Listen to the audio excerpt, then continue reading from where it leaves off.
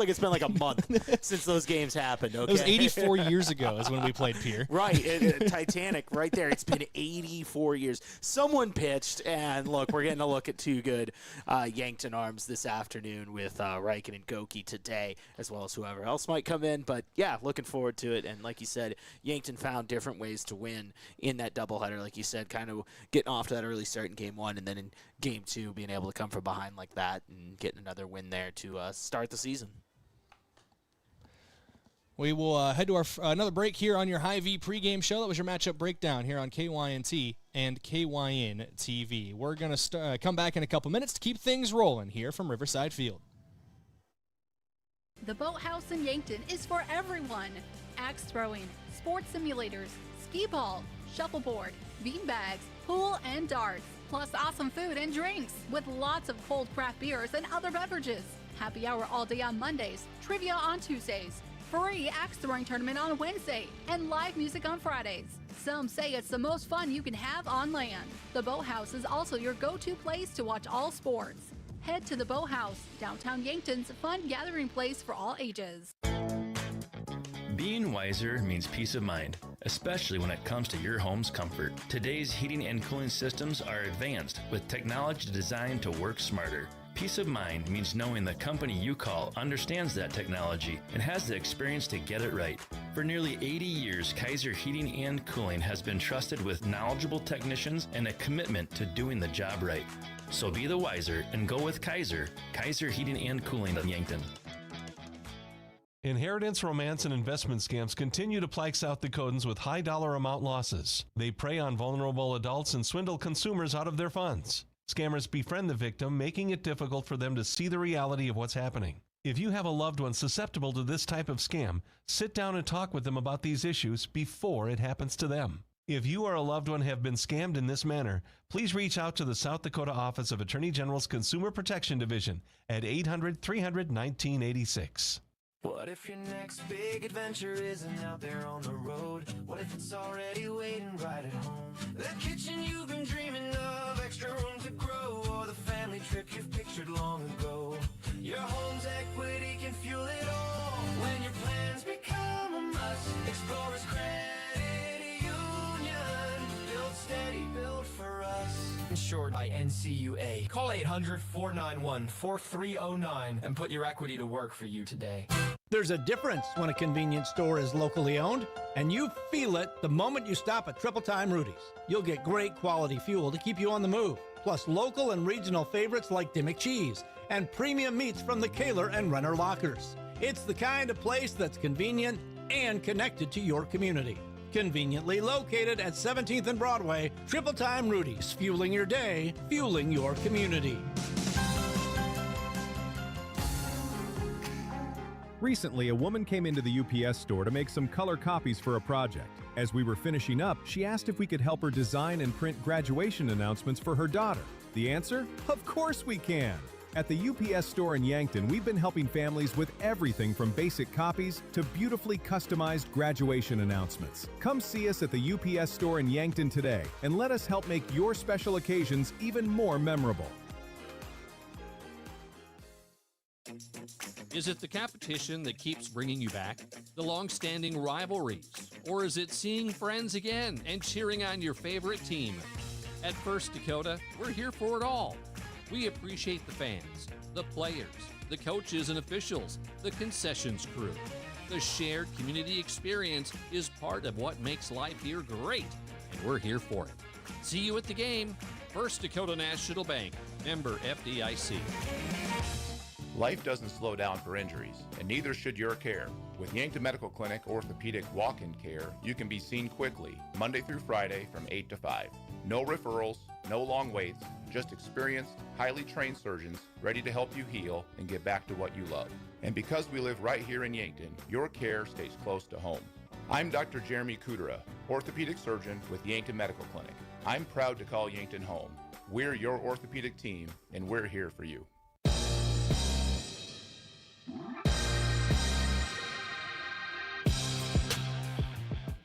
Welcome back here on KYNT and KYN TV. We're going to get into your stats in focus now. And if you're watching on KYN TV on YouTube, thank you for joining us. I had a little hiccup at the start of things, but everything should be rolling now. Thanks for tuning in here as we're ready for Yankton Bucks baseball taking on the Huron Tigers in a doubleheader tonight. Like I said, Stats in Focus time brought to you by Vision Care Associates, where the health of your eyes comes first. We're going to start things off with some team stats here.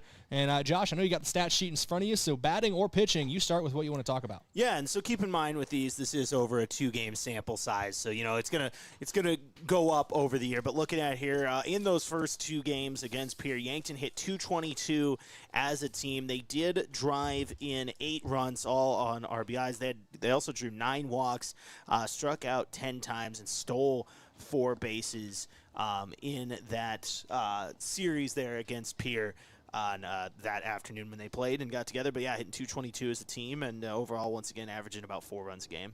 Yeah, that's what you want to see. I know that's what Coach Lawrence mentioned when we spoke in our pregame coach interview. This team, he feels like scoring runs is going to be the deciding factor in a lot of games. Obviously, you got to score more runs than your opponent.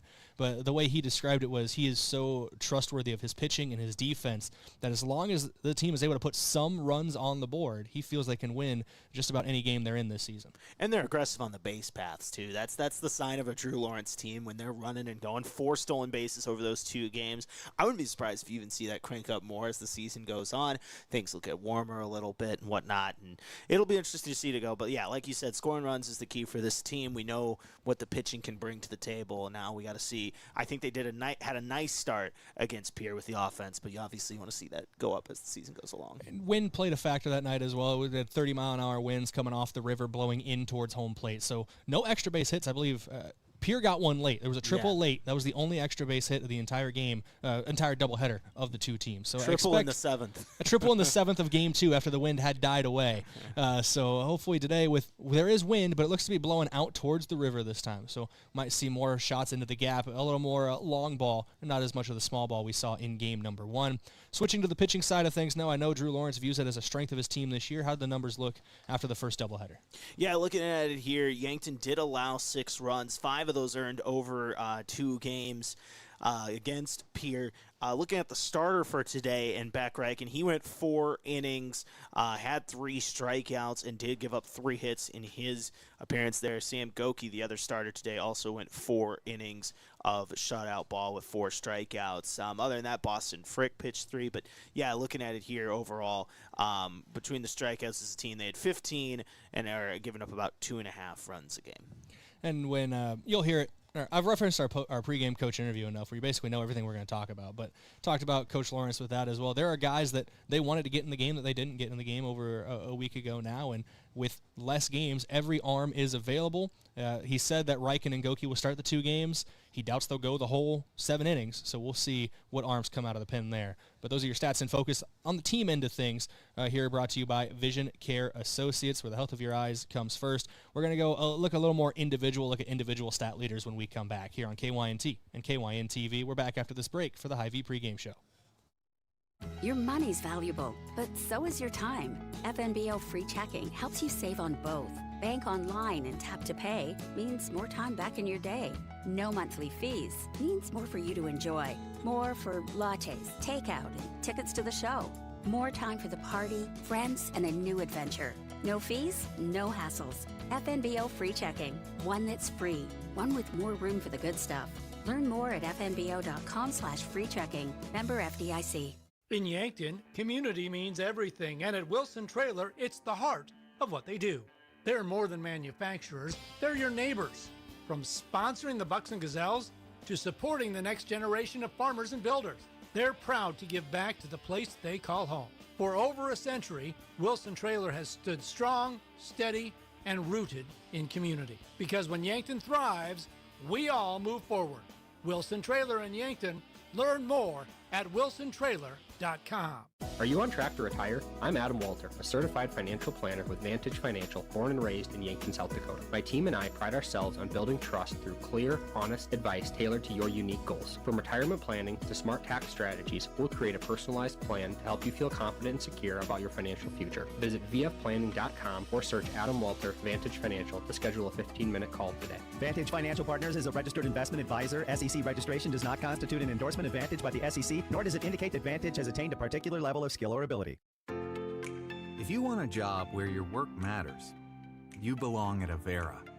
Here, we've invested in our workforce because every Avera team member drives our health ministry forward, making a difference in lives and communities every day. We offer competitive pay, great health insurance, and even career opportunities. We're putting people first, including you. Search for local job openings and apply at avera.org/careers.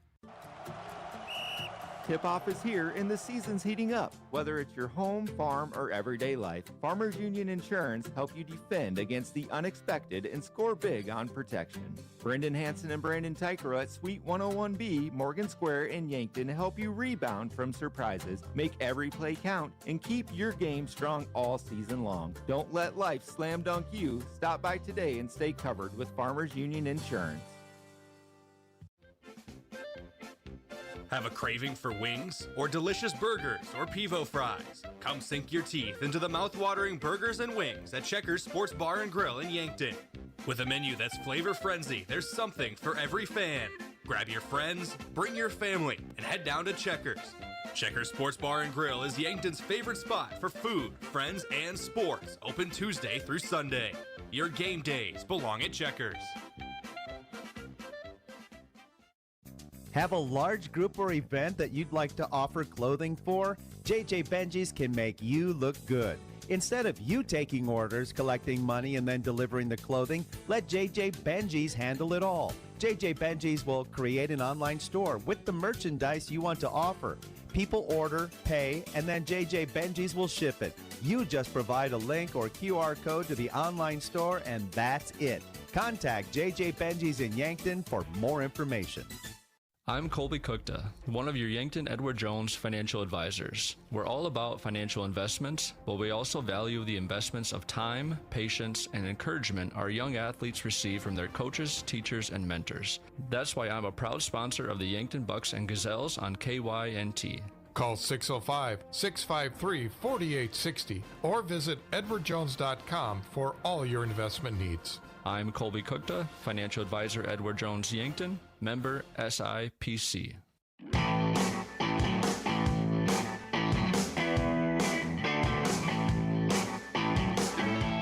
Welcome back here on KYNT and KYN-TV. It's your Hy-Vee pregame show. Hy-Vee, where there's a helpful smile in every aisle. We're going to keep things going, more stats and focus, courtesy of Vision Care Associates. We're going to start things off with a guy we talked quite a bit about already, but starting in game number 1 on the mound will be Beck Reichen. Has pitched 1 game already this season. Josh, if you want to talk about how that game went for him already this year, and I'm going to pull up his stats from last year to give you an idea of how dominant Beck was last season. Yeah, and he came in relief against Pierre last time out. He pitched 4 shutout innings. He did allow a run, but it was not earned. Had 3 strikeouts, gave up a walk in there, but a solid start. Went 64 pitches, a solid start to his season, I should say, for Beck Reichen last time out. And last season in the high school year, he was the workhorse. He was one of 2 pitchers with more than 40 innings pitched. He had 44 1/3, which led the team. Faced 176 batters, had a 7-1 record in that season, gave up 29 hits, 9 runs, only 4 of them earned, which led to a .632 ERA, which is the record in recent history. So our stat book's going to go back about 10 years, I want to say, for Yankton baseball. That is the lowest ERA for a starting pitcher in the last 10 years with more than 10 innings pitched. So that is something to be important about as well. A 9.47 whip last season. Beck was just very, very good. Gave up a batting average against him of 182. So a dominant pitching performance last season for Beck. Started out well last week against Pierre in relief. We'll see how he does with the start today. So what I'm hearing here, Yankton fans sitting at home, and you're probably thinking, what's going to happen today? Long story short, you're getting a good one on the mound in game 1. And you're getting a great one in game 2 as well, with Sam Goki taking the mound. We'll talk about more. We'll talk about him probably next segment, depending on when we do our key player. We'll bury the lead on that one. But, that's something to keep an eye on there with Sam Goki. But hitting-wise, who are a couple guys who had efficient nights last week? Yeah, Carter Boomsma played really well. He's hitting 400. He did have a couple hits, 2 hits in his first couple games there. He had a couple big RBIs on one of those hits in game 1 that really led the way for Yankton. He also walked and stole a bag throughout the day. Other guys I'm looking at here in the lineup, Christian Weir, he had a hit and two RBIs. Gavin Johnson had a couple hits as well and hitting 500 on the season. Sam Goki as well. hitting 333 as we look here at the stat sheet. So things going well for this Yankton offense. You know, the team average maybe isn't high right now at 222, but once again, one game sample size, putting in 5 runs and 3 runs in those 2 games, and off to a solid start with those 2 wins. Yeah, I like that you mentioned Gavin Johnson a couple hits. I want to talk about him because Coach Lawrence, and he will be the first to tell you that he is biased, but he will follow it up with he believes he has the best catcher in the entire state behind the plate in Gavin Johnson. And I know Gavin committed to Mount Marty University, so he'll keep playing baseball here in Yankton, and congratulations to him. But that is a key piece behind the dish to have for this Yankton squad. And I believe it's his second year as the full-time starter behind the plate, third year total behind the plate for him, if my memory serves me correctly there. So Gavin is well-seasoned behind the dish, so we'll keep an eye on him today. And what's so important about that, Brayden, is a lot of times the catcher, you're just wanting them to direct the game defensively. And anything you get on offense, in addition to that, you'll take. Well, it also helps that he's a really good offensive player, can hit the ball really well, like you said. And, yeah, he can really do it all, and just having that behind the dish is so important. We're going to go to break, come back in a couple minutes. We'll have your keys to the game and your key player. Spoiler alert, it's Sam Goki. We'll talk more about why when we come back. This is Yankton Bucks Baseball, KYNT, KYN-TV. We're back with more on the Hy-Vee pregame show after this break. At Mount Marty University, students get real support and real opportunities. Hi, I'm Maya, and I'm a business major at Mount Marty University. The professors here at Mount Marty are just amazing. They're very good about supporting me through future internships and jobs that they try and line me up with, and they also provide real life experiences in the classroom through projects and speakers and things like that. Start your journey online at mountmarty.edu. Rodents want to make your home their home. Pesky invaders go in search of warm housing and food for the winter. An invasion of rodents can be costly and can contribute to disease and contamination of products. So trust the experts to keep them out. Olson Pest Technicians is family-owned with over 80 years of experience. Even the toughest infestations don't stand a chance. Olson Pest Technicians, putting pests to rest since 1966. Call 800-KIL-BUGS. If you've been suffering from chronic pain or a recent injury, check us out, Lane, Reed, and Cole Sawatsky at SWAT Chiropractic and Rehab. We offer a wide variety of treatments and techniques, including dry needling, cupping, chiropractic adjustments, and sports rehabilitation. Our mission is to ensure an individualized and efficient treatment plan to get you back on your feet. From ankle sprains and sports injuries to neck pain and headaches, we've got your back. Give us a call or book an appointment on our website. SWAT Chiropractic, specialized wellness and therapy. Located on Summit Street across from the high school. Do you struggle with dry contacts? At Vision Care Associates, we have a great option. Infused contact lenses by Bosch & Lomb. Infused lenses are designed to ensure that your eyes stay hydrated and irritation-free, even after a full day of wear. Our doctors specialize in fitting these lenses for maximum comfort and optimal vision. Schedule your consultation and experience the all-day comfort and crisp, clear vision you deserve. Vision Care Associates, where the health of your eyes comes first. At H&H Roofing, we don't just fix roofs, we protect families. We're family-owned, locally operated, and dedicated to keeping our community safe and dry. Every nail, every shingle, every handshake, it all matters to us. From repairs to full roof replacements, we treat every home like it's our own. Because when your home is secure, we feel secure. For honest work and dependable results, trust the local team that cares. Call H&H Roofing in Yankton today. We've got you covered.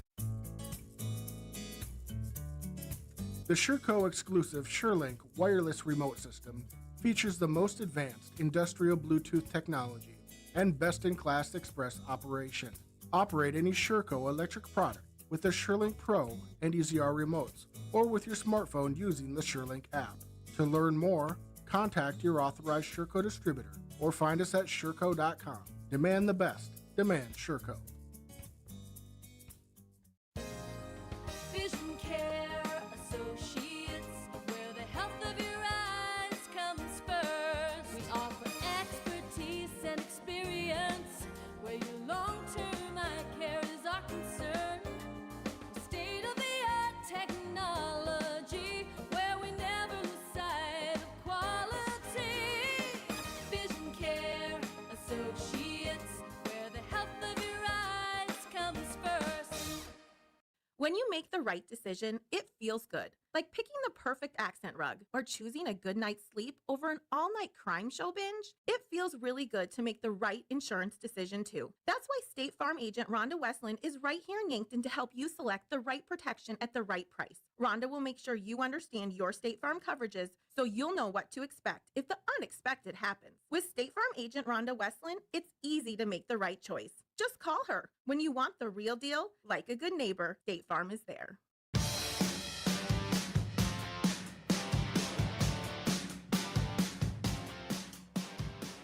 Welcome back here on KYNT and KYN-TV. It's time for your keys today, starting with your keys to victory for the Yankton Bucks, courtesy of Vision Real Estate. Visit igotvision.com. 3 keys, more traditionally what you expect from a Drew Lawrence-led Yankton Bucks team. Play good defense, be aggressive in the base running, and have a smart approach at the plate. Yeah, just being smart and sound at really all the phases of the game has really kind of been a staple of Yankton baseball for a long time now and under Coach Drew Lawrence. So, it's one of those, like you said, just if you're running the bases well, if you're fielding well, and if you're hitting well, I think things are going well for this Yankton's team. And I think like you said, keys right there for Yankton to come out of here with a victory today in not one but both games. Yeah, that's going to be over the course of this doubleheader. That's always going to be important for Yankton. Key player today, one, because he's starting in Game 2. These are his stats from last season, a .441 batting average, a .998 OPS for Sam Goki. He's the reigning high school player of the year. On the mound, he had a 1.13 ERA with a 9.46 whip. So very good performer both in the field, in the batter's box, and on the mound. We'll see him start in Game 2 out on the mound, and then obviously going to start in the field and bat pretty high in the order for game number 1. So keep an eye on Sam Goki today, your key player, courtesy of Missouri River Associates. Their office is local. They know you by name, and your home, auto, and life insurance are important to them.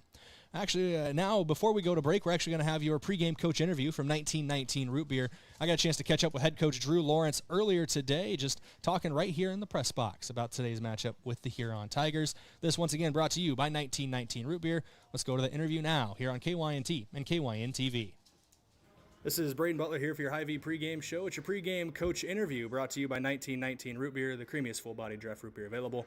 We got head coach Drew Lawrence of the Yankton Bucks here for our interview. And, Coach, this game and a lot of games early on in the season have been moved around a little bit, but finally back out on the baseball diamond today for the Huron Tigers. How are you feeling heading into your second doubleheader of the year?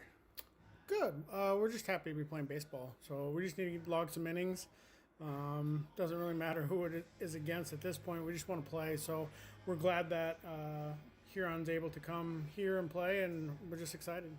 And you've only been able to play, I believe, 2 of your first 5 scheduled games due to weather and the like. So what is that like? Do you move those games more to the end of the season, or how are you going about trying to get those games made up? Not really. We moved the Spearfish game, but that was pure luck. But the way that everyone schedules, there's not a lot of room in schedules to be able to fill in another game unless you're willing to play 6 games in 3 days or 6 games in 4 days, which no one really wants to do. So like the Jefferson and Lincoln game probably are canceled. We don't say it that way. We say it as in a way of postponed, maybe to be made up later. But unless something happens where somebody can't travel to them or we can't travel to somebody and we are able to play, then we can play those games. But more than likely, we just won't be able to play them. I guess the lone bright side of that is you got a couple extra days rest for your arms after last Friday's doubleheader sweep of Pierce. So how are you feeling about your arms tonight? Is everybody available, and who might we see? Yeah, everyone's available. It's good and bad, I guess. It's nice to have a break. Probably not as nice to have it right when you start the season, because we still are, on a pitch count for guys, and we want to make sure we protect them. And if we had a couple games already, we may be past that, but we're not quite yet. So Riken will start game 1 tonight, and Goki will start game 2. Not sure how long they'll go. Probably not the whole game unless they can be super efficient. But and then we got guys. Most of our guys haven't thrown. Bessie hasn't thrown yet. We have a lot of guys, so we have everyone available if we need it. And then what are 1 or 2 keys that your team needs to execute today to come out with the wins? Just find a way to score runs. That's going to be our thing all year. We had to be a little bit better defensively than we were last game, but pitching was really good last game, so we got to continue that. But yeah, figure out a way to score runs and keep playing good D. All right, Coach, thanks for taking time to talk. We'll speak to you in the postgame. Thank you. That was head coach Drew Lawrence of the Yankton Bucks here on KYNT and KYN-TV. Misspoke in that interview, Josh. I said only two of the first 5 games of the season have been played for Yankton. It was 2 of the first 9 scheduled games for Yankton have been played. Mother Nature, not a fan of Yankton Bucks baseball early in the season. Hopefully, now that we are, like we talked about earlier on, getting into the middle part of April, it is more friendly weather for the Yankton Bucks out on the diamond. Sounds like they're going to announce the starting lineups here shortly for both these teams. Once they do that, then they'll have the national anthem, and we'll come back here and have the starting lineups for you and first pitch from Riverside Field. Actually, they're going to announce the starting lineups first. So, Josh, I'll give you time to get those pulled up because I'm dropping this on you, and my apologies there. But your starting lineups here on your Hy-Vee pregame show will be brought to you by First Chiropractic Centers. They're making life better one adjustment at a time. And, Josh, I'll just let you take it, whoever you pulled up first for their starting lineup today. Yeah, we'll start with the visiting Huron Tigers. Batting first and behind the dish today for Huron is Oakley Anderson. Batting second, playing out in left field, is Chase Schuhart. Batting third and playing over at second base is Cooper Bischoff. Batting fourth, the DH, Zach Shear. Batting fifth and playing over at third base today is Tommy Martin. Batting sixth and playing in right field is Creighton Schildag. Batting seventh and playing at first base is Sean James. Batting eighth and playing at shortstop, Parker Bischoff. And batting ninth and playing in center field is Corbin Brock. On the mound today, we should mention as well, number 7, Nolan Stolley. On the bump today. And as for the Yankton Bucks, I have how they're going to line up in the field right here. So in left field will be Carter Boomsma. Tate Bestie will play center. Brett Taggart will be out in right field. Sam Goki at third base. Jackson Kudera at shortstop. Brennan Gilmore at second base with Easton Feezer at first base. Gavin Johnson behind the plate. Beck Reichen on the mound. That is your battery today for the Yankton Bucks. Those are your starting lineups, courtesy of First Chiropractic Centers, making life better one adjustment at a time. We're going to go to break here on your Hy-Vee pregame show. Come back in a couple minutes, and we'll have hopefully first pitch coming up shortly here on KYNT and KYN-TV. Back after this break from Riverside Field. It's easy to fall into the weekend warrior routine. A long hike, a hard gym session, a pickup game, or a full day of yard work can feel productive until your body reminds you it hasn't been building up to that load. This is Dr. Mackenzie Erlinson with First Chiropractic Centers. Injuries often happen when the demand suddenly outpaces what your joints and muscles are prepared for. Want to stay active without the setbacks? Visit First Chiropractic Centers today with offices in Yankton, Hardington, Tyndall, and Wagner, inspiring and empowering others to healthier living. The sky is falling, the sky is falling. Hi, this is Larry from Larry's Heating and Cooling. No, the sky isn't falling, but the price of central air conditioners are. Get a new 2-ton Lennox or Carrier Central Air with a new thermostat for only $39.90, or a Lennox gas furnace for as little as $29.95. Or if you want to get both, we'll do the insane and take another $500 off. Installed Lennox or Carrier system for as little as $64.85. Financing available? Call us for a free estimate. I am John Marquardt, and I'm running for District 18 State Representative. I'm currently chair of the Yankton County Commission. I was born and raised in rural South Dakota and have an ag business background.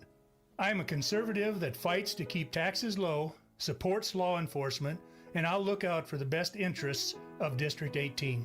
Vote for John Marquardt for District 18 State Representative in the Republican primary, paid for by friends of John Marquardt. Yankton fans, every drive, every rebound, and every fast break lights up the gym, and Sparkling Ice is here to keep that game day spirit buzzing. With bold fruit flavors, zero sugar, and a cool burst of refreshment, it's the perfect companion whether you're in the stands or celebrating a big win on the way home. Fuel the roar of the crowd and the rhythm of the court with Sparkling Ice. Grab yours today and cheer on the Bucks and Gazelles all season long. Sparkling Ice, flavor that plays hard. At Elwood Family Dental Care, they believe you should understand your dental health, not just receive it. They'll show you your x-rays and photos, explain the why behind any treatment, and make sure you feel confident about your care. And if you have dental insurance, it's a good time to use it. New patient exams and x-rays are often covered at 100%. Learn more at elwoodfamilydentalcare.com, where they take care of the entire family. Ever have one of those days? Your car breaks down, your dog decides your couch is a chew toy, And, oh yeah, a tree falls on your roof. Don't worry, Missouri River Associates has you covered. Auto, home, pet mishaps, we're here for all of life's little oops moments. Call 665-6885 for your free quote. Because life happens, and we're ready for it. Are you looking to buy or sell a home, but not sure where to start? I'm Deb Speck with Vision Real Estate, and I'm here to guide you every step of the way. With 20 years of experience and a passion for finding the perfect match, I'll work hard for you, answer all your questions along the way, and make it stress-free. Call me at 605-664-5555, and let's get moving.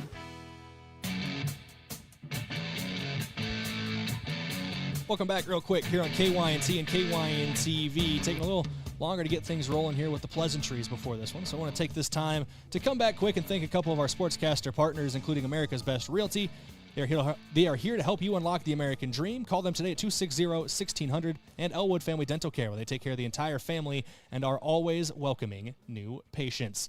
Your umpires of the game today are brought to you by the South Dakota Office of the Attorney General. They are the law on the field. 2 umpire set up today, 1 behind the plate, 1 out in the field to keep everything rolling out there. Colors of the game, both teams wearing white today, which is going to be interesting to see here from the broadcast booth. Huron, white tops, white pants, orange numbers and letters with some orange and black trim. The Bucks, basically the exact same thing, just changed the orange for red, and also fully black hats for the Bucks. It is a white front on a black cap for Huron. So there's slight differences in the jerseys today. Starting lineups we went over already, courtesy of First Chiropractic Center, making life better one adjustment at a time. And your first pitch coming up shortly will be brought to you by the Boathouse. They offer axe throwing, mini bowling, darts, pool, and more, plus awesome food and drinks and many TVs to watch all sports. That's the Boathouse in downtown Yankton. We are going to go back to break now. When we return, it will be for first pitch from Riverside Field here on KYNT and KYN-TV. I am ready to go for Yankton Bucks baseball, and I know Josh, just here on my left, is as well. We'll bring you baseball coverage when we come back here on KYNT, KYN-TV. If it's time to review the look of the signage of your business, let Mayor Signs help. They offer all types of signs, including exterior and interior signage, fleet wraps, digital signs, and much more. They also do logo creation and vehicle wraps. Their technicians arrive on site, fully equipped to get the installation done with quality workmanship. With the latest tools and technology, Mayor Signs provides high-quality installation service for any sign. Contact Mayor Signs today on 4th and Broadway in Yankton. Moody Motors in Nybura has done it again. Every used vehicle that we sell comes with warranty. That's how good we inspect our vehicles before we sell them. We are so confident that we put a warranty on all of our used vehicles with less than 150,000 miles on them. Whether it's 3 years old or 10 years old, you can buy with confidence from Moody Motors because all of our used vehicles come with warranty. Our better vehicles at our better prices is what you'll find right here at Moody Motors in Nybura. At Boston Shoes to Boots, we believe quality starts with fit, craftsmanship, and service you can count on. Every brand we carry is carefully chosen for comfort, style, and lasting wear. You'll find favorites like Birkenstock, Red Wing, Brooks, Taos, and more, because your feet deserve the best. From everyday favorites to work-ready boots, you'll find the right fit with help from people who know footwear inside and out. Boston Shoes to Boots, in downtown Yankton and online at bostonshoestoboots.com. Play here, live here. If you vacation in Yankton and love to boat, tube, or fish in our lakes and river, you already know what makes this place special. But here's something to think about. Everything you love about visiting Yankton, you could enjoy more often by moving here. Yankton has plenty of jobs, a great school system, and health care. And it's a community that's safe, friendly, and welcoming. So next time you vacation in Yankton, why not stay a little longer and make it your home? Learn more at visityanktonsd.com. Car troubles never happen at a convenient time. Whether you find yourself with a flat tire, dead battery, breakdown, or in an accident, call Gary's Towing.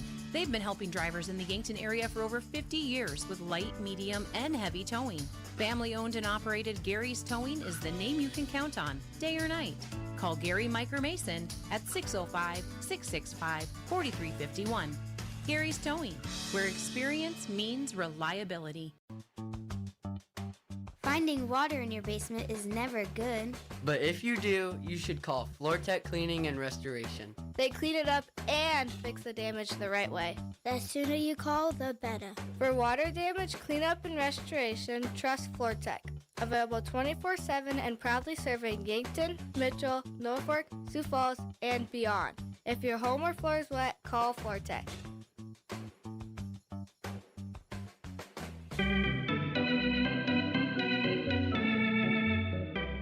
Welcome back here on KYNT and KYN TV. Today's broadcast of Yankton Bucks baseball brought to you in part by Kaiser Heating and Cooling. When it comes to heating and cooling, be the wiser. Go with Kaiser. That's Kaiser Heating and Cooling of Yankton. They're at 808 West 23rd Street. Also brought to you in part by Explorers Credit Union. Wherever you want your financial journey to take you, Explorers Credit Union is here to help with a vision of financial empowerment for everyone. Discover the difference at explorerscu.com. Throw down to second base means we are ready to go for the opening game of today's doubleheader, 5 p.m. on the dot. Your first pitch time here, as long as everybody operates quickly out there on the mound and at the plate. Very punctual here at Riverside Field today. Love to see it. It will be Anderson leading things off. Oakley Anderson, left-handed hitter. First pitch, misses the zone for ball one from Beck Reichen on the mound. A 1-0 count to the leadoff man, Anderson. You know, we talked about Reichen a lot in the pregame, getting the start here. 4 innings shutout in his first appearance, off to a good start. So he gets in for a strike there. Should be a 1-1 count here now from Reichen to Anderson. Just 2 pitches into his first start of the season, second appearance for Reichen. The 1-1 home. Misses the zone there for a ball. It's a 2-1 count.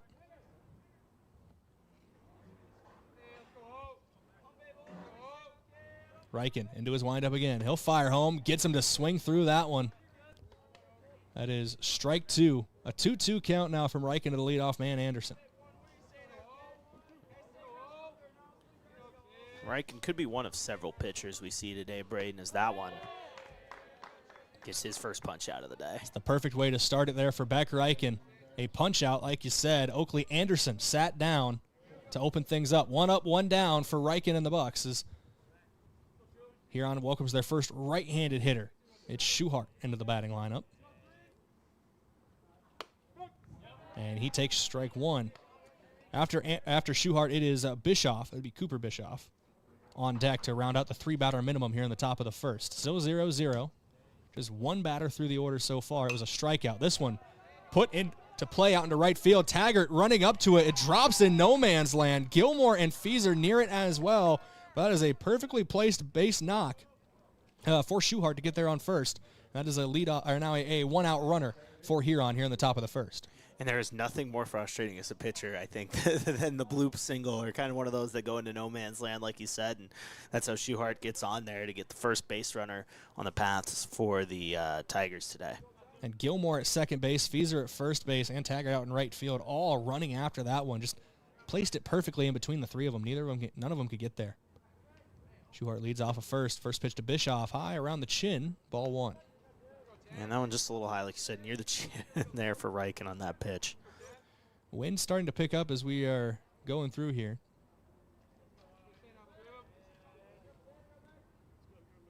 Here's the 1-0 home. This one back up the middle. Kudera at short, 6-4, over to first. Can't get the scoop.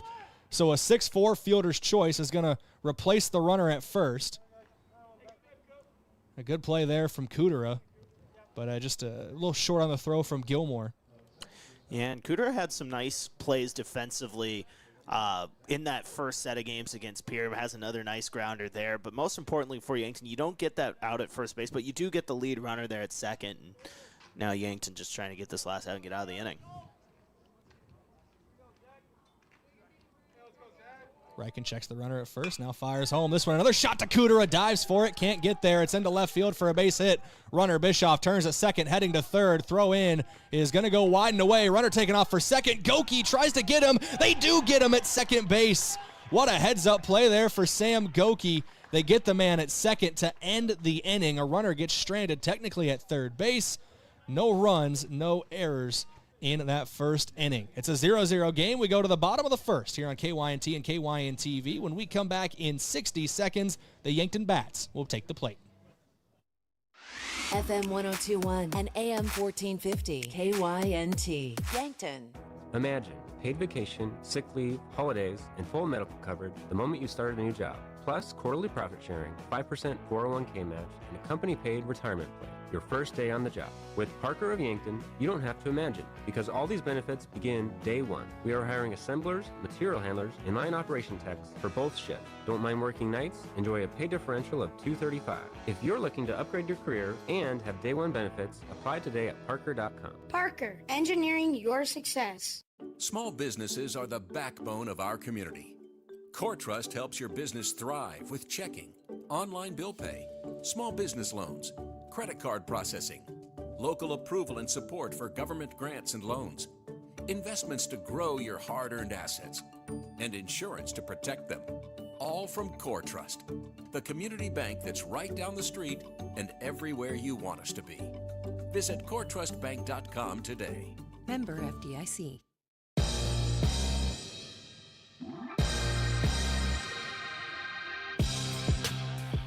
Welcome back here on KYNT and KYN TV. That inning break courtesy of Dole Distributing. As we get our first look at Stolly on the mound for the Huron Tigers. Looking at how Yankton will come to the plate this half inning.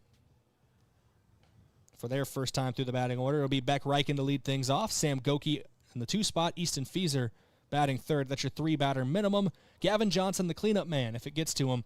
A great defensive play there by Sam Goki at the end of the top of the first, Josh, to put things away in that half inning and get Yankton out of what could have been a dangerous situation. There could have been runners at the corners, but trying to stretch it to 2, and Goki with the heads-up play gets him at second. Yeah, and there's a reason he's the reigning high school player of the year. He can hit, he can field, he can run, he can pitch, and he can make heads-up throws over at third base as well. Like you said, Huron getting a little aggressive on the base paths, trying to get 2 runners in scoring position there, and get picked off at second there to end the inning. And now we'll see what these Yankton bats can do, leading off, like you said, with their guy on the mound today, Beck Reichen, batting in that 1 hole. It's a bit of a running joke for me personally, but when a guy can do that many different things, whether it's on the field or on the floor, on the court, wherever, you also got to think maybe he drives the bus to road games. Yeah, I can't rule it out there. Throw down to, oh no, I thought there would be a throw down to second base, but Stolly's still warming up here. Something rare we're seeing today, Brayden. I noticed over there for Huron, a left-handed catcher today. Yeah, this is, I think, the first time I've ever seen a lefty catcher. Yeah, throw down to second, and we should be getting underway here in the second and the bottom of the first. But yeah, I think first time ever seen a lefty.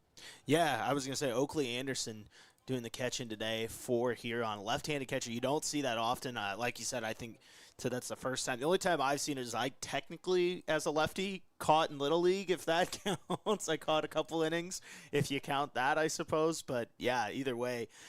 First time I'm seeing this at this level, so kind of a fun thing to keep an eye on here. As this first pitch is low for a ball, Brayden. Yeah, ball taken by the leadoff man, Beck Reichen, to get things rolling here in the bottom of inning number 1. And Reichen is looking for his first hit on the season. He did walk 4 times though in those first set of games against Pierre.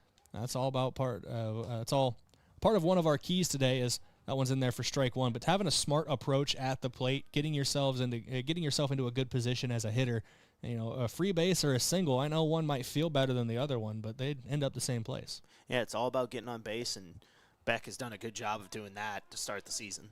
Takes that one outside for ball 2. It's a 2-1 count now to Reichen from Stolly here.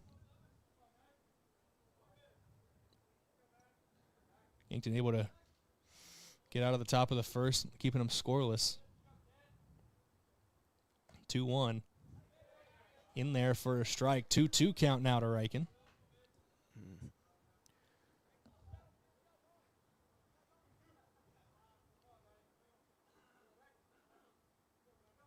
Here's the 2-2 home. Stolly popped up by Reichen.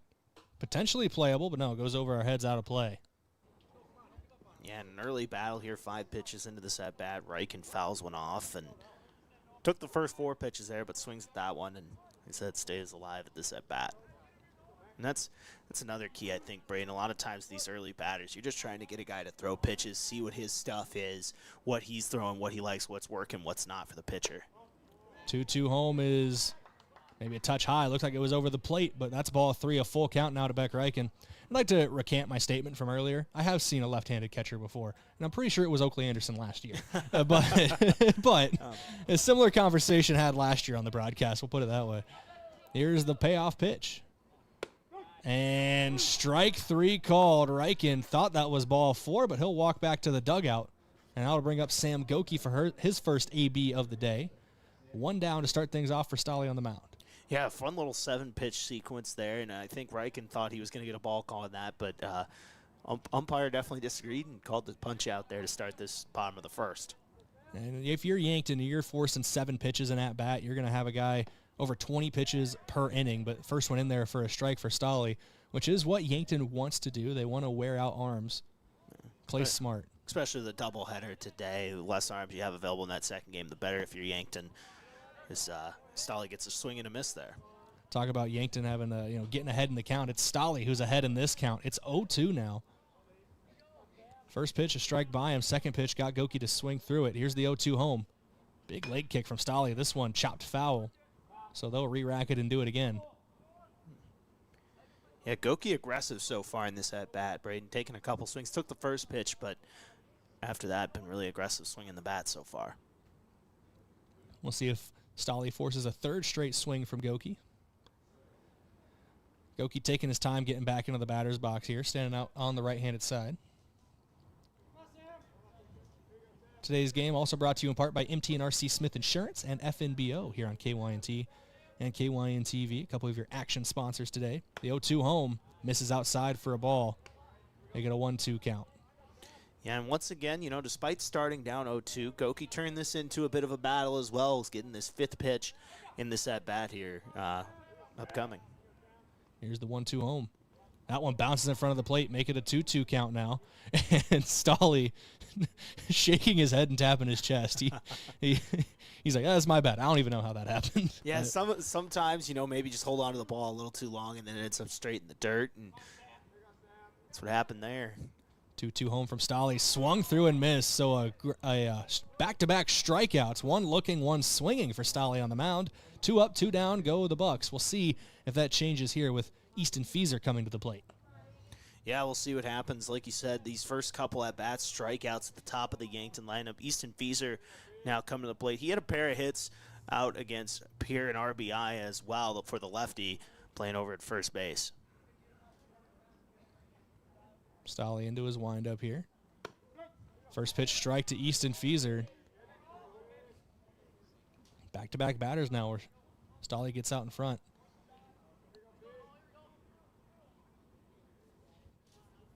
Here's the 0-1.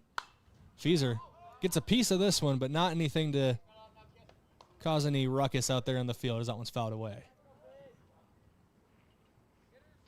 Once again, back-to-back batters here for Yankton find themselves in an early 0-2 count. Obviously, if you're Stolly, that's what you want here on the road, getting the start. That one bounces in the right-handed batter's box here to the lefty Fieser. Stolly tapping his glove. Frustrated a little bit with that pitch, and I think the one that bounced to Goki, but this has been a great opening inning for him. Yeah, anytime you can start with 2 strikeouts in the first frame, possibly 3, depending on what happens here, but a good start as this one grounds over to first. Yeah, one first baseman will not ground out to the other as that one takes a kick off the pellets there near the first base bag, uncontrollable over there, and Easton Fieser is on the base paths, the first Buck to do so today. And that'll bring up the cleanup hitter, Gavin Johnson, who has to shed the shin guards as he comes out to play. He was already halfway suited up to potentially play catcher. Yeah, that's always got to be frustrating for a catcher there. I mean, I'm sure he's glad to get the at-bat with a runner on. And that's the key, though, for Fieser. Just put it in play and see what happens. And that's what he did there right past the first baseman. And Yankton has their first guy in the paths here this afternoon. Good to see Stolly out of the stretch for the first time and leaves that one outside for a ball. Usually a high leg kick when he's in his windup that I've seen so far. This one, not really any kick at all, just kind of straightforward. You see a lot of guys abandoning their leg kicks when they go out of the stretch to be quicker, as that one misses the zone 2-0 count now.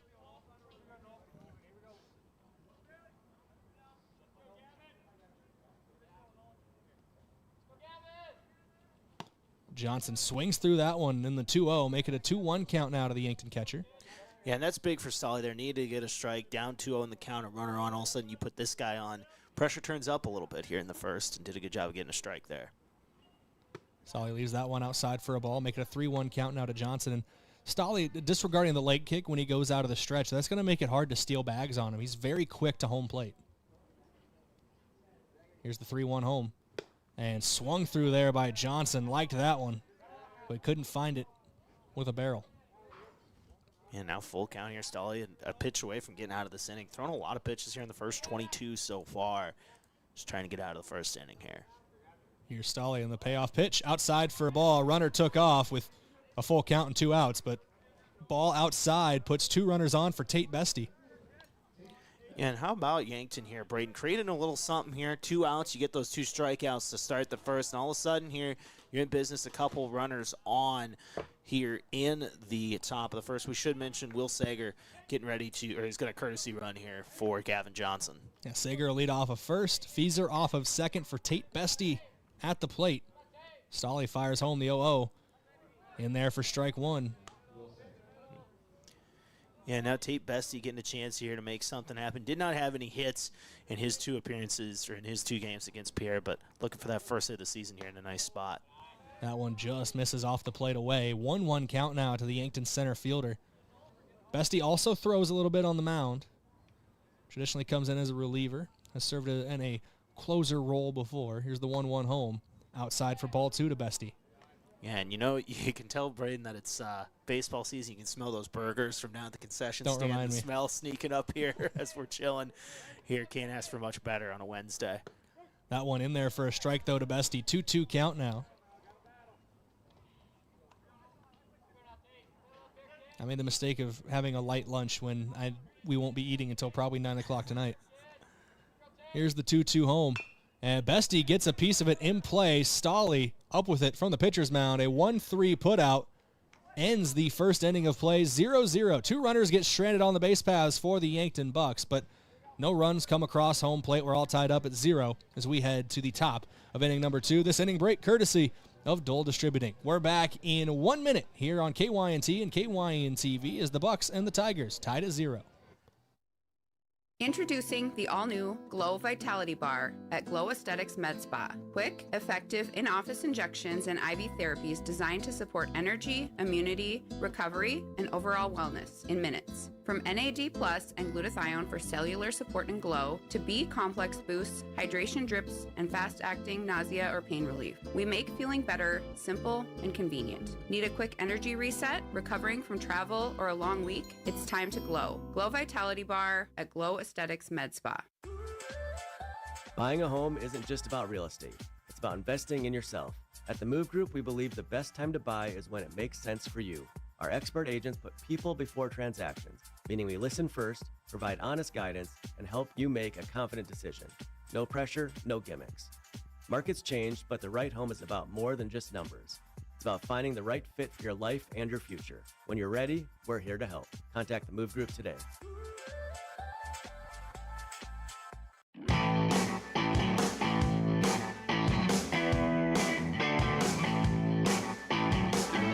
Top of inning number 2 in the opening game of our doubleheader. Beck Reichen on the mound for his second inning of work. Great plays defensively were able to help him work out of a potentially dangerous situation. Yeah, it gave up a couple base runners in the first, but once again, that's what good pitchers do. They bow out of it, and sometimes they have teammates help them out in the field. Sam Goki doing that to get that pick off at second as it was in play there in the first.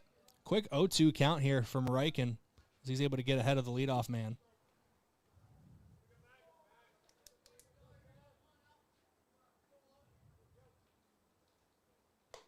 And a 3-pitch punch-out from Beck Reichen. Martin sat down looking.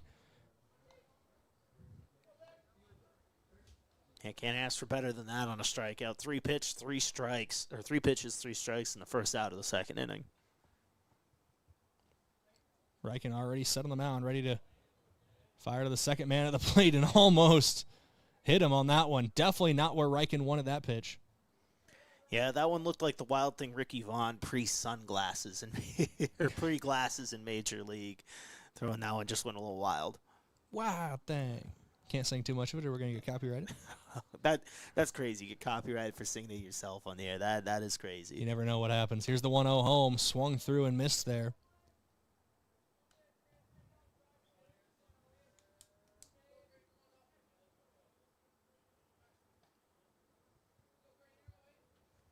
Here's the 1-1 home. Outside for a ball.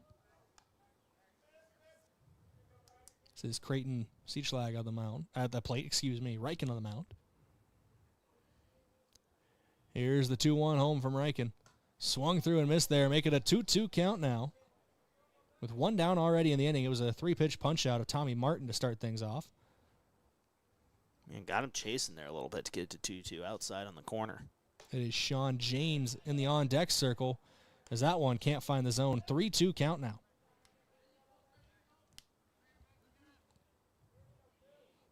I mistakenly wrote down Sean James earlier. To Sean James on deck is the payoff pitch is a punch-out for Beck Reichen. Back-to-back Ks hung up by the Yankton starter. And kind of the opposite of that first inning so far. Reichen been able to get 2 punch-outs here to start the second. James now stepping into the plate. Parker Bischoff into the on-deck circle, but with 2 down in the inning, Reichen wants to make the Tigers go 1-2-3, and he's going to pump the first fastball by him for strike 1.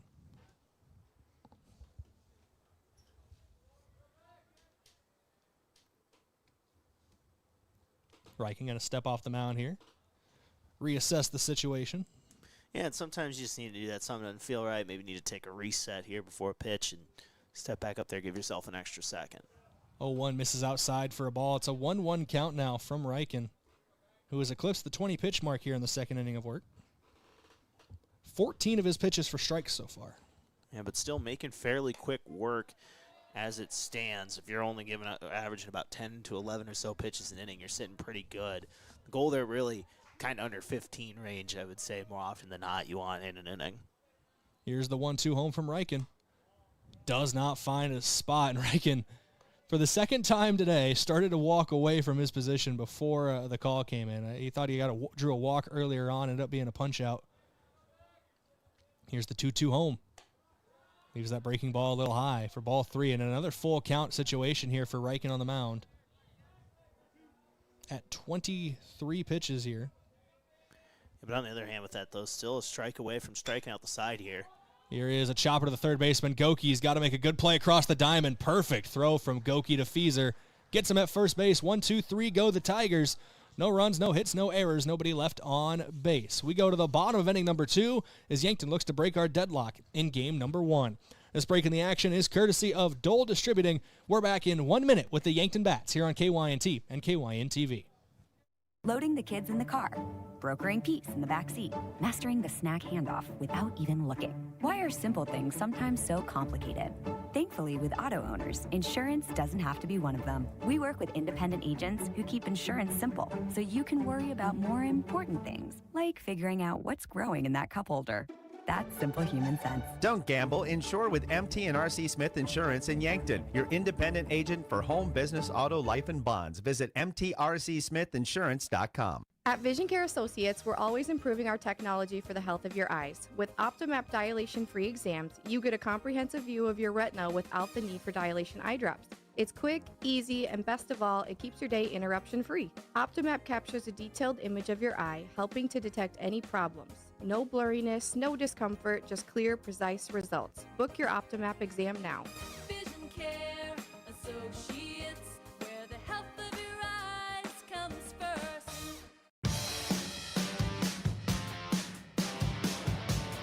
Welcome back here on KYNT and KYN-TV. This is Yankton Bucks baseball taking on the Huron Tigers today in a doubleheader.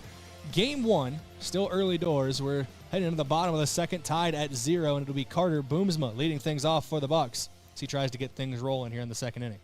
Yeah, trying to get things rolling, and why not Carter Boomsma? He had 2 hits out against Pierre, a couple RBIs in that first game as well on a pair of singles as he pops the first pitch up into the sky. Yeah, this one behind the first base bag. Second baseman drifting over into shallow right field and has to snag it basically behind his head. But a great play there for the second baseman for Huron. That was Bischoff, Cooper Bischoff, over there at second, hauling that one in for out number 1. Yeah, similar-ish spot that we saw in the top of the first for Huron there. Yankton just not able to get it to drop there for Carter Boomsma. Who's on the first out of this inning. First pitch in there for strike 1. This is now Brendan Gilmore at the plate. Stolly at the 30 pitch mark on the round. That one in there for a strike. 0-2 count now to Gilmore. And Gilmore did have a hit against Pierre to start his season, a stolen base as well. Does take that one, though, for a ball. 1-2 count now to Gilmore. And now the key's just battling back. Brayden, if you're Brendan Gilmore here, you started down 0-2, trying to make this count a little more active here. 1-2, Gilmore takes it outside for a ball. And doing a good job of it. Anytime if you start down 0-2 and you can get it to a 5-pitch sequence at least, that's a pretty good at-bat. Kick and deal, and Gilmore, that one started to break back near the zone, so maybe a protection hack there from Gilmore. Fouls it off, keeps it a 2-2 count.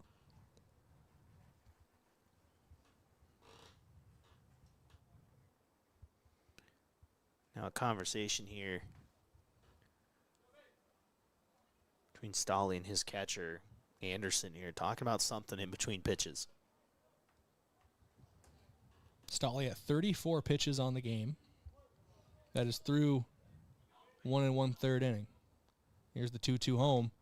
Inside for a ball. Full count now to Gilmore. Now, I don't know. I don't think they put heights here of players on Game Changer. But watching Stolly stand next to Anderson, that's a big kid. He looks 7'7" for shoot, as this one is popped into shallow left center field. Shortstop ranges back for it and gloves it for out number 2. 2 up, 2 down for the Bucks. That was a Bischoff again. This time Parker Bischoff bringing that one in for out number 2. Yeah, watching him compared to his teammate Stolly, though, he's a tall kid out there on the mound today. It's a lanky pitcher with a high leg kick. So he fires home the first pitch of the at-bat. Sent into left center field, just over a jumping Bischoff for a base knock. Taggart puts his name on the hit sheet for the first time today. And now a 2-out base runner as Jackson Kudera, the 9-hole hitter, will come to the plate. Top of the order on deck with Becker Eichen. And this is the second straight inning to start this game, Brayden. We've seen Yankton get 2 quick outs or fairly quick outs and then put some guys on the base paths here with 2 outs and see if they can get something going in the bottom part of these frames. Kudera takes strike 1 there. A back pick over to first. Almost goes by the first baseman. Anderson making sure Taggart stays close to the bag over there at first. But an 0-1 count now to Kudera, the shortstop. You know Coach Drew Lawrence would love, as the runner takes off for second, Anderson with a throw down, not there in time. Taggart dives in safely, so now a runner in scoring position, but it's a 2-strike count on Kudera. And that goes into what I was saying. Love these base runners a little earlier in the inning. Before you're already down to 2 outs, you can be more aggressive on the base paths. Now you put Kudera in a 0-2 count here with 2 down, but the runner is in scoring position as Stolly steps off the bag. Like I said, runner in scoring position, though. We'll see what Kudera can do with this. The 9-hole hitter trying to stay alive here, down 0-2, but now with a runner on at second. Stolly with the 0-2 home, and Kudera swings through it. Can't put that one in play. A runner gets stranded on the base paths. In scoring position, we're still 0-0 here on KYNT and KYN-TV. 1 hit, no runs, no errors. 1 runner gets left on base. We go to the top of the 3rd in a 0-0 ball game. This inning break courtesy of Dole Distributing. We're back in 1 minute here on KYNT, KYN-TV. Spring is here and the games are just getting started. From baseball season in full swing to NHL and even golf, At the Bar has it all on. Add in local matchups and more, and there's always a game worth watching. With TVs everywhere and a welcoming hometown feel, it's the perfect place to kick back and enjoy the game. So bring your friends, settle in, and be part of the crowd, where every cheer feels a little louder and every moment a little better together. You can watch the game anywhere, but the real fans gather at the Bar in downtown Yankton. Text scams continue to rise, and victims who have lost money to these scams continues to increase. Consumers cannot rely on a text message to be truthful. If you receive a message regarding a fine for missing jury duty, your utilities being shut off for non-payment, toll road fines, or you've won a sweepstakes, these are scams designed with an urgency and the need to send money now. Do not respond to these texts, and you should contact Consumer Protection at 800-300-1986. That's 800-300-1986 for the South Dakota Office of Attorney General's Consumer Protection Division.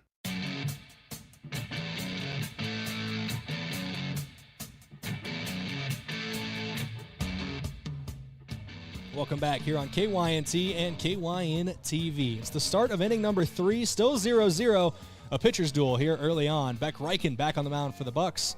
Nolan Stolle, his counterpart, another good inning from him. Just a few moments ago for the Tigers. First pitch misses low from Reichen. It's a 1-0 count. Yeah, some quick work. Still some base runners on the pass for Yankton so far. They have had runners in scoring position in both innings. Trying to get something going now, but Beck Reichen off to a solid start as that one gets fouled off. Yeah, Bischoff fouls that one away. Oh, and lands right on top of us here, basically.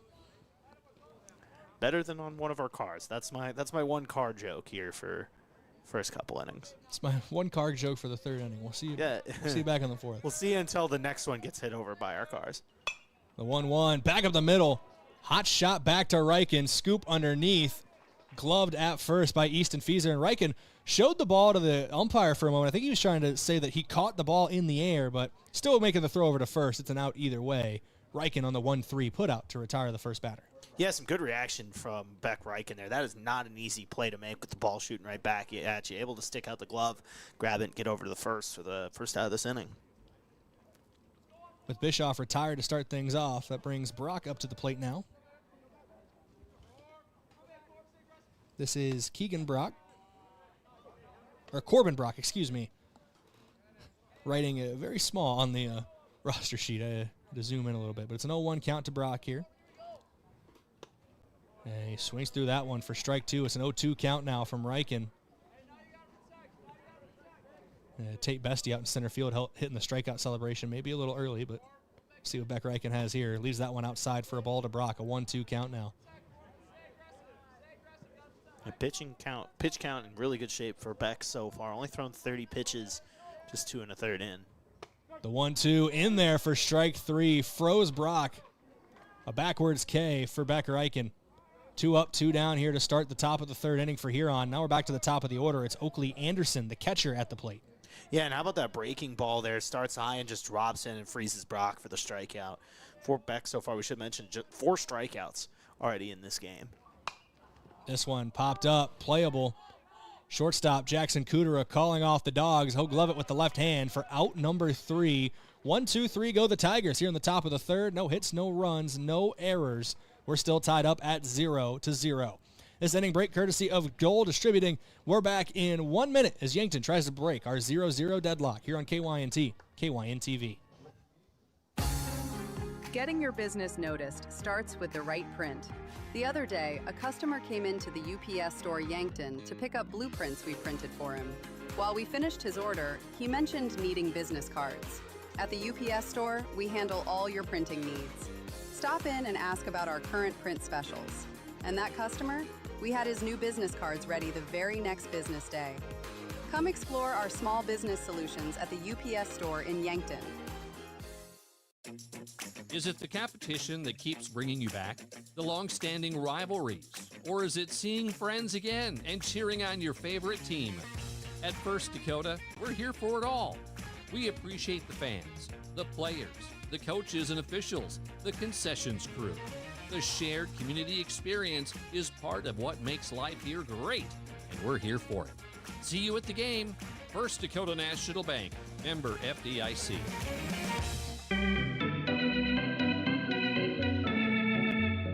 Welcome back here on KYNT, KYN-TV. Yankton tied with Huron 0-0. Neither team has been able to push a runner across home plate so far early. In the opening game of our doubleheader today, it's the bottom of inning number 3. Stolle back on the mound for his third inning of work. Looking at the Yankton Bucks, due up for them is the top of the order. 1-2-3, Reichen, Goki, Fieser. Gavin Johnson waits in the hole. Johnson, the only player not to record an at-bat yet today, he walked in the first inning. Yeah, and we'll see what this Yankton lineup does to start the third, or to start the bottom of the third here. Like you said, top of the lineup up, Reichen and Goki, they both struck out in their first appearances, trying to have better endings to their at-bats here in the third. And it was ruled an error earlier on for Easton Fieser. Not a base hit. It took a hard bounce over at first base. I think that's a little unfair to the first baseman for Huron. James, it's a tough play to make when it bounces up awkwardly like that, but they did rule it an error. So only one hit so far for Yankton, and the one error providing another base runner. And Reichen puts this one on the ground towards the shortstop. Up with it is Bischoff in time across the diamond. He's got him at first. A one-pitch ground out for Beck Reichen is how we start things off here in the bottom of the third. That's going to bring Sam Goki to the dish.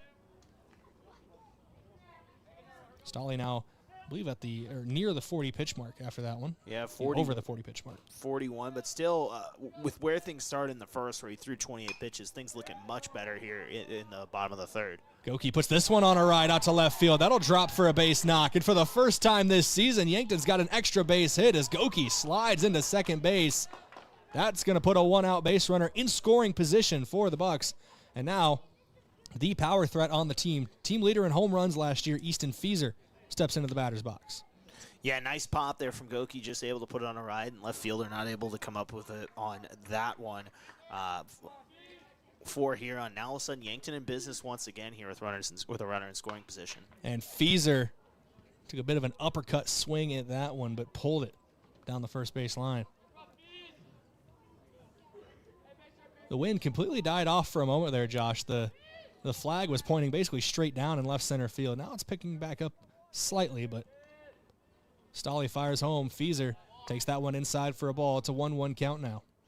Either way, though, can't ask much better weather-wise here, for spring baseball. This has been the best weather we've had for Yankton baseball so far this season, and I say that with one doubleheader is the 1-1 missed the zone for ball 2. One doubleheader that got moved back later in the day to avoid almost 40-mile-an-hour wind gusts, and then the other doubleheaders have all been canceled. Definitely the best weather so far for Yankton baseball. 2-1, Stolle fires home for Fieser. That one misses the zone for a ball. It's a 3-1 count now. Goki almost daring them to throw back to second base. Takes his time getting back to the bag.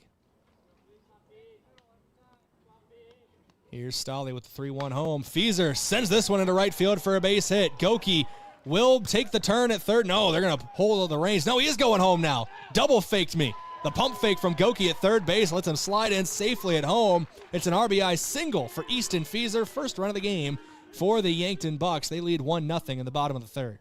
Yeah, Fieser was just able to give that one a ride down the right field line, and you can see Goki hesitate a little bit on that turn there, but ended up going and made him plenty of time, and Yankton getting on the board here first in the bottom of the third. Outside of a Jazz Chisholm home run celebration, I've never been hit with a Euro step in baseball before, but...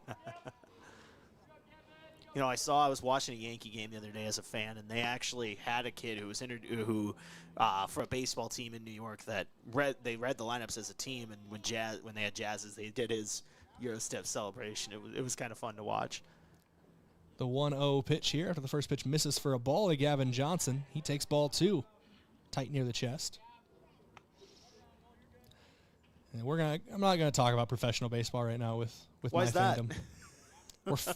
We're fifth in the Central. I know we're 11 games into the season, but still. Swung through and missed there for Gavin Johnson. Should clarify the NL Central.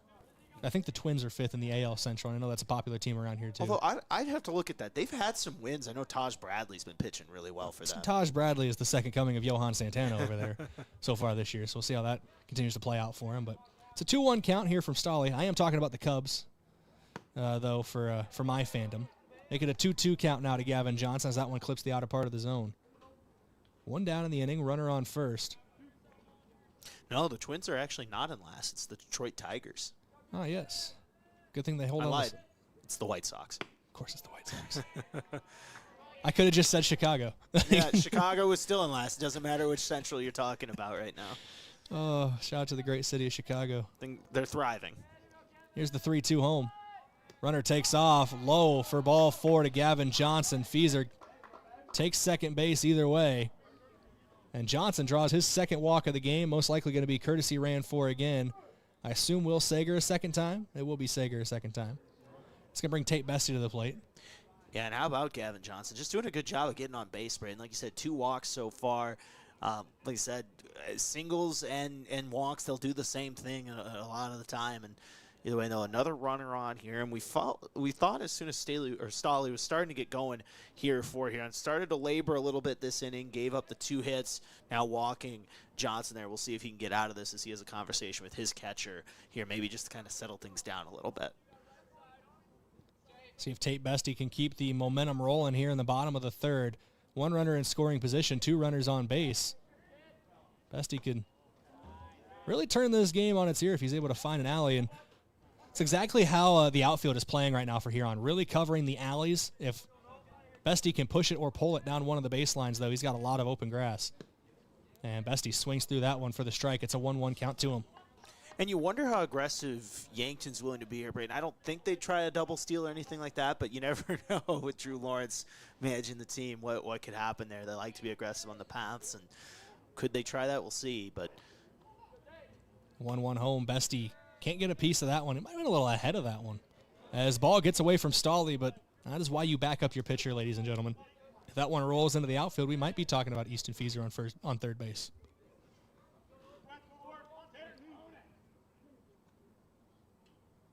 Stolly comes set for the 1-2 home. Bestie at the plate. Boomsma on deck. That one outside for a ball. I thought it got away from Anderson. He might have been trying to fake out the defender, the base runners there. Yeah, a little bit of a fake out there, trying to maybe steal an out perhaps in that situation, but Yankton wasn't biting. Here's the 2-2 home to Bestie. This one in play, but going to be a fly ball in the infield. The shortstop, Bischoff, gets underneath of it and gloves it for out number 2. Runners stay at first and second. Bischoff in the middle infield makes it easy on the call. Any hit to the middle infield, Bischoff's got it, but Easy. Was that an Eric Bischoff reference within it? Easy E? That was his nickname. Little Easy E. Little WCW reference there. And WWE, I guess, for a while, too. That's why I like working with you. I wasn't sure if it was intentional or not. 1-0 as the count after the first pitch misses for a ball for Carter Boomsma. He's had some timely hitting this season. We talked about his 2 RBI single against Pierre. That 2 RBI hit against Pierre, I believe the bases were loaded in that situation, but very similar spot. Runner in scoring position with 2 outs.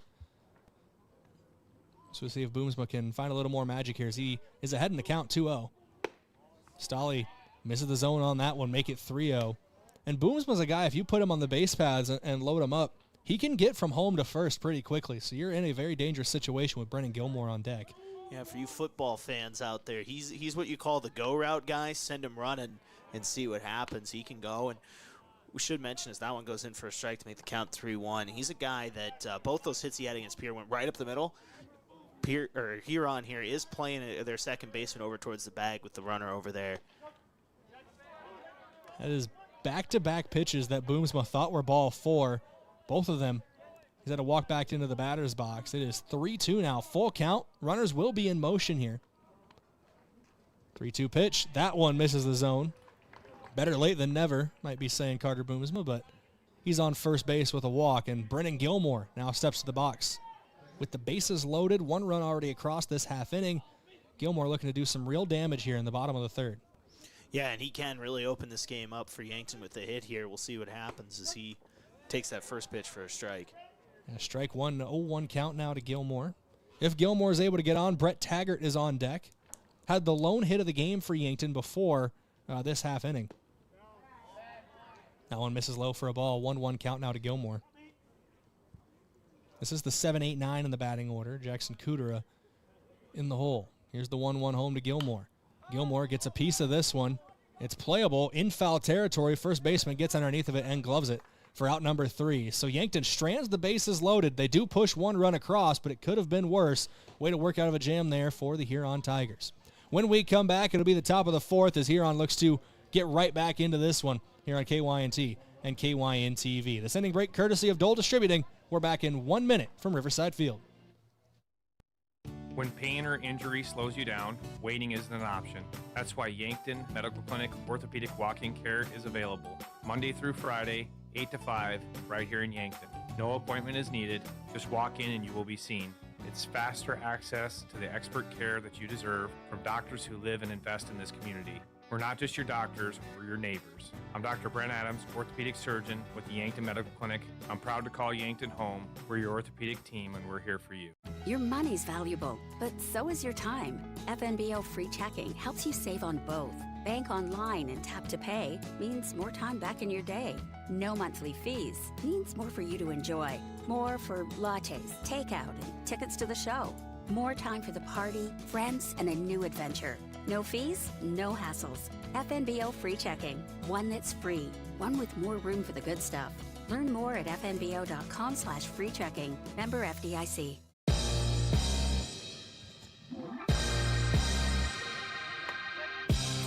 First pitch of the fourth inning is in there for strike one from Beck Reichen. Reichen been very efficient through the first 3 innings of work. Yeah, that was just his 34th pitch of the afternoon. And he gets him swinging for strike two. Reichen,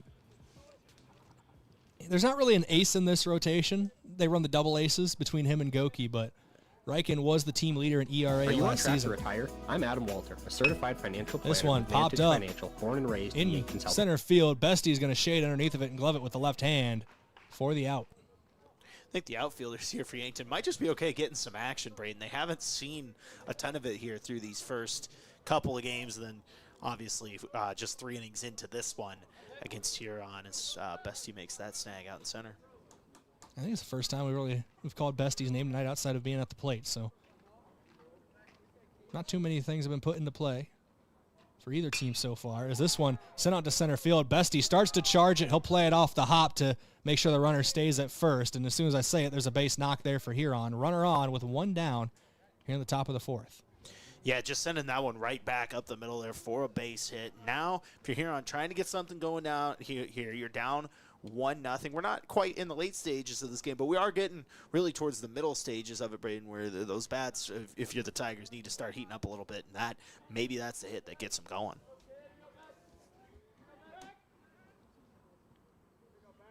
Reichen steps off here. Runner moves back to first base, but no throw over.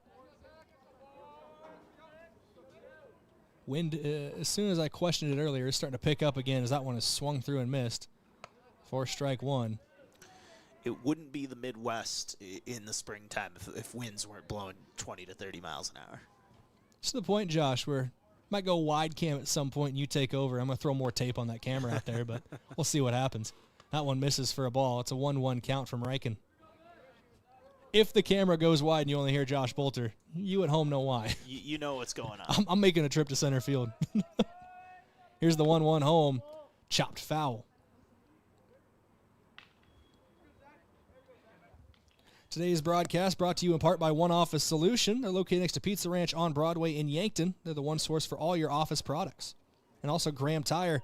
They do more than sell tires at Graham Tire. They're your auto service and tire store next door. That's Graham Tire of Yankton.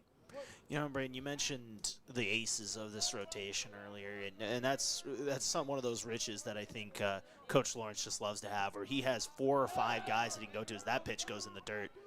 You're unable to grab a bag on that, but you know, it's just one of those things where Yankton looks at it and goes, okay, we have multiple guys that we can trust to throw out there in a big spot in a big game, whether that's a playoff scenario or whatever, to try to get a win. Lead runner on second base now after that steal, while advancing on the pitch in the dirt. But 2-2 count now. And you got to think they had a 3-headed monster last year. Reichen and Goki both pitched out of their minds, like we've talked about, and then Mark Cottle, when they got into the Legion season, might have been the best of the bunch. If you look at the numbers from the Legion years, served more in a relief closer role in the high school season, as that one's chopped foul. So, you know, they do have to replace Mark Cottle. He's now plying his trade. Still here at Riverside Field. He's signed with Mount Marty. He's over there. He's a freshman for the Lancers, but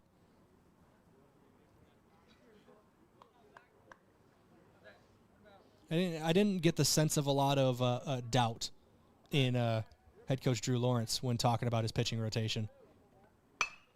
As this one sent into left center field, getting under it and gloving it. Slight jump there for Carter Boomsma.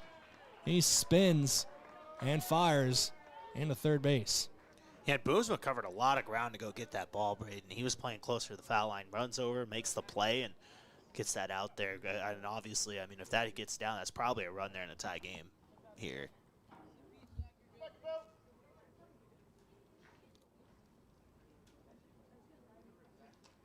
I think for safety purposes, Josh, at the half inning, I'll hand the play-by-play reins over to you for a little bit just to make sure that that camera is secure out there in left center field. That wind is picking up a little bit. Rather be safe than to explain to my bosses how we're replacing the camera. Hey, better you explain it than me. It's an 0-1 count here.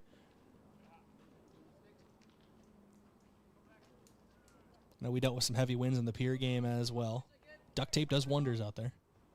Here's the 0-1. Popped up over our heads and out of play. It's 0-2 count now here. Yeah, and Reichen a strike away from getting out of a little bit of a jam here. Runner still on second. Hit probably brings him home.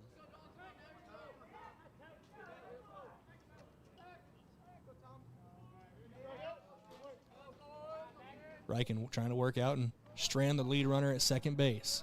Yankton does lead 1-0 here, trying to hold on to that. The 0-2 home, outside for a ball. It's a 1-2 count now from Reichen. I'm almost surprised we haven't seen a throw over. Brayden Reichen's doing a lot of looking over at second base there, just kind of keeping the runner honest. Surprised we haven't seen a throw over yet. Reichen does step off here, but immediately back on the rubber. The wind blowing straight out to left center field. That one inside for a ball. 2-2 count now. 2 balls, 2 strikes, 2 out here in the top of the fourth.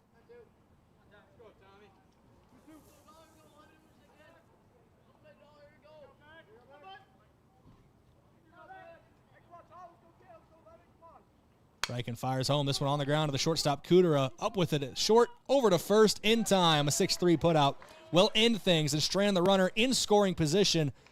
No runs, no errors, 1 hit for Huron in that half inning. We go to the bottom of the fourth here on KYNT and KYN-TV in a 1-0 ball game. Yankton looks to add to their lead when we come back in 1 minute here from Riverside Field. If you want a job where your work matters, you belong at Avera. Here, we've invested in our workforce because every Avera team member drives our health ministry forward, making a difference in lives and communities every day. We offer competitive pay, great health insurance, and even career opportunities. We're putting people first, including you. Search for local job openings and apply at avera.org/careers. Tip-off is here and the season's heating up. Whether it's your home, farm, or everyday life, Farmers Union Insurance help you defend against the unexpected and score big on protection. Brendan Hansen and Brandon Tykero at Suite 101B, Morgan Square in Yankton help you rebound from surprises, make every play count, and keep your game strong all season long. Don't let life slam dunk you. Stop by today and stay covered with Farmers Union Insurance.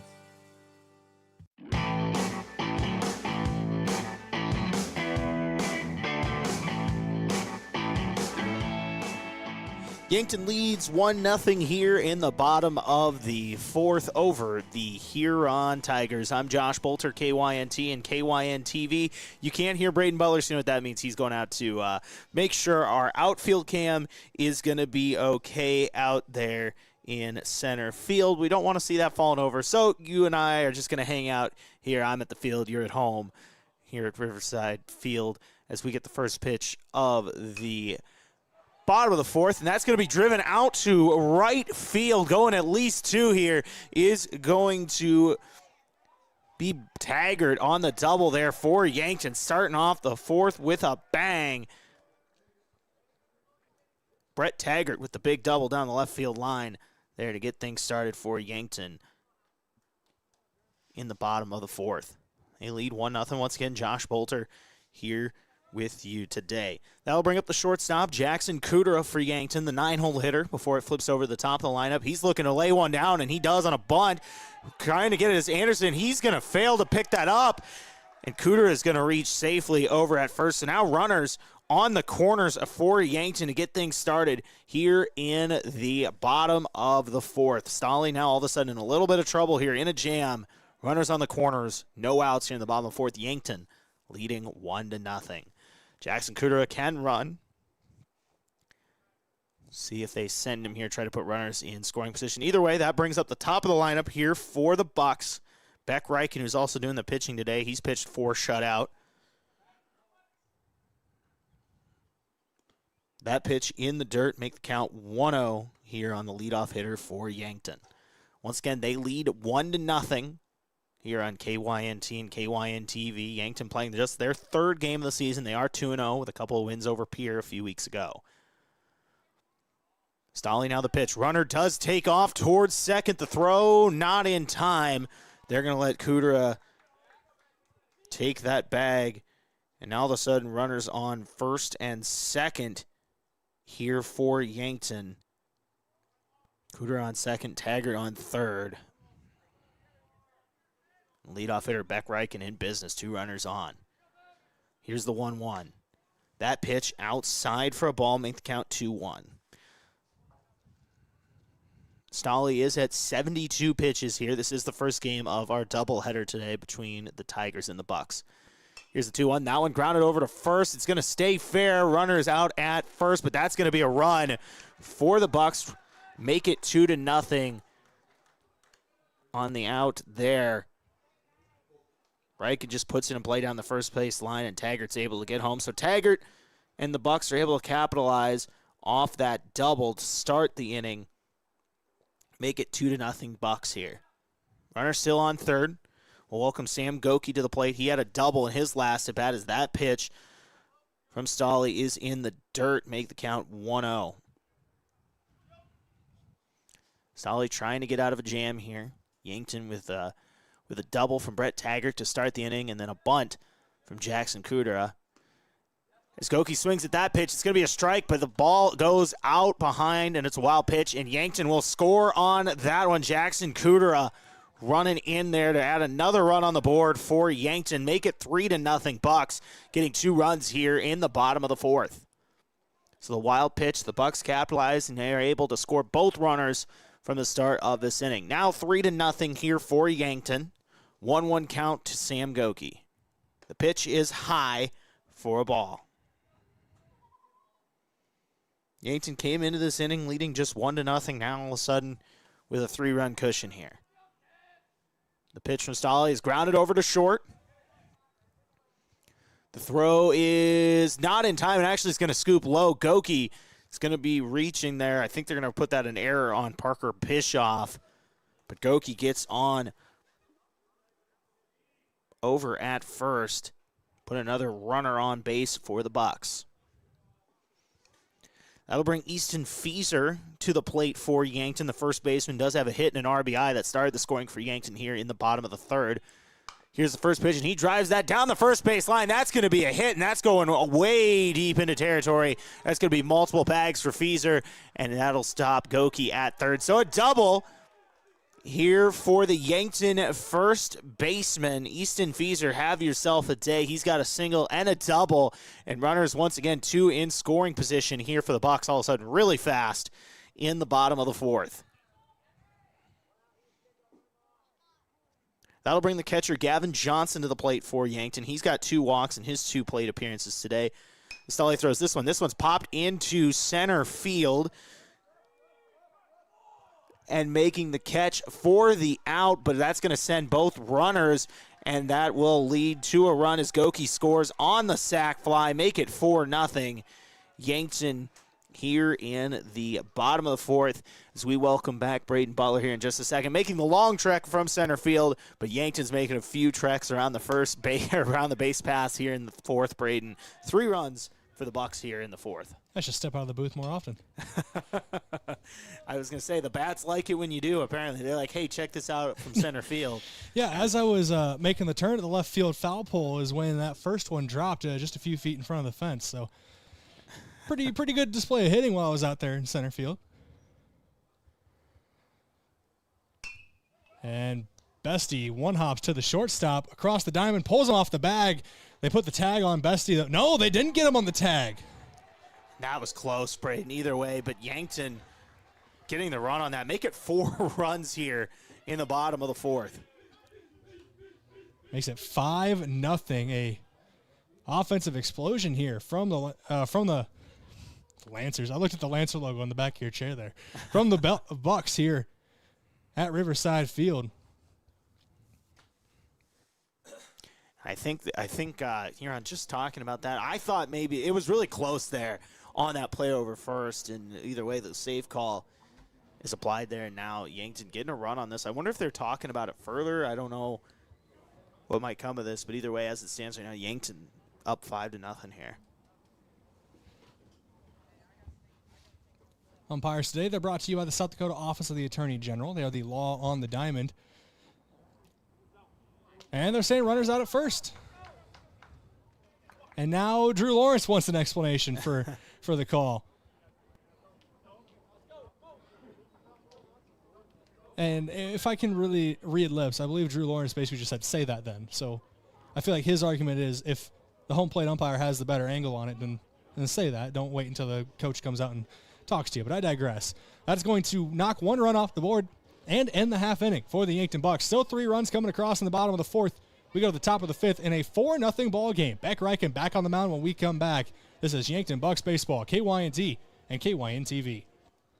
If you've been suffering from chronic pain or a recent injury, check us out, Lane, Reed, and Cole Sawatsky at SWAT Chiropractic and Rehab. We offer a wide variety of treatments and techniques, including dry needling, cupping, chiropractic adjustments, and sports rehabilitation. Our mission is to ensure an individualized and efficient treatment plan to get you back on your feet. From ankle sprains and sports injuries to neck pain and headaches, we've got your back. Give us a call or book an appointment on our website. SWAT Chiropractic, specialized wellness and therapy. Located on Summit Street across from the high school. Switching is easy. We do it all the time. We switch on the lights. We switch TV channels. Some of us switch partners while square dancing. Well, that's a stretch. But what's not a stretch is how you can switch and save with State Farm. In fact, State Farm agent Rhonda Westland, right here in Yankton, can switch you over so you can start saving today. Rhonda and her team are ready to welcome you to the State Farm neighborhood. With Rhonda Westland, it's easy to switch and save. Just give her a call. When you want the real deal, like a good neighbor, State Farm is there. KYNT, Yankton, FM 1021 and AM 1450.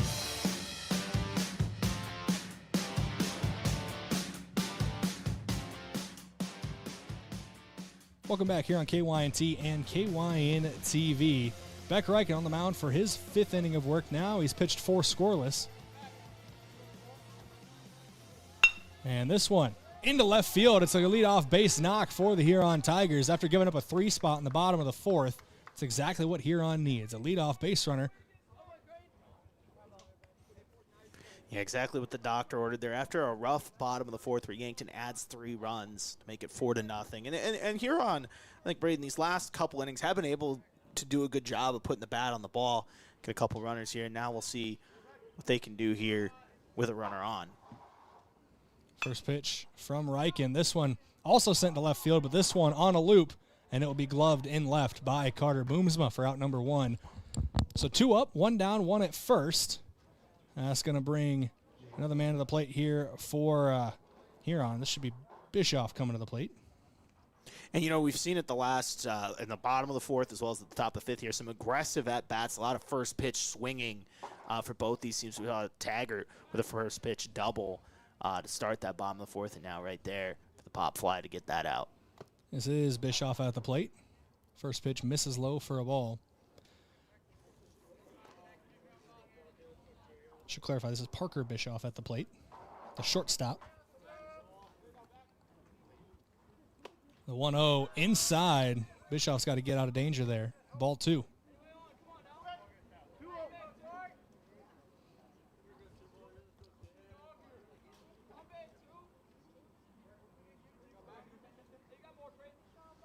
Here's the 2-0 home, outside for a ball. Bischoff works into a 3-0 count.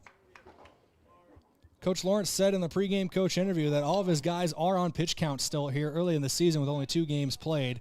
Don't know what that magic number is for Beck Reichen, but he is halfway to a century at least, as that one misses high and tight for ball 4. A 4-pitch walk to Parker Bischoff is going to put 2 runners on with 1 out here in the top of the 5th. Yeah, a couple runners on here, like you said. Now Huron maybe a hit away from getting right back into this one, trailing by 4. Riken just need to find that zone again. Brayden obviously throwing 4 straight balls there. Tough break for the pitcher. Yankton does have a 4-0 lead, but Riken would prefer not to dig into his insurance too much as that one misses outside. 5 straight balls is going to bring head coach Drew Lawrence out of the dugout. Have a quick word with his pitcher, Riken. And no one warming up yet for Yankton, so you got to think that, a little bit of a leash here, a longer leash for Riken, who's pitched well up to this point, just trying to get out of this jam. Obviously we're open for a ground ball or something like that to try to get out of this. This mound visit here, courtesy of Kaiser Heating and Cooling. Be the wiser, go with Kaiser. That's Kaiser Heating and Cooling of Yankton. Doesn't look like there's going to be a change made anywhere, just...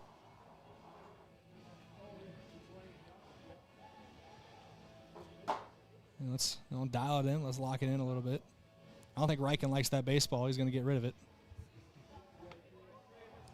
It's not been a friendly baseball. It needs a new baseball. Needs a new one. It's Get rid of the evil baseball. It's a bad luck baseball. That's the baseball of pain and suffering. He's looking for the baseball of good times and happiness. Of ground ball to second base. That's the one he's looking for. Double play would end the inning here for Yankton. That's got to be on the mind of everybody on the field right now. Swung through and missed on the first one there for Brock. Corbin Brock struck out in his first at-bat. 1 of 4 punch-outs today so far for Riken. No runs have come across. Riken has given up 4 hits. Here's the 1-1 home. Brock swings through that one for strike number 2. And these first couple pitches, whatever Drew Lawrence said on the mound, must be working. He's gotten a couple swing and miss pitches on that after 5 straight balls. It is the Miyagi-Do way. Here's the 1-2 home. Brock's going to put it in play to the shortstop. Kudera first to second in time. No play at first. Gilmore will just eat it to make sure the runners stay at the corners. But 2 down now in the inning on the 6-4 fielder's choice. That will bring up the top of the order, though, for Huron, as Oakley Anderson will step to the plate. No hits so far today, but perfect spot for his first, with first run of the game for Huron just 90 feet away. Brayden Beck will take that, though. That's one of those you don't get the double play, but you do get an out, and all of a sudden play at first or a strikeout ends the inning. That pitch high and away for ball 1.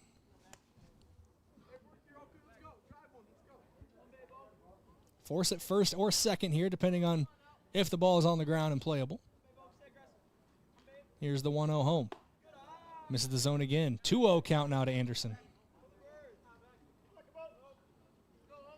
Anderson, we talked about earlier on, an anomaly, a left-handed catcher. Don't see many of those.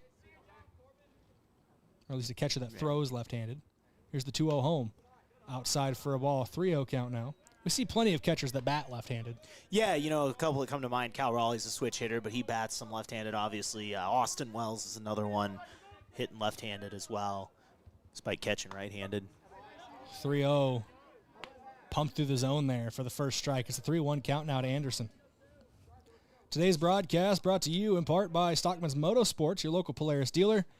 They got a full lineup ready to get you in the woods, in the fields, or wherever you like to go. Oakley Anderson follows that one off. Full count now with 2 down. Runners are going to be moving. And with that, I heard Coach Lawrence yelling something from the dugout, probably just instructions to go 1. With the runners in motion, you don't want to risk something at second base. Here's the 3-2 home. And popped up out of play by Anderson. We'll go again, as that one lands in the street down the left field line. Yeah, that one was close enough to the cars. I think that's the closest one we've had this season. It was at a good angle. I got faith. Another full count pitch here for Riken. Swung through and missed. Big punch out there for Beck. Riken working out of the 2-runner on jam.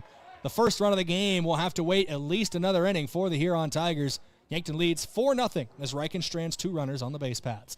We're back in the bottom of the 5th as the Bucks look to increase their lead in 1 minute here on KYNT and KYN TV. It's easy to fall into the weekend warrior routine. A long hike, a hard gym session, a pickup game, or a full day of yard work can feel productive until your body reminds you it hasn't been building up to that load. This is Dr. Mackenzie Erlinson with First Chiropractic Centers. Injuries often happen when the demand suddenly outpaces what your joints and muscles are prepared for. Want to stay active without the setbacks? Visit First Chiropractic Centers today with offices in Yankton, Hardington, Tyndall, and Wagner, inspiring and empowering others to healthier living. Turning 65 or new to Medicare? Navigating your options can feel overwhelming, but we're here to help. At Missouri River Associates, we make it easy to find the right plan for your health and budget. From Medicare supplements, Advantage plans, and prescription drug coverage, we'll guide you every step of the way. Plus, our services are completely free. Call Missouri River Associates today, 665-6885. Let us help you find peace of mind and the coverage you deserve.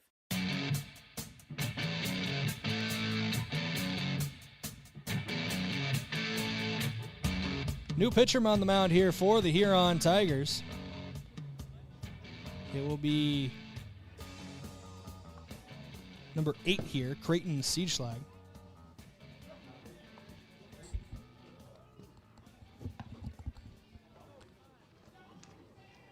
That means the day is done for Stolly as well.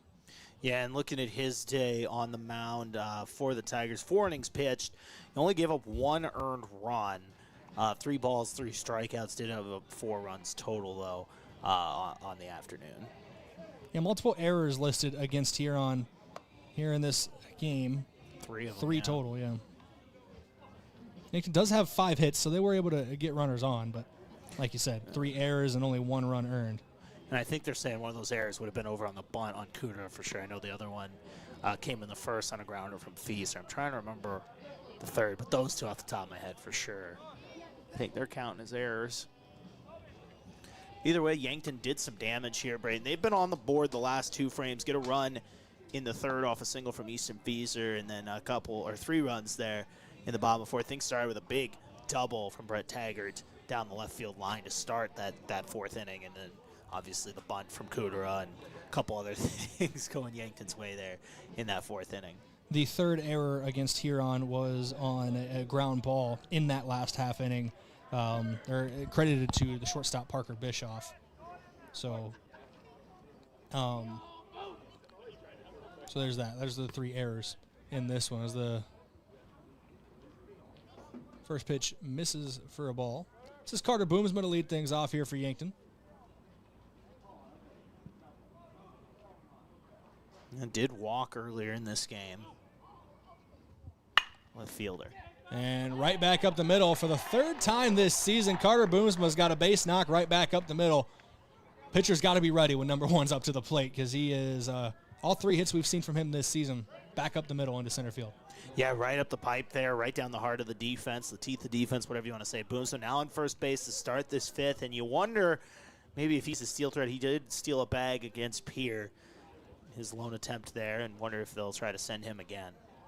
He was the big play threat in football, and he's already off, and he's going to take second base easily, not even a throw down. That's kind of bold, Brayden. I'm not going to lie to you. He was taken off before Siegschlag had even thrown the ball. Barely gotten into his motion when Boomsma took off on that one. That one in there for a strike, though, for him. 1-1 count now to Brennan Gilmore. Runner in scoring position. Boomsma doesn't need to get to third base here, but you wonder if they'll be able to resist with how good of a jump he got on that first one. Siegschlag comes home, and Boomsma taking off again. Throw to third, sliding head first in there safely is Carter Boomsma. So a pair of stolen bases for him. Gets from first to third. He's gone 180 feet. He needs 90 more to get home. Yeah, doing it all himself. Now we'll see here, Brayden, if anything put in play probably brings home the run. You do see Huron kind of creeping up in the infield a bit here, maybe try to make a throw at the plate if that's a possibility. Specifically at the corners, shortstop still playing a little bit back. That one misses low there for ball 3. And we talked about Stolly early on. A very direct motion to the mound, cut out his leg kick entirely when he's working out of the stretch. Siegschlag still has a bit of that kick and almost pauses once he brings it up. That's going to be something that might be told to speed up as Gilmore sends this one into right center field, and it will drop for a base knock. Boomsma takes off from third. It's an RBI single for Brennan Gilmore. 5th run of the game for the Yankton Bucks comes in the bottom of inning number 5. Yankton leads 5-0. As now stepping up to the plate will be Brett Taggart. Yeah, and we talked about him. He had a big double last inning that kind of started things off in that 3-run 4th. And now Yankton off to another good start here, Brayden. Carter Boomsma getting things done with that single, stealing a couple bags before that little bloop single there from Gilmore drives him in. First pitch of the at-bat home, swung through by Taggart for strike 1. We'll see if Yankton gets aggressive with Brennan Gilmore at first base.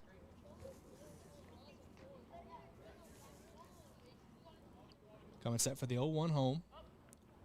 Gilmore dancing over there at first. He wants to take off.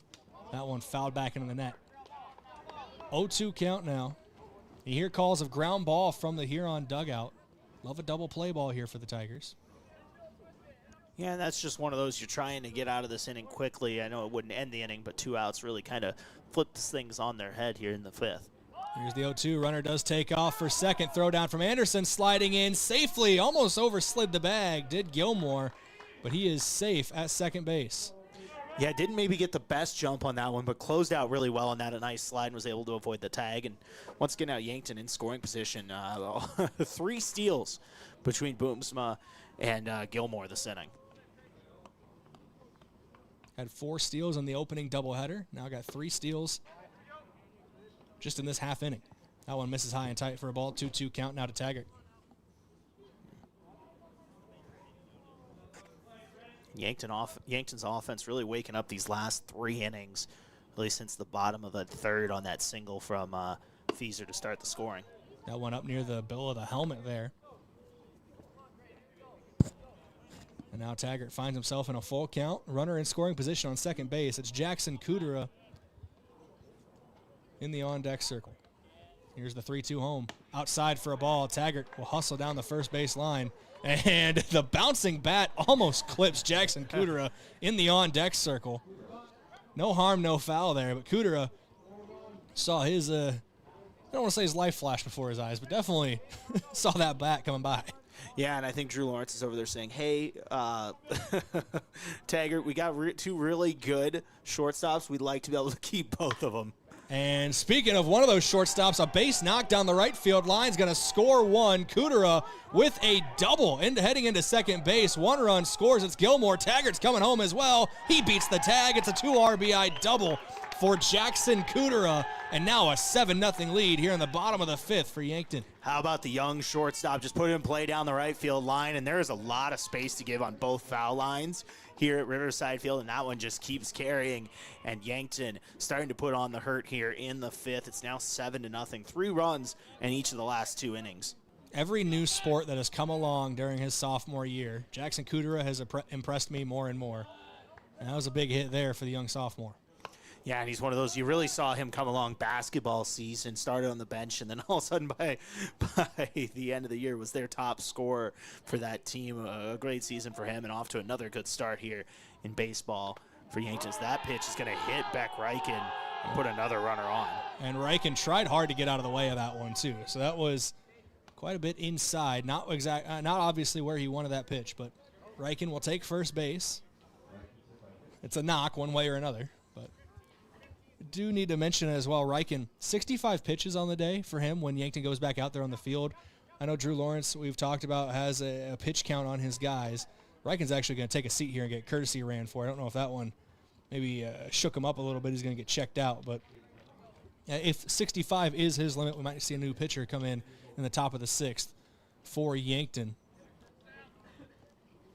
Of course, one thing we got to consider, Brayden, if Yankton continues to put on the hurt here, the way things are going in this 5th, might not even have a top of the 6th, depending on what happens with 2 runners on and no outs with the 10-run rule potentially in play. Yeah, I believe with that 10-run rule, as the first pitch is in there for strike 1 to Sam Goki. Goki technically represents the winning run right now for Yankton with nobody out, 2 runners on, and a 7-run lead. Here's the 0-1 home. Outside for a ball. 1-1 count now to Goki. Yeah, and he had a nice double in the 3rd as well that really led to that Fieser hit that drove him in later in that inning. Here's the 1-1 home. Goki looks at a strike call there. It's a 1-2 count now to him.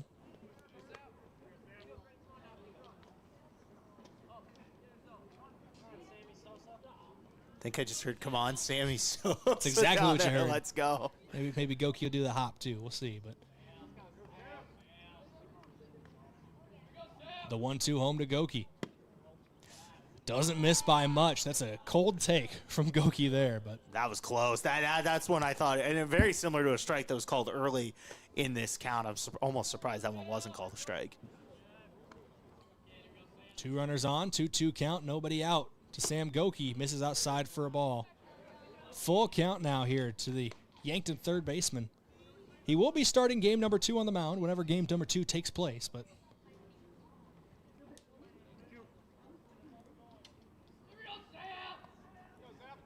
here's the full count. Payoff pitch. Misses the zone. Bases loaded for the Bucks here. And that brings up the power bat of Easton Fieser, who's had a good day as well. He's got 2 hits and an RBI, hitting the ball hard so far here today.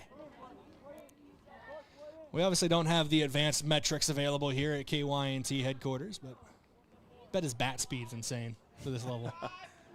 Here's the first one home, and Fieser on the ground past the second baseman. 1 run's going to score. They send the runner from second. It might be a 2 RBI single. It will be a 2 RBI single for Easton Fieser. Goki moves to second. Both Taggart and Kudera score, and that puts Yankton on top, 9-0. Yeah, and Brayden, that one was just hit really hard. We talk about his bat speed and being able to really get that one going off the bat, exit velo as they call it in the pros. But yeah, that was just really hard hit over to second base. And now Yankton put up a 5 spot here in the bottom of the 5th. And with the infielders playing in, Johnson into center field. Goki, they're gonna stop him at third. Station to station go the Bucks. Bases loaded now. And we're going to get a pinch hitter here. Number 12, Liam Villanueva will step into the batter's box. Yeah, Liam, a big kid, big, strong kid. We saw him punt for the Bucks in the fall. Really good athlete and getting a chance here with the bases loaded, no outs in the bottom of the 5th. And not the average build you'd think of for punters. He's built like a very strong kid. Mm-hmm. Not to say that punters can't be strong. Don't want to disrespect the punters. It's just usually you don't expect that someone that big be punting. See if Villanueva can get a hold of one here. No batting gloves for Liam, as that first pitch misses low and away for a ball. And if Villanueva draws a walk, it would be the game winner here in game number 1. Bases loaded. There's nowhere to put him. Nobody out. Basically anything in play, you got to feel could end this game.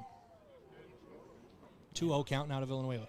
Yeah, and takes ball 2 there. And you got to think, as long as it's not a short grounder, probably, like you said, ends this game here. We'll see what happens. I think I'm trying to put it away. 2-0 swung through by Villanueva. It's a 2-1 count now. This is the first at-bat of the season at the varsity level for Villanueva. It's crazy how fast this game escalated too, Brayden. Just 1-0 after 3. All of a sudden here in the bottom of the 5th, 9-0. And Villanueva could draw a game winner in the walk department here. So he's ahead in the count 3-0. Here's the 3-1. Villanueva can't get a piece of that one. Full count to Villanueva. It is Carter Boomsma in the on-deck circle. Here's the payoff pitch home. Villanueva couldn't get a piece of it. Yeah, just a little bit behind that one. Brayden leads to the first out of the inning. Here now, Siege Leg just trying to end the damage, get a grounder, and try to get a double play here. Of course, it's going to be difficult with the fast-running Boomsma at the plate, who really started this inning, Brayden, if you remember, with that single. So we've worked all the way around here for the Bucks. And Boomsma takes ball 1 there near the chest. 1-0 count to the Yankton left fielder. Boomsma at the plate. In the on-deck circle now is Brennan Gilmore. So Villanueva hit in place of Tate Bestie, which makes me think Bestie might step out onto the mound here in the next inning if we get there. If we get there. Full count here. Or excuse me, bases loaded. Not a full count. Bases are full. But it's a 2-1 count now to Carter Boomsma.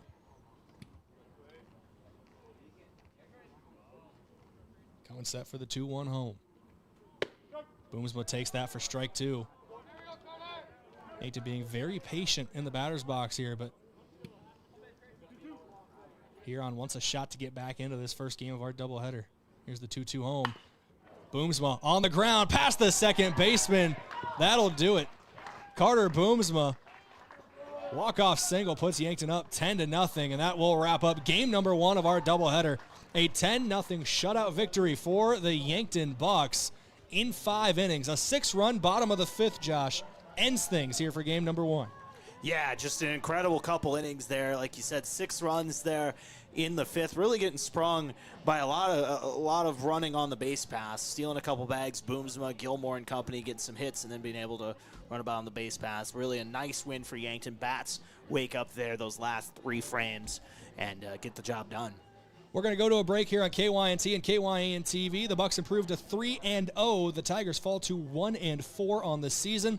That's just the first half of our doubleheader. We'll break down game number 1 when we come back in a couple minutes here from Riverside Field. Yankton wins game 1, 10-0. Buying a home isn't just about real estate. It's about investing in yourself. At the Move Group, we believe the best time to buy is when it makes sense for you. Our expert agents put people before transactions, meaning we listen first, provide honest guidance, and help you make a confident decision. No pressure, no gimmicks. Markets change, but the right home is about more than just numbers. It's about finding the right fit for your life and your future. When you're ready, we're here to help. Contact the Move Group today. Loading the kids in the car, brokering peace in the back seat, mastering the snack handoff without even looking. Why are simple things sometimes so complicated? Thankfully, with auto owners, insurance doesn't have to be one of them. We work with independent agents who keep insurance simple, so you can worry about more important things, like figuring out what's growing in that cup holder. That's simple human sense. Don't gamble. Insure with MT and RC Smith Insurance in Yankton, your independent agent for home, business, auto, life, and bonds. Visit mtrcsmithinsurance.com. Does anyone in your family have macular degeneration? At Vision Care Associates, we are dedicated to delivering the highest standard of eye care, utilizing the latest medical advancements to protect and improve your vision. That's why we offer ZX Pro, a new technology that measures the risk for macular degeneration. ZX Pro is a test used to assess macular health before signs of macular degeneration even begin. Be proactive and schedule an appointment. Vision Care Associates, where the health of your eyes comes first. From sprains to fractures, getting the right care quickly makes all the difference. That's why we offer Yankton Medical Clinic orthopedic walk-in care, weekdays from 8 to 5. Walk in and be seen, no appointment needed. It's expert care, faster access, and a team that's part of your community. Because here, you're more than a patient, you're our neighbor. I'm Dr. Benjamin Lancaster, orthopedic surgeon with Yankton Medical Clinic. I'm proud to call Yankton home. We're your orthopedic team, and we're here for you. Looking for the perfect pair of glasses? At Vision Care Associates, we've got you covered. Step into our showroom and discover our vast selection from timeless classics to the latest trends. With several styles to choose from, you're sure to find the perfect match for your look. Experience personalized service and expert care, whether you need help finding the right frame or adjusting your new glasses for the perfect fit. Vision Care Associates, where the health of your eyes comes first. Save time when you shop online with Hy-Vee. Hy-Vee makes it easy to order groceries online through our app or Hy-Vee.com. Pickup is always free. And if you have a Perks Plus membership, you get free delivery and free express pickup. Shop online with Hy-Vee and you can create and save grocery lists, shop the sales, and get fuel savers. Talk about convenience. Order groceries online today. Check out Hy-Vee.com or download the Hy-Vee app. Ready to build your next project, but can't get anyone to show up or even give you a quote? Call John Kopp, owner of Kopp Building Innovations. He will show up and he will make sure you are happy with your project. Trust in Kopp Building Innovations. KBI is an authorized WIC builder offering custom solutions. Whether you need a residential garage, an agricultural pole barn, or a commercial building, we will work with you. For more information or to get a quote, visit koppbuildings.com. Spring is here and the games are just getting started. From baseball season in full swing to NHL and even golf, At the Bar has it all on. Add in local matchups and more, and there's always a game worth watching. With TVs everywhere and a welcoming hometown feel, it's the perfect place to kick back and enjoy the game. So bring your friends, settle in, and be part of the crowd, where every cheer feels a little louder and every moment a little better together. You can watch the game anywhere, but the real fans gather at the bar. in downtown Yankton. Midwest Insurance Agency in Yankton is a proud supporter of the Yankton Bucks and Gazelles. Hi, this is Whitney Devine. If you're looking for protection that fits your life, call me or Travis. We make coverage simple. Whether it's your home, car, or farm, we take time to understand your needs and find the right plan at the right price. You'll get personal service, trusted advice, and peace of mind knowing we're right here in Yankton. Call Midwest Insurance Agency in Yankton today to schedule your appointment. I love 1919 root beer. It's the best over a big scoop of vanilla ice cream. My favorite is just ice cold 1919 poured over crunchy ice. It's so refreshing. It's the creamiest root beer ever. 1919 root beer is the perfect treat, brewed in small batches with only the finest ingredients. It's the creamiest, full-bodied, alcohol and caffeine-free draft root beer available. It's a taste tradition since, well, 1919.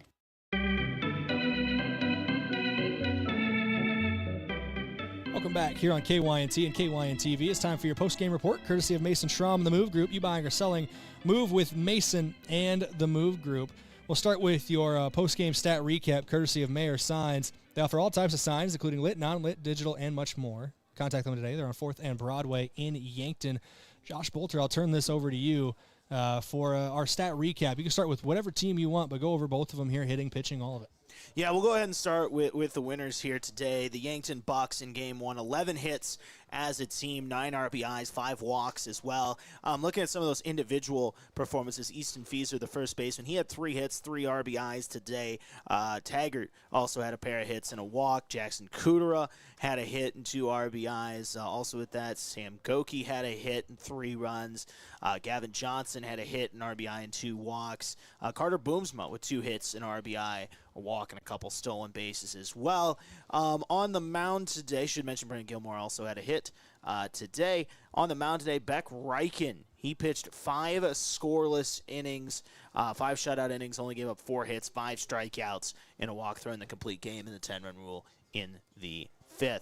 Taking a look at the lineup here for the Tigers, Bischoff had a hit, Scheer had a hit, Siechlag also had a hit as well. 4 hits in total for Huron. On the mound today, Stolle did go 4 innings, gave up 1 run, 3 walks, 3 strikeouts on 5 hits as well. Siechlag pitched that 5th inning, giving up 6 earned runs there. But overall, Brayden, a great performance for the Bucks, especially those last couple of innings. Yeah, really got the bats going down the stretch there. As soon as I walked out of the booth, they really got the bats going and kept it going throughout the last couple innings there. Now get into your players of the game. We'll start offensively.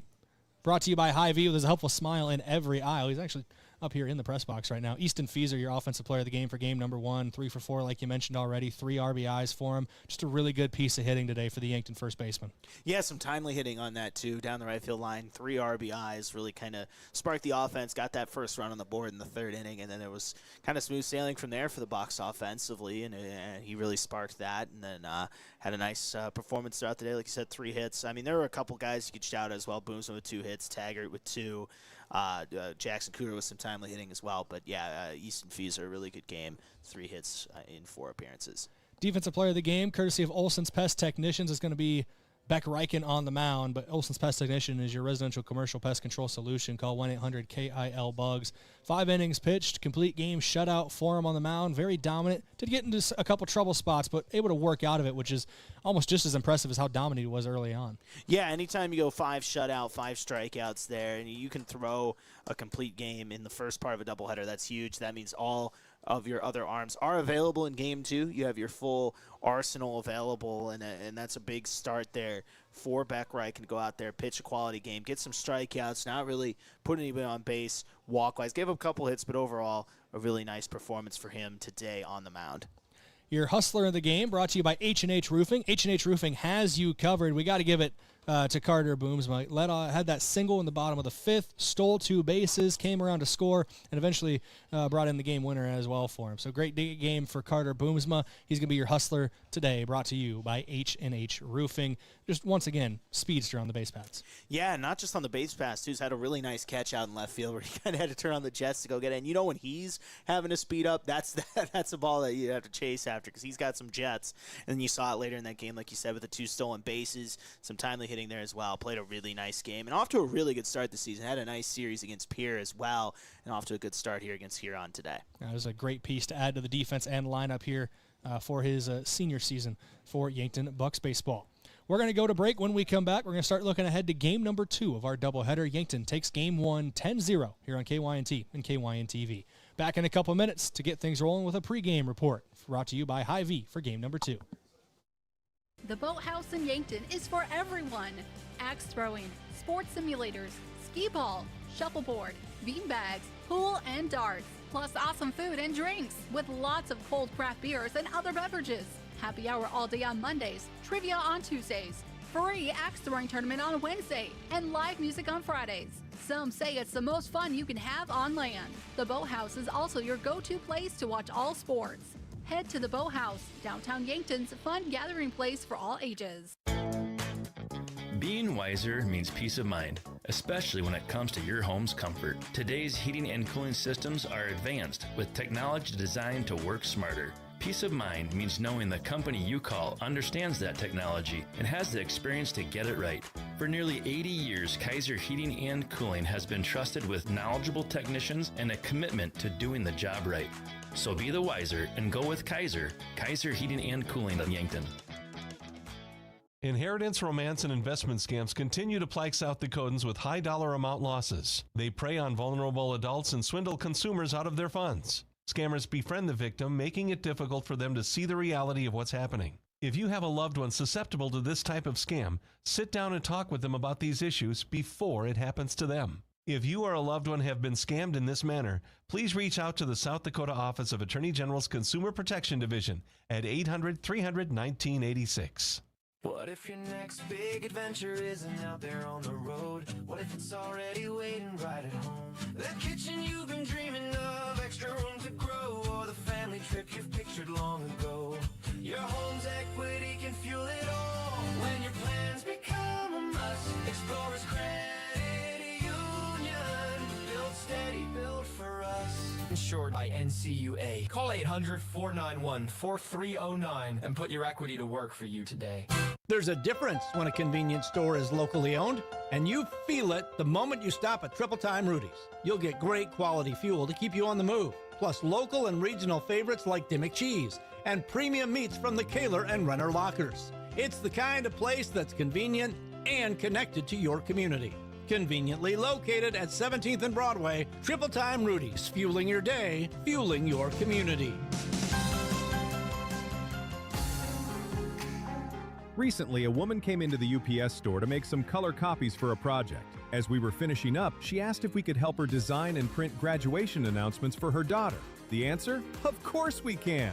At the UPS store in Yankton, we've been helping families with everything from basic copies to beautifully customized graduation announcements. Come see us at the UPS store in Yankton today and let us help make your special occasions even more memorable. Is it the competition that keeps bringing you back? The long-standing rivalries? Or is it seeing friends again and cheering on your favorite team? At First Dakota, we're here for it all. We appreciate the fans, the players, the coaches and officials, the concessions crew. The shared community experience is part of what makes life here great, and we're here for it. See you at the game. First Dakota National Bank, member FDIC. Life doesn't slow down for injuries, and neither should your care. With Yankton Medical Clinic Orthopedic Walk-In Care, you can be seen quickly, Monday through Friday from 8 to 5. No referrals, no long waits, just experienced, highly trained surgeons ready to help you heal and get back to what you love. And because we live right here in Yankton, your care stays close to home. I'm Dr. Jeremy Kudera, orthopedic surgeon with Yankton Medical Clinic. I'm proud to call Yankton home. We're your orthopedic team, and we're here for you. Your money's valuable, but so is your time. FNBO free checking helps you save on both. Bank online and tap to pay means more time back in your day. No monthly fees means more for you to enjoy. More for lattes, takeout, and tickets to the show. More time for the party, friends, and a new adventure. No fees, no hassles. FNBO free checking. One that's free. One with more room for the good stuff. Learn more at fnbo.com/free checking. Member FDIC. In Yankton, community means everything, and at Wilson Trailer, it's the heart of what they do. They're more than manufacturers, they're your neighbors. From sponsoring the Bucks and Gazelles to supporting the next generation of farmers and builders, they're proud to give back to the place they call home. For over a century, Wilson Trailer has stood strong, steady, and rooted in community. Because when Yankton thrives, we all move forward. Wilson Trailer in Yankton. Learn more at wilsontrailer.com.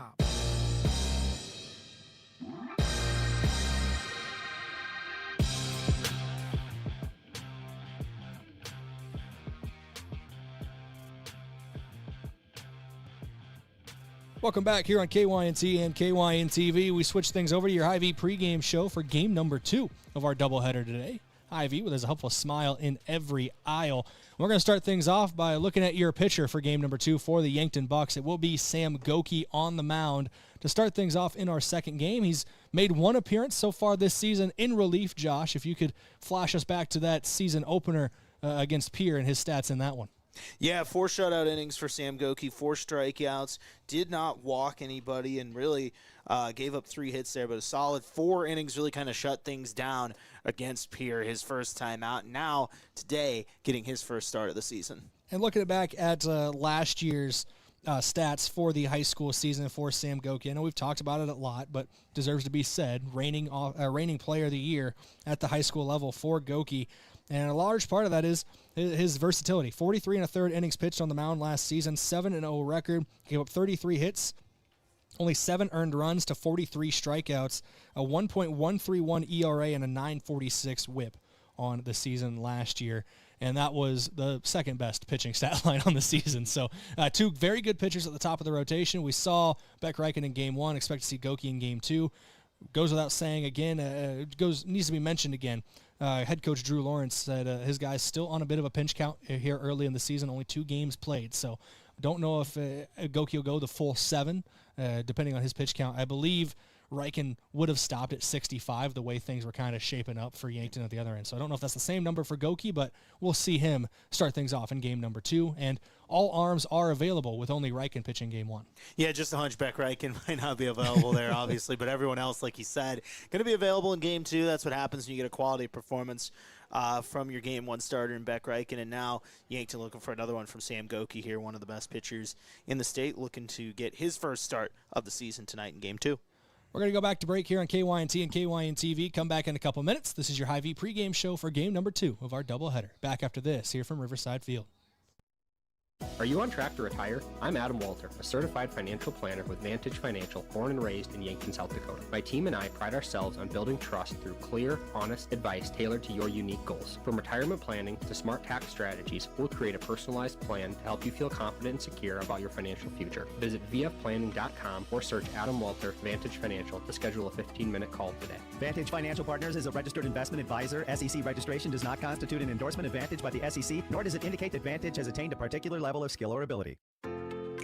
If you want a job where your work matters, you belong at Avera.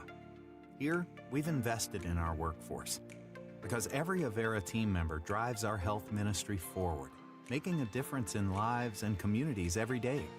We offer competitive pay, great health insurance, and even career opportunities. We're putting people first, including you. Search for local job openings and apply at avera.org/careers. Tip-off is here and the season's heating up. Whether it's your home, farm, or everyday life, Farmers Union Insurance help you defend against the unexpected and score big on protection. Brendan Hansen and Brandon Tykero at Suite 101B, Morgan Square in Yankton help you rebound from surprises, make every play count, and keep your game strong all season long. Don't let life slam dunk you. Stop by today and stay covered with Farmers Union Insurance. Have a craving for wings or delicious burgers or pivo fries? Come sink your teeth into the mouth-watering burgers and wings at Checkers Sports Bar and Grill in Yankton. With a menu that's flavor frenzy, there's something for every fan.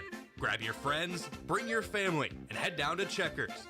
Checkers Sports Bar and Grill is Yankton's favorite spot for food, friends, and sports. Open Tuesday through Sunday. Your game days belong at Checkers. Have a large group or event that you'd like to offer clothing for? JJ Benji's can make you look good. Instead of you taking orders, collecting money, and then delivering the clothing, let JJ Benji's handle it all. JJ Benji's will create an online store with the merchandise you want to offer. People order, pay, and then JJ Benji's will ship it. You just provide a link or QR code to the online store, and that's it. Contact JJ Benji's in Yankton for more information. I'm Colby Cookta, one of your Yankton Edward Jones financial advisors. We're all about financial investments, but we also value the investments of time, patience, and encouragement our young athletes receive from their coaches, teachers, and mentors. That's why I'm a proud sponsor of the Yankton Bucks and Gazelles on KYNT. Call 605-653-4860 or visit edwardjones.com for all your investment needs. I'm Colby Cookta, financial advisor Edward Jones Yankton, member SIPC. At Mount Marty University, students get real support and real opportunities. Hi, I'm Maya, and I'm a business major at Mount Marty University. The professors here at Mount Marty are just amazing. They're very good about supporting me through future internships and jobs that they try and line me up with, and they also provide real life experiences in the classroom through projects and speakers and things like that. Start your journey online at mountmarty.edu. Rodents want to make your home their home. Pesky invaders go in search of warm housing and food for the winter. An invasion of rodents can be costly and can contribute to disease and contamination of products. So trust the experts to keep them out. Olson Pest Technicians is family owned with over 80 years of experience. Even the toughest infestations don't stand a chance. Olson Pest Technicians, putting pests to rest since 1966. Call 800-KIL-BUGS. If you've been suffering from chronic pain or a recent injury, check us out, Lane, Reed, and Cole Sawatsky at SWAT Chiropractic and Rehab. We offer a wide variety of treatments and techniques, including dry needling, cupping, chiropractic adjustments, and sports rehabilitation. Our mission is to ensure an individualized and efficient treatment plan to get you back on your feet. From ankle sprains and sports injuries to neck pain and headaches, we've got your back. Give us a call or book an appointment on our website. SWAT Chiropractic, specialized wellness and therapy. Located on Summit Street across from the high school. Do you struggle with dry contacts? At Vision Care Associates, we have a great option. Infused contact lenses by Bosch & Lomb. Infused lenses are designed to ensure that your eyes stay hydrated and irritation-free, even after a full day of wear. Our doctors specialize in fitting these lenses for maximum comfort and optimal vision. Schedule your consultation and experience the all-day comfort and crisp, clear vision you deserve. Vision Care Associates, where the health of your eyes comes first.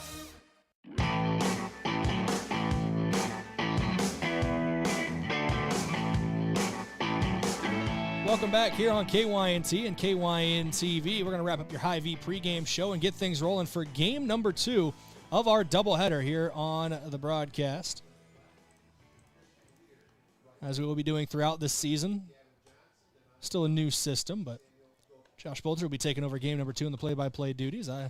I'll switch over to the more analyst role, but baseball is basically a conversation anyway. Yeah, in these broadcasts. We're just hanging out here for 7 innings with you guys, and it's going to be a lot of fun here. Once again, we talked about it. Sam Goki on the bump here for Yankton. And Brayden, let's go ahead, if you don't mind. Let's take a look at the starting lineups here, whichever way you want to start with this. Yeah, we'll start with how Huron's going to be batting. Batting leadoff and pitching will be Oakley Anderson. Batting second, playing left field, Gavin Waldner. Batting third, the shortstop, Cooper Bischoff. Cleanup man will be Zach Shear, the right fielder. Batting fifth, Tommy Martin, the third baseman. Jackson Ford, the center fielder, will bat sixth. Sean James will bat seventh, the first baseman. Parker Bischoff bats eighth, playing catcher. And Chase Schuhart, playing second base, will bat ninth, rounding out the order.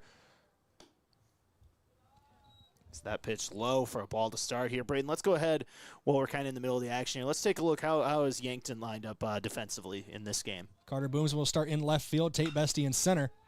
So this one popped out to left field and coming down and making the catch for Yankton on that one over in left field. Once again, Carter Boomsma making that snag out in left. Between batters here, I got a little more time. So Boomsma in left, Bestie in center, like I said. Right field will be Christian Weir. Simon Kamshoff gets the start at third base with Sam Goki on the mound. Shortstop will be Beck Reichen. Second base, Jackson Kudera. First base, Easton Fieser. Behind the plate, Gavin Johnson. And, of course, Sam Goki getting the start on the mound to complete the battery. Waldner fouls that one off here to start this second at-bat. Once again, Gavin Waldner, the left fielder, up to bat here for Huron. Huron shut out in game one, Brayden, but it felt like they did a really good job getting some runners on base, just not able to capitalize there in big spots.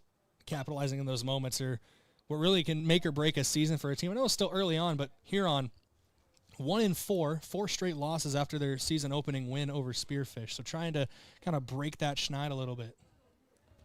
Yeah, and Waldner here fouling off these first couple pitches, down 0-2 early. Once again, we're just getting started here in Game 2. If you missed Game 1, Yankton won 10-0, scoring 6 runs in the 5th frame there. Beck Reichen, 5 shutout as well. Easton Fieser with 3 hits to lead the way offensively for Yankton here. As we start Game 2, 1 out.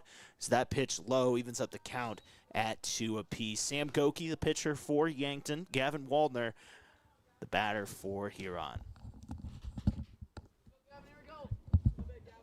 2-2 from Goki is grounded over to second. A slow hop, but making the safe, they're going to say on that. Just beating out the throw is Waldner. Kind of a weird hop over to second. Jackson Kudera playing second base in this game. Kind of a weird bounce on that, and Waldner just able to beat that one out. Put the first runner on here for Huron with 1 out in the first inning. Wasn't a simple play at second base by any means there, but Waldner still being able to beat that out. That's now something Yankton's got to think about on the base paths with that speed. Yeah, and Kudera kind of let it come to him there and just wasn't able to make it. His pickoff attempt there from Goki, not to no avail there. As the runner is safe, gets back in time. That'll bring Cooper Bischoff, the shortstop, up to the plate. 1 on here. As this pitch is grounded over to first. Fieser throwed it in time. No, just misses over at second. That'll put 2 runners on there, just out of reach for the shortstop. Beck Reichen there. Kind of a hard throw to make. Going for the double play ball there on the grounder to first, just not able to come up with it. So a couple of kind of weird plays here for Yankton to start this second game. And Waldner slid short at second base, too, to kind of get out of the way of a potential throw from Reichen. But like I said, just Reichen had to get out to his right, lean to his right, couldn't bring it in. And now you go from potentially 2 outs, nobody on to, or potentially getting out of the inning to no outs to 1 out and 2 on. We'll get there eventually. And that'll bring up the cleanup hitter, the right fielder, Zach Shear, as he swings and misses at that first pitch of the at-bat here. Make it 0-1. But the cleanup man has a chance here to make something happen for the Tigers here in the bottom of the first, or the top of the first. In a perfect world for the Bucks, that would have ended the inning, is where I was trying to get. That's one of those, just a couple timing plays, just a little bit off for Yankton here. Is that look like it fouled off of Gavin Johnson here, and he's going to take a second, Brayden. Yeah, and based on what we think happened there, you know what? Take a minute. Take a minute, young man. Take your time, Gavin. I think it was actually, I was watching baseball this weekend. It was the Cubs-Guardians game, the one that Edward Cabrera pitched. There was a very similar incident. I can't remember if it was the Cubs or the Guardians catcher it happened to, but very similar incident. Oh, Johnson kind of he's ready to go. Stretching himself out a little bit.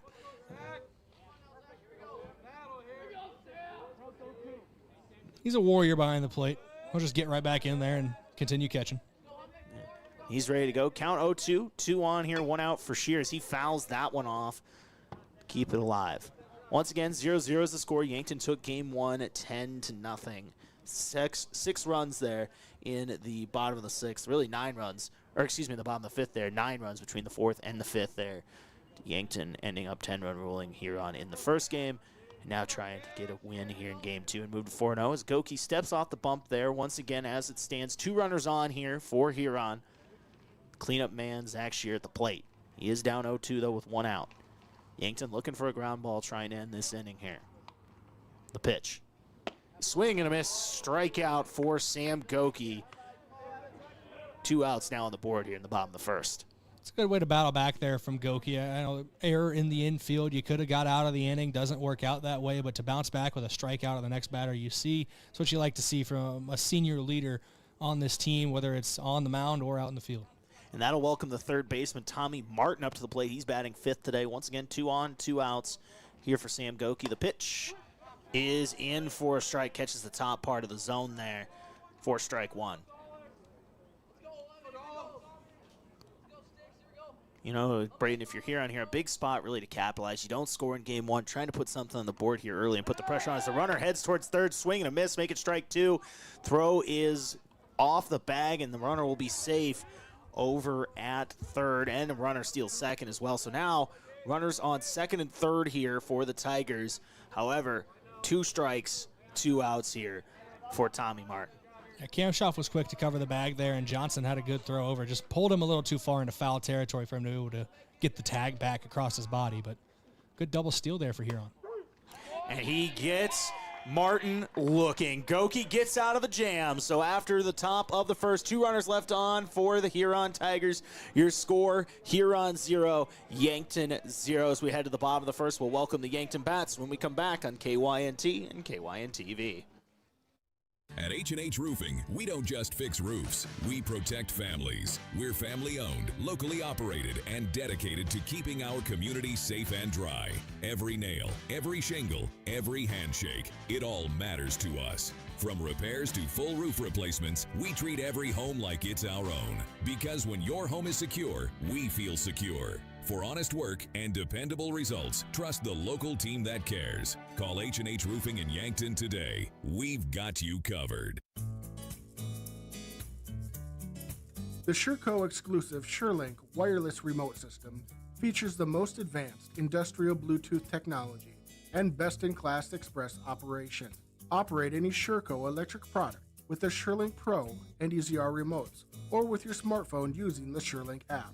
To learn more, contact your authorized Sherco distributor or find us at Sherco.com. Demand the best. Demand Sherco.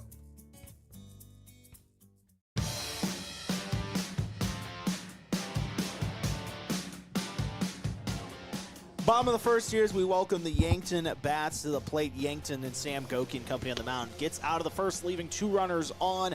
I'm Josh Boelter. Brayden Butler 0-0 is the score here on KYNT and KYN-TV.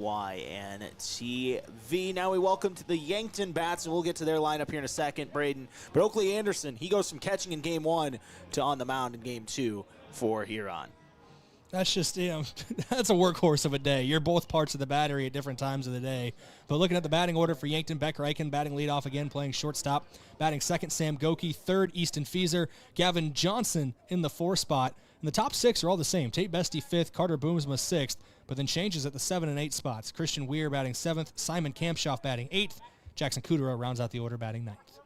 We talk about Weir. He had a really nice Pierce series as well. With a big hit and a run there. So having him back in the lineup is nice to see, and you can tell they want to get him some work, so he'll be playing in right field today. Second pitch is fouled off, evens up the count at 1 apiece for the leadoff man, Beck Reichen. Oakley Anderson, the southpaw, here for the Tigers on the bump. Think DoorDash delivers to Riverside? I wouldn't rule it out. You might have to go to the front here. We will schedule that as going to fix the camera in air quotes, if you do. But yeah. No, I'm just kidding. What'd you have in mind? What were you thinking? No idea. I was gonna open the app and see where it takes me. The 1-2 now from Anderson to Reichen is outside, evens up the count at 2 apiece. Reichen, once again, he did pitch game 1, getting the start at shortstop today. That's kind of the theme. When he pitches, it's going to be Kudera at short, and when he's out in the field, a lot of times you'll see Kudera move over to second, as the case is here in game 2. Reichen calling time here. Wants an extra bit of time to think about this one. And we see that switch also at third base when Goki steps on the mound. Simon Kamshoff has been that guy over at third here. Here's the 2-2. This one hit out into right field. It's going to be brought in over by the right fielder for here on that Zach Shearer making the play. 1 out here in the bottom of the first.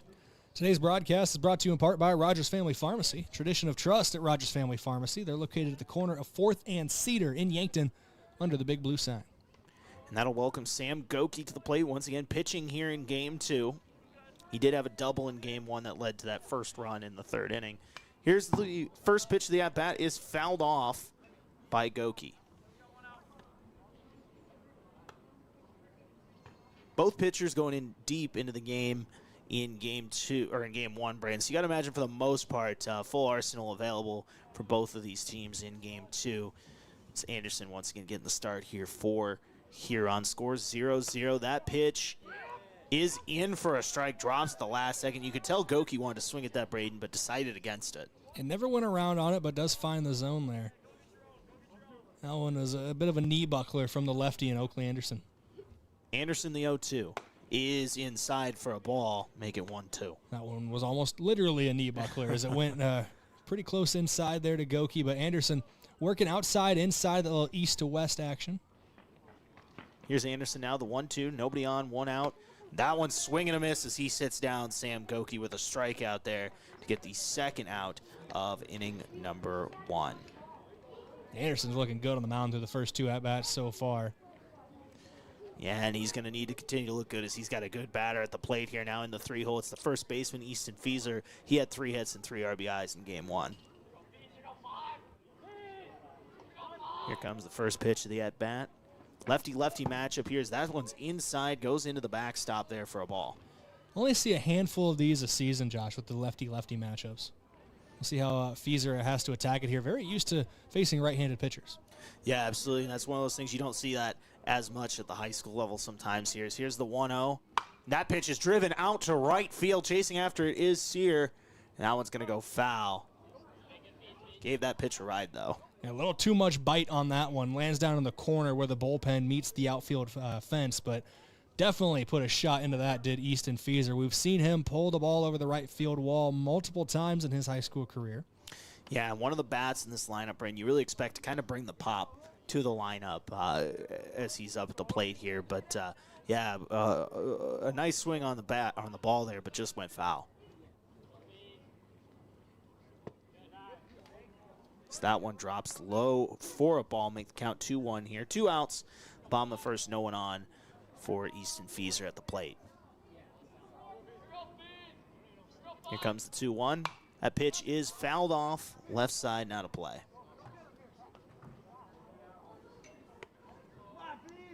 Once again, Yankton did take game 1, 10-0. They're now 3-0, trying to move to 4-0 on the season. If it feels like it's been a while since we've called Yankton baseball, it's because we have. It's been a couple weeks since that Pier matchup here with weather kind of changing things. Here comes the 2-2. That pitch high, make it a full count here on the Yankton first baseman.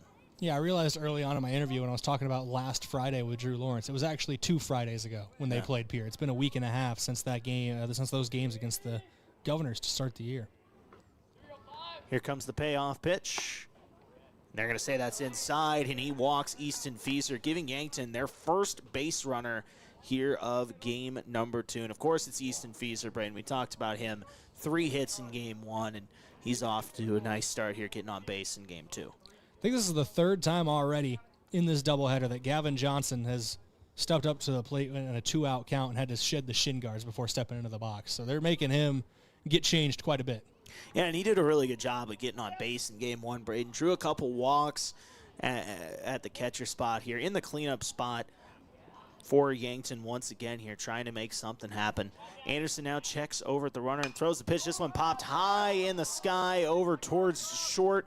Under it is Cooper Bischoff, and he's going to make the play to end the bottom of the first. After 1, Huron 0, Yankton 0. When we come back, we'll see Sam Goki on the mound. I'm Josh Boelter for Brayden Butler, KYNT and KYN-TV. Vision Care Associates, where the health of your eyes comes first. We offer expertise and experience, where your long-term eye care is our concern. State-of-the-art technology, where we never lose sight of quality.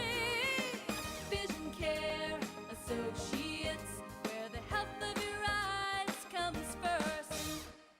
When you make the right decision, it feels good. Like picking the perfect accent rug or choosing a good night's sleep over an all-night crime show binge. It feels really good to make the right insurance decision too. That's why State Farm agent Rhonda Westland is right here in Yankton to help you select the right protection at the right price. Rhonda will make sure you understand your State Farm coverages so you'll know what to expect if the unexpected happens. With State Farm agent Rhonda Westland, it's easy to make the right choice. Just call her. When you want the real deal, like a good neighbor, State Farm is there.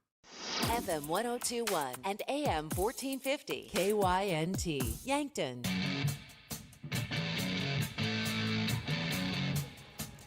Top of the second here from Riverside Field. I'm Josh Boelter, joined by Brayden Butler here in Game 2 of our doubleheader. And once again, it's the top of the second.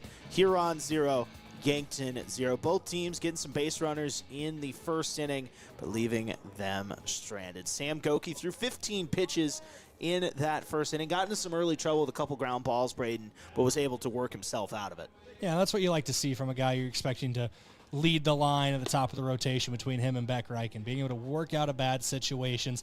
You'd prefer a pitcher never gets into a bad situation, but that's not how baseball is going to work, Josh. So being able to work out of that spot is something that you like to see early on. And we welcome Jackson Ford, the center fielder, batting 6th for the Tigers here to the plate to start inning number 2.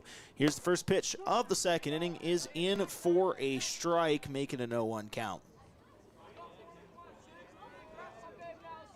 Goki, once again, the reigning high school player of the year, can do it all as that pitch is low for a ball. We saw that in game 1, had a nice double and played over at the hot corner at third base in game 1. Here's the 1-1. That one fouled off, make it 1-2. Speaking of third base, Simon Kamshoff getting the start over there here in game 2 as well. Yeah, and he had a good showing last week, or a week and a half ago in the season opener against Pierre, when Goki stepped onto the mound in relief in game number 2. Kamshoff went out there to third base. Had a couple tough plays out in the field, but big base knock later on in the game that really helped seal the deal. Yeah, that pitch evens the count at 2-2, and it's fun to see him get some action here. We've seen that in game 2 of both these games. That is a swing and a miss, and he retires. Jackson Ford does Sam Goki on the bump there for a strikeout. First out of the top of the second. 0-0 is the score here in Yankton. Now at the plate, the 7-hitter over at first base today, Sean James. We should as well welcome in our friends from Huron if they're watching today. Welcome. Welcome. glad to have you here.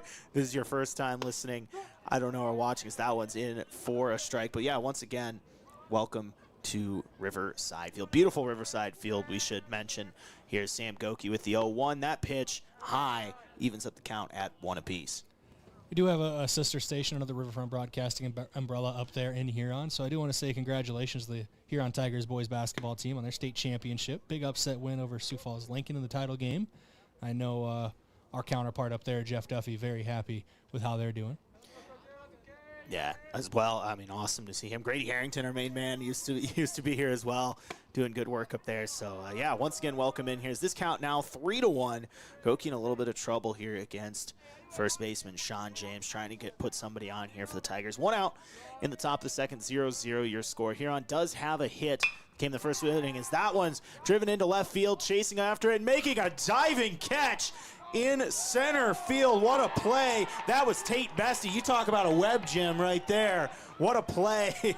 Called out. I mean, it was tough to see from here, but as it stands, a heck of a play in center field there from Tate Bestie. Yeah, great play there from Bestie out in the field. I'm going to say he caught it, just to give him the credit where credit is due, but it did throw me for a loop for a second. He dives out with the left hand for the glove, but then he shows the ball in his right hand. Did he pick it out of the glove? Or was it on the ground? Who's to say? But it's an out for Tate Bestie. Our Huron friends, earmuffs, we like the call. Earmuffs over there as that pitch is in for a strike here to start this at-bat. At the plate is the 8-hitter and catching today, Parker Bischoff. Over there, once again catching here as he swings, make it a quick 0-2 count on a breaking ball outside. I want to be clear, too. That was an attempt at comedy. Great catch from Tate Bestie. Yeah. we do try to do some humor here on this broadcast on occasion. Whether it's successful or not, that's for you to decide at home. Here's the 0-2. That pitch high for a ball on the catcher, Bischoff. It's again his first plate appearance here of game 2. And Johnson was ready to pop out of his stance on that one. If we had implemented the high school baseball ABS, he might have challenged it. And that's a swing and a miss. He doesn't have to worry about challenge it. Tag as the ball goes in the dirt, and and Goki retires Parker Bischoff. After the top of the second, score stays 0-0. I'm Josh Boelter, Brayden Butler, KYNT and KYN-TV. The Yankton Bats when we come back.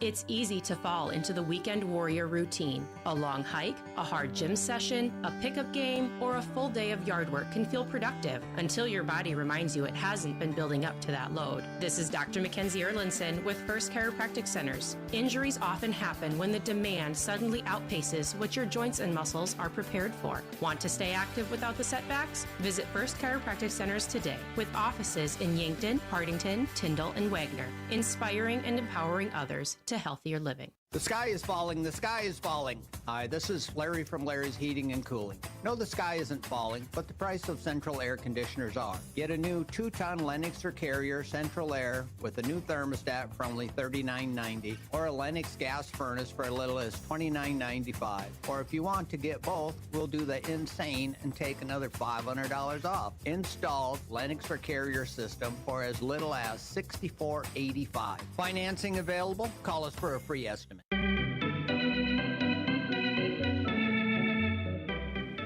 Bottom of the second, Yankton Bats coming up to the plate. Oakley Anderson, the pitcher for Huron, got out of the first on 16 pitches. He did walk a batter in that bottom of the first frame. Coming up to the plate for Yankton, here will be Tate Bessie. We just saw made a diving catch in center field in the top of the second. Following him will be Carter Boomsma, as well as Weir in that 3-hole. Christian Weir there getting ready to make things happen here. Once again, Tate Bessie, the center fielder, with a web gem in that last inning, up to the plate for his first appearance here in game 2. I thought when we started calling this game, Josh, I would get used to the white jerseys, like the color. It's still bothering me. I can't believe, luckily it's a lefty-righty thing here, as that pitch goes high and inside for a ball to start the second, or bottom of the second here. Luckily there's a lefty and a righty on the mound, so I can tell the difference at certain points, but yeah, I can see how it can be really confusing. So if you're watching, Yankton is at the plate here as Tate Bestie takes that pitch for a strike and evens up the count at 1 apiece.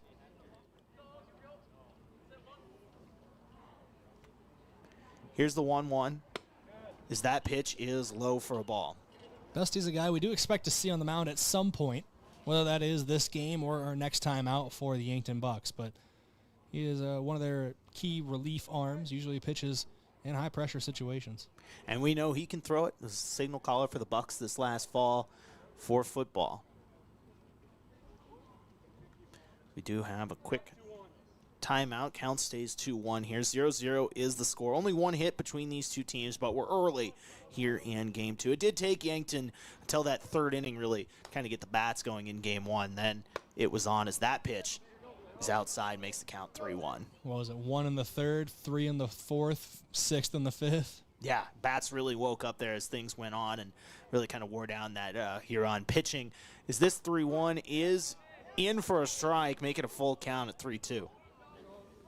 This is what Yankton, their bread and butter is. Working counts late, getting hittable pitches. It's just capitalizing on those that is so important.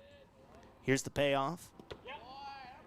As that pitch is low for a ball, and Bestie's going to be on here to start the second inning. Let's going to bring Carter Boomsma to the plate here, Josh. And Boomsma, through the first 3 games of the Yankton season, has been very impressive, not only out in the outfield, but at the plate. 3 hits so far on the year, all of them basically right back at the pitcher into center field one way or another. So if I'm Oakley Anderson, I am getting ready as soon as I throw this ball to Boomsma.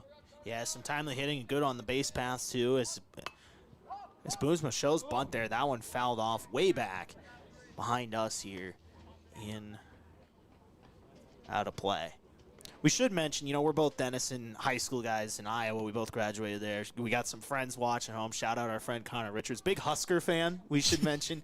He's no, yelling he at me. is not. That's Tate Bestie's taking off. Hold on, we got a timeout. He's going to yell at me now. They said he's actually a diehard Hawkeye fan, but either way, thank you for everyone back home watching, as well as as everyone here from Yankton, from Huron, or wherever you may be watching.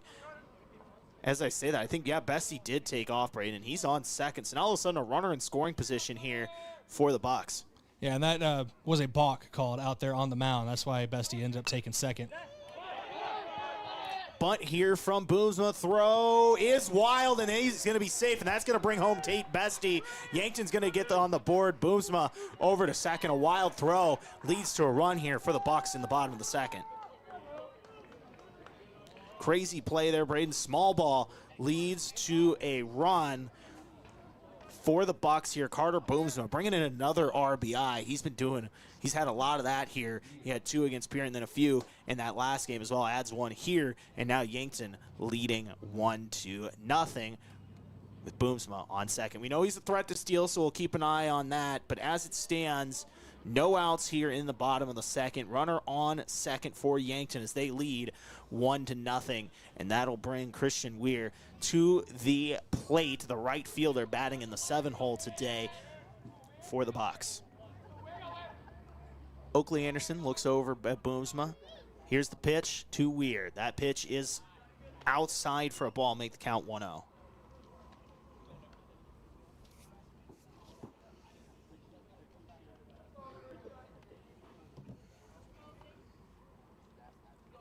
Anderson checks over again at Boomsma.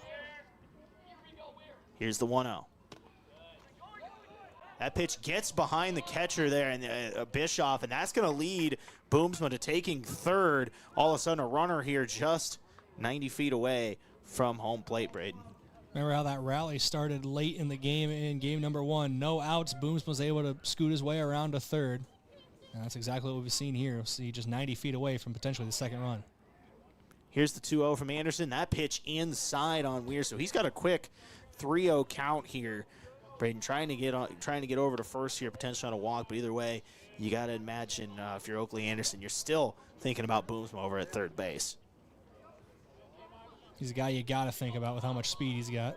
The 3-0 count to Weir is high, so that will put him on first. So now runners on the corner here for Yankton. They do lead 1-0 off of a Carter Boomsma bunt, and then a wild throw to first brought home Tate Bestie, who got on to start the inning. And now Boomsma over at third. Runners on the corner here now, and that'll bring the 9-hole hitter Jackson Kudera from second base at the plate here. He had a nice hit in game 1 that led to a couple RBIs as well. So runners on the corner now here for Kudera. Sorry, correct you here, Josh. Simon Kampshoff coming to the plate. Kudera. Correction, I am off by a batter. It is Simon Kampshoff here at the plate.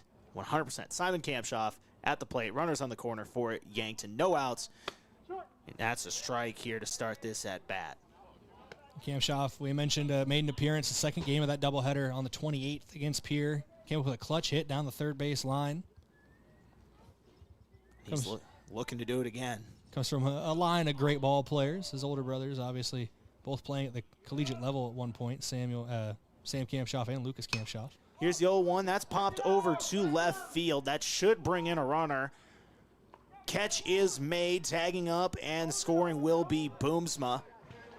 Make it 2-0 Yankton here in the bottom of the second. I know Simon probably wanted to get on base with that one, but bringing in a run, I know still early on in your varsity career, he's been coming up big in clutch situations through the first couple games we've seen him. And what's nice about that, Brayden, is, you avoid a double play situation if you ground out. You just put that in the sky, you get the run home. I think Yankton will take that every time. Now we'll welcome Jackson Cooter to the plate, though, as this throw-over attempt on Weir is not successful for Oakley Anderson, who's trying to get out of this inning. He's given up 2 runs here in the second. A wild throw and a bunt led to a run, and then that sac fly there from Simon Kampshoff, who got the sac fly once again. Anderson now, the pitch to Kudera is a ball. I think Anderson kind of wanted a strike on that one. He was surprised he didn't get it. Yeah, you can't let that frustration overwhelm you here. You've given up 2 runs here in the bottom of the second, but still a manageable situation with 1 out. 1 runner on for Jackson Kudera. 2-0 Yankton leads over Huron in game 2. Here's the pitch. Is in for a strike. Evens up the count at 1 apiece. The 8-9 hitters in this lineup are 2 guys I'm excited to see how they do and how they grow throughout the year and into the future with Cam Schaff and Kudera. Both of them I've liked, have impressed early on this season. There's been a lot of guys, though, that have impressed with this Yankton lineup. Yeah, 2 young guys logging some serious minutes on the infield and at the plate for Yankton early as Kudera takes pitch, and that's wild. That's going to advance Weir over to second base. Now a runner in scoring position here for the young second baseman in game 2. Kudera did, we should mention, get the start at shortstop in game 1 when Beck Reichen was pitching. Now with Reichen not on the mound in game 2 and over at short, Kudera getting the start at second in this one. Who has played well, we should mention. We talked about it. I mean, he's flashed the bat and the glove out there as he takes a pitch, make it 3-1. I know it was an error, but was able to reach base in the first game on that error, bringing runs around and just causing havoc out there. Also got a base knock as well. And looking to make something happen here. A hit probably brings in Weir. Here's the 3-1 from Oakley Anderson. That pitch is driven over the shortstop's head. It's going to get down in left field. Weir's coming around, and that's going to be another run for the Bucks. Jackson Kudera, the second baseman, he's running over to second base, and will make it on a wild throw there on the throw in left field from Gavin Waldner. But another run there on an RBI from Jackson Kudera on that hit. Another nice play for the young second baseman. And you see that from a sophomore, too, being able to keep his eyes up, listening to his coaches there, seeing that ball get away. Nobody's really paying attention at second base, or at least not as much as you would like. And Kudera able to sneak in there and get to second base on that wild throw. So Kudera on second, 1 out, 3-0 Yankton leads, and that'll bring the top of the lineup back up for Yankton. It's Beck Reichen as he takes a strike to start this at bat.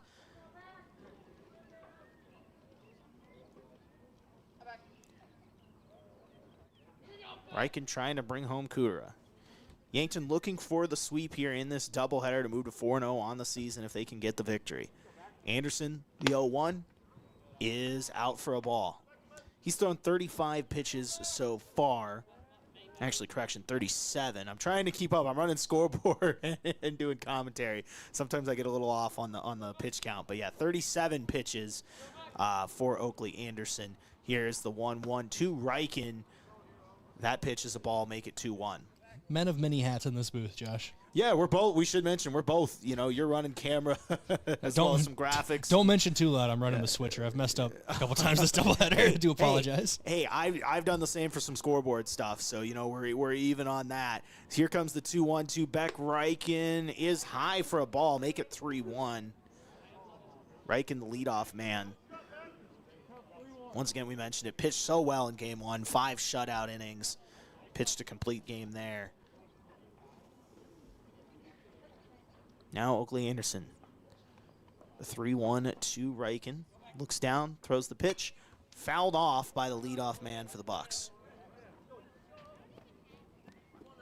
Yankton with all 3 runs here in the bottom of the second as they lead here in game 2.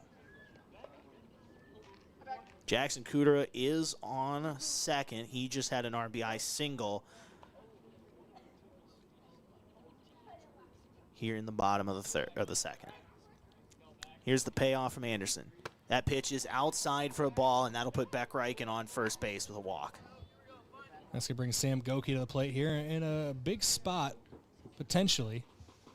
He did strike out in his first at-bat here, but now he's got a chance to help himself, Brayden, on the mound for Yankton. If he can get a hit here, he probably scores at least one. We'll see what Beck can do from first, but as it stands, a hit probably scores Kudera. Eat your heart out, Shohei. There's not many better two-way players than Sam Goki. And Yankton's got another one in Beck Reichen. I almost made a joke that I will leave out. Yep. we'll put a pin in that one. Yeah, we'll put a pin in it. All right. Goki now, he's down 0-1 in this count. 2 runners on. Kudera on second. Reichen on first. Is that pitch low in the dirt, and both runners are advancing, so they'll get there safely. Second and third now. Kudera to second. Kudera to third. Reichen to second there on that pitch that just kind of one-hopped off the front of the plate. And Goki, if he's able to find a spot, can really turn this game even more in Yankton's favor. Already 3 runs across in the bottom of the second. The left fielder playing really close to more left center. So if he can pull one down the line, something to keep an eye on. that pitch inside, make it 2-1. Goki, once again, we talked about it, pitching here in game 2 for Yankton. He's got 2 shutouts so far. Just trying to help himself here a little bit and drive in a couple runs. There's a lot of grass down that left field line. The 2-1. And that one's popped high in the sky over at short, getting underneath it. There is Cooper Bischoff. He's going to make the snag for the second out of this inning and retire Sam Goki. So 2 runners still on, 2 outs here for Yankton. They've scored 3 runs in the bottom of the second. 3-0 is the score. Easton Fieser now to the plate for Yankton, the power-hitting left-hander facing off against the lefty Oakley Anderson here. And the shift is on. If you're looking on KYN TV right now, there are 3 players to the left side of the second base bag total, and the shortstop is basically on top of the bag once the pitch is coming in. A lot of open space to the left side if Fieser can just poke one over there. We'll see if he can do it. Once again, 2 runners on here. Easton Fieser did have 3 hits in game 1. Here comes the 1-0. He drives that out deep to right field, but getting underneath that one and making the catch is Zach Shear to end the second. So after 2, Yankton adds 3 here in the bottom of the second as they lead 3-0 over the Huron Tigers. When we come back, Sam Goki on the mound. I'm Josh Boelter, Brayden Butler, KYNT, KYN-TV. I am John Marquardt, and I'm running for District 18 State Representative.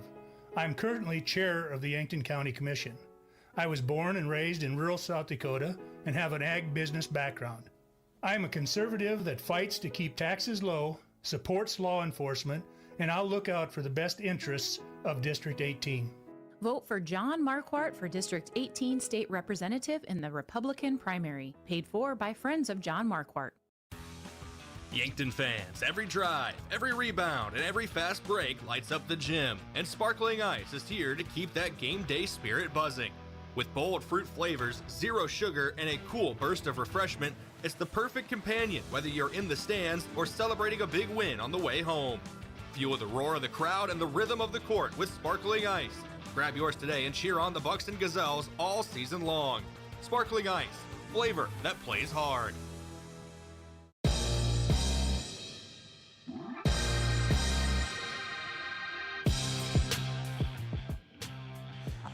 Welcome back here at Riverside Field. Top of the third, where Yankton leads 3-0 after a 3-run bottom of the second. A wild throw on a bunt led to a run from from Carter Boomsma. Jackson Cooter with an RBI as well in that inning. Yankton now leads 3-0, and it's Sam Goki back on the bump. I'm Josh Boelter, Brayden Butler, KYNT, KYN-TV. Yankton trying to sweep this doubleheader with Huron. Just their 3rd and 4th games of the season, Brayden.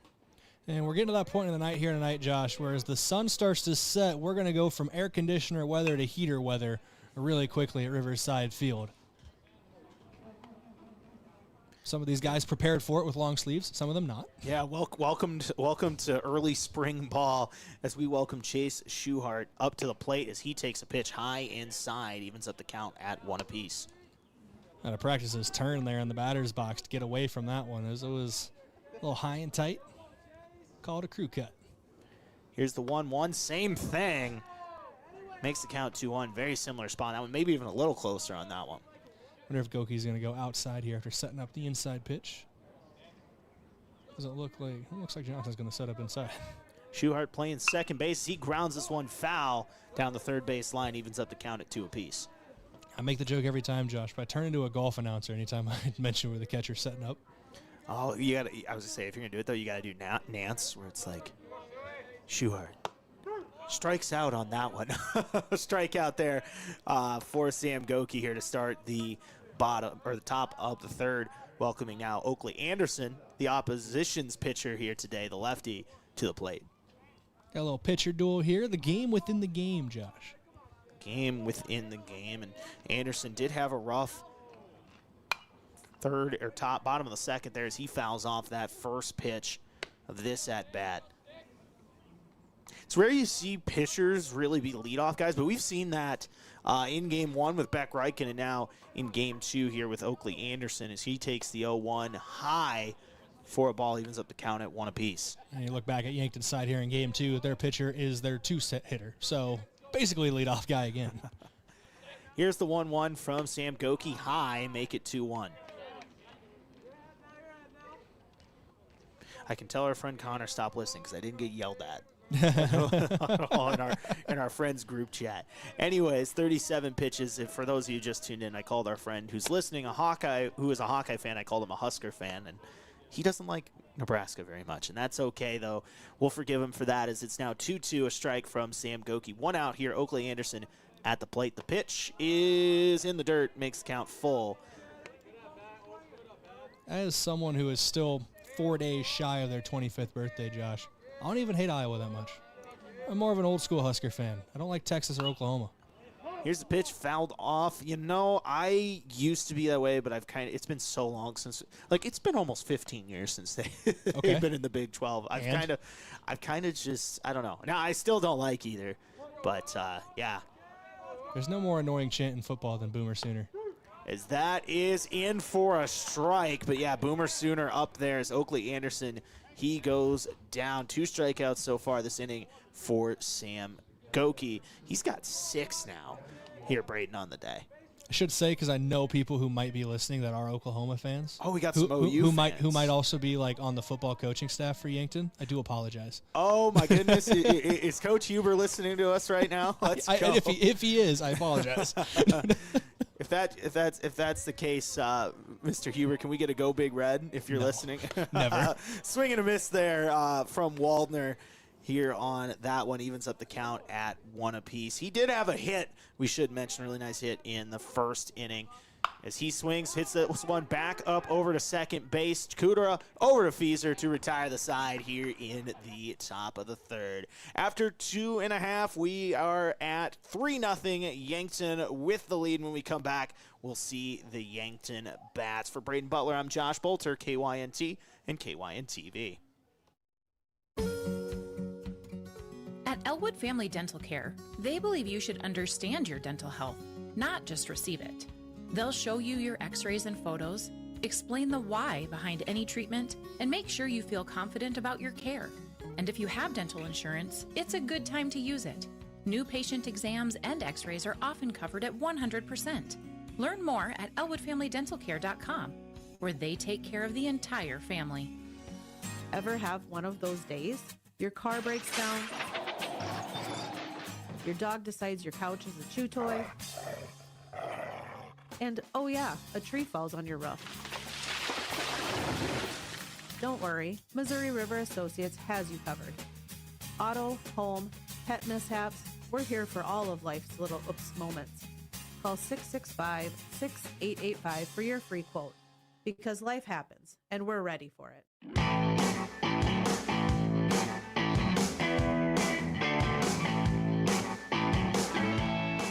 Bottom of the third, Yankton up 3-0 as we welcome the Yankton Bats and welcome you here at Riverside Field, wherever you may be listening or watching. I'm Josh Boelter, Brayden Butler, KYNT and KYN-TV. The cleanup hitter, once again, Gavin Johnson, the catcher. Quick turnaround, takes off his gear and gets ready to get up to the plate for the Bucks. Trying to get something going here for Yankton. They had a really good second inning there, Brayden, scoring 3 runs. A couple things went their way. Some good base running, some timely bunting, and a nice hit from Jackson Kudera. Once again, now is the 4-hole hitter, Gavin Johnson, at the plate. On deck is Tate Bestie. He did walk in the second. In the hole, Carter Boomsma. Here's the pitch from Oakley Anderson. Is called a strike. He's at 46 pitches as we enter the third here. Yankton making him work through those first 2 frames. That's Yankton's MO at the plate, getting into late counts, forcing guys to work their arms. And that's a big thing you see in the Legion season a lot with Yankton when they're playing these weekend classics. They like to do just this. And then by the 3rd or 4th game of that classic, Yankton's got fresh arms in the pen, but not always the same scenario for the other teams. They do a good job of it, like you said. Here's the 1-1 is over the catcher's head. Make it 2-1 here. Anderson just didn't get the bite on that breaking ball that he wanted. Stayed high and, like you said, over the head of the catcher. But trying to dial it back in here with a 2-1 count. Catching today for the Tigers is Parker Bischoff, by the way. Anderson did do the catching for Huron in game 1 as that one gets past 2, this time on a low hop. Make the count 3-1. So Anderson, like you said earlier, putting in a lot of work, went from catching game 1 to pitching game 2. He's going to be tired tomorrow. Here's the 3-1 from Anderson to Gavin Johnson as he fouls that one off down the third baseline, make the count 3-2.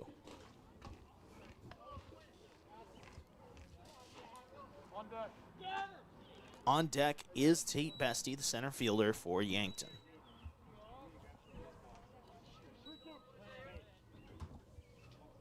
Here comes the payoff pitch from Oakley Anderson. The pitch is outside for a ball, and he's going to walk the Yankton catcher, put the first runner on here in the bottom of the third. Is that 3 walks today now between the 2 games for Gavin Johnson? Yeah, 3 walks so far for the catcher, and once again, that's just so important where you can get production from your catcher on offense, where he just finds a way to get on base. That's so important for this Yankton team to start off this inning in a way like that where you can get that base runner. That will bring Tate Bestie to the plate. I can't see who's running here as a courtesy for Gavin Johnson. It was Will Sager in game 1. I was gonna say, it might be Sager again, but so we do welcome Tate Bestie once again to the plate. He did walk in his first appearance, came on around to score. As Bestie's looking to bunt, he lays one down the first base line. The throw from third is in time. That will advance the runner to second. Making the throw is Martin over to first base for the out. So 1 out, but a runner advances over to second base on the sacrifice bunt from Tate Bestie. That's exactly how they draw it up. It is Will Sager out there, courtesy running for Gavin Johnson. And, Bestie fairly close to beating that out, not much doubt. But Tate is one of those guys who's really good at placing those bunts when he gets out there. So something to keep an eye on for the future. Anderson does throw over, and that's going to get past the second baseman now. Sager advancing to third off the errant throw. Just a little bit out of reach there. Over to the second baseman for Huron at second base. That is Schuhart over there. It's now a runner on third all of a sudden, just like that for the Bucks. And we're going to get a mound visit here. Mound visit's courtesy of Kaiser Heating and Cooling. Be the wiser. Go with Kaiser. That's Kaiser Heating and Cooling of Yankton. And I think we're going to get might be getting a pitching change here, Josh. Yeah, it'll be interesting to see if they go that route. It's possible here. A new player coming in from the dugout. And Oakley Anderson going to step off here. We are going to get a pitching change. So we're going to take a break here while they make the change. We'll get everything for you while the new guy warms up. Give us 90 seconds, and we're back live here on KYNT and KYN TV. Yankton leads 3-0 in the bottom of the third. Back in 90 seconds. Are you looking to buy or sell a home but not sure where to start? I'm Deb Speck with Vision Real Estate, and I'm here to guide you every step of the way.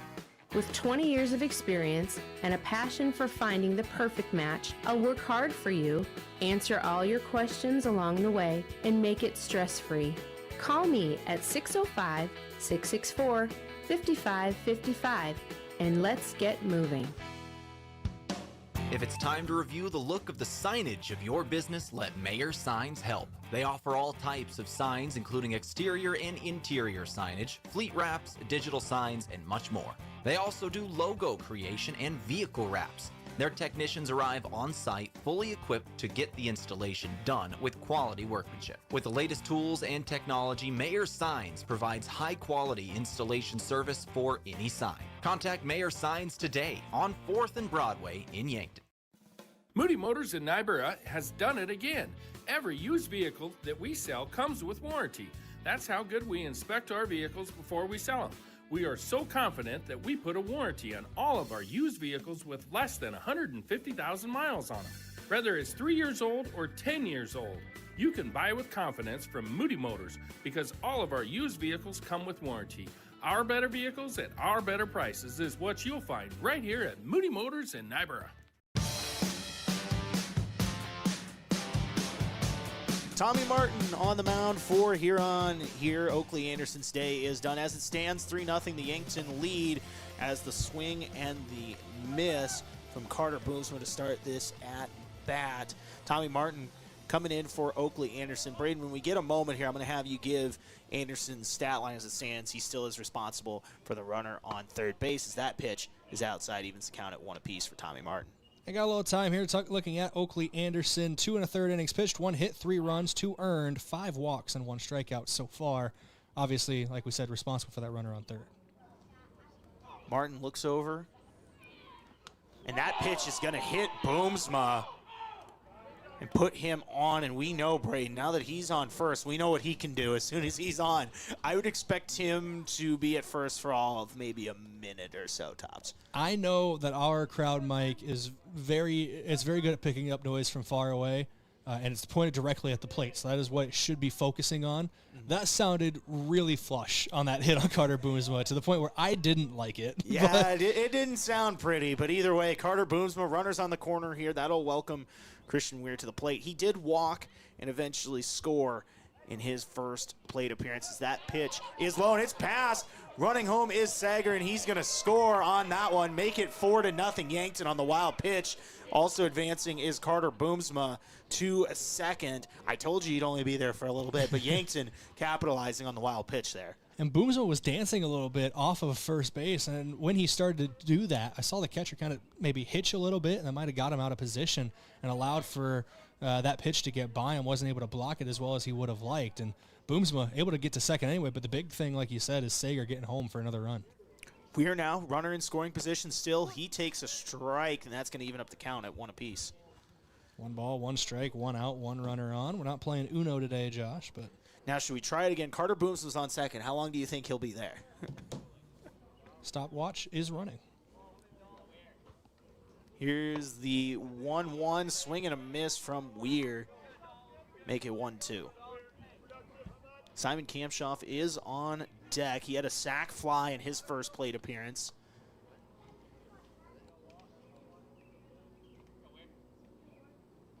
This pitch, the 1-2, swing and a miss from Weir, but it's in the dirt.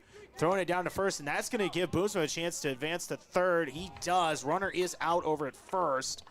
So Yankton does advance the runner. 2 outs, though, as we welcome Simon Kamshoff to the plate. He had a sac fly once again in his last plate appearance. That not in play right now, Brayden, with it being 2 outs, but we'll see what the young third baseman can do here with a runner on third. Yankton did add a run here on a wild pitch in the fourth to make it 4-0 as Kamshoff takes that first pitch for a strike. It's Tommy Martin in relief for Oakley Anderson trying to finish off this third inning. I think I just said fourth. It is the third. Here's the pitch from Tommy Martin. Is that pitch in for a strike, too? Martin attacking Kamshoff here, and he's taking a couple strikes early in this one. So Martin, a strike away from getting out of this. There is a runner on third. It's Carter Boomsma. But Kamshoff's got to get a hit here. Pitch, swing, and a miss, and Tommy Martin gets out of the third. So after 3, Yankton adds a run here to make it 4-0. When we come back, Sam Goki on the mound for Yankton. For Brayden Butler, I'm Josh Boelter, KYNT, KYNTV. At Boston Shoes to Boots, we believe quality starts with fit, craftsmanship, and service you can count on. Every brand we carry is carefully chosen for comfort, style, and lasting wear. You'll find favorites like Birkenstock, Red Wing, Brooks, Taos, and more, because your feet deserve the best. From everyday favorites to work-ready boots, you'll find the right fit with help from people who know footwear inside and out.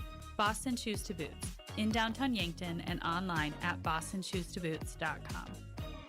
Play here, live here. If you vacation in Yankton and love to boat, tube, or fish in our lakes and river, you already know what makes this place special. But here's something to think about. Everything you love about visiting Yankton, you could enjoy more often by moving here. Yankton has plenty of jobs, a great school system, and healthcare, and it's a community that's safe, friendly, and welcoming. So next time you vacation in Yankton, why not stay a little longer and make it your home? Learn more at visityanktonsd.com.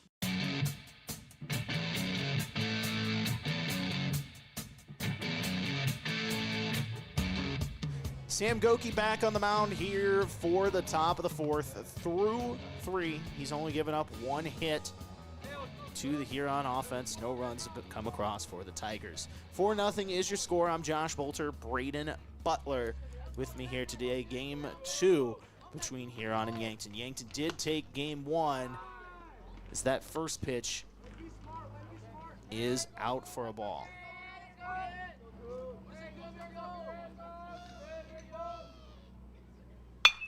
Goki at 45 pitches as this one's hit out into right field and coming down to one knee to make the catch in right field is Christian Weir. Record the first out of the top of the 4th. With that opening out of this inning, I want to thank one of our broadcast partners, the Fox Stop. For all your daily convenience and fuel needs, make a stop at the Fox Stop. They serve breakfast and lunch daily, including personal-sized Godfather's pizzas. They're at 1316 West 30th Street in Yankton. I don't take advantage of those Godfather's pizzas enough. I don't either, and I remember back in our hometown of Denison, they used to have like a legit Godfather's, and I love those pizzas, so I got to go get some sometime too. As that pitch grounded over to third, picking it up is Kampshoff and making the throw in time to get the out. He retires Zach Shear on that play. A quick 2 outs here in the top of the 4th, Brayden. Took the words right out of my mouth. Right out of my mouth. Taking a quick couple outs here in the top half of the inning for Goki. That's what you like to see from a guy who was throwing a little over 15 pitches an inning. I know that's what they like guys to be around, but working very efficiently here in this 4th inning. Looks to get out of here. Could potentially sub 50 pitches if he gets an out on this one. Yeah, pitch count looking healthy here. I have him at 49 as of that one. Maybe I'm off one, but either way. Yeah, the pitch count looking good. Now, if he got that out there, he'd be sub 50 pitches. Oh, okay, sub 50. Okay, right. It helps if I listen a little bit. Goki here, he throws that pitch. That's out for a ball. Make it delayed strike call. Oh, delayed strike. Okay, there we go. 1-1 is the count.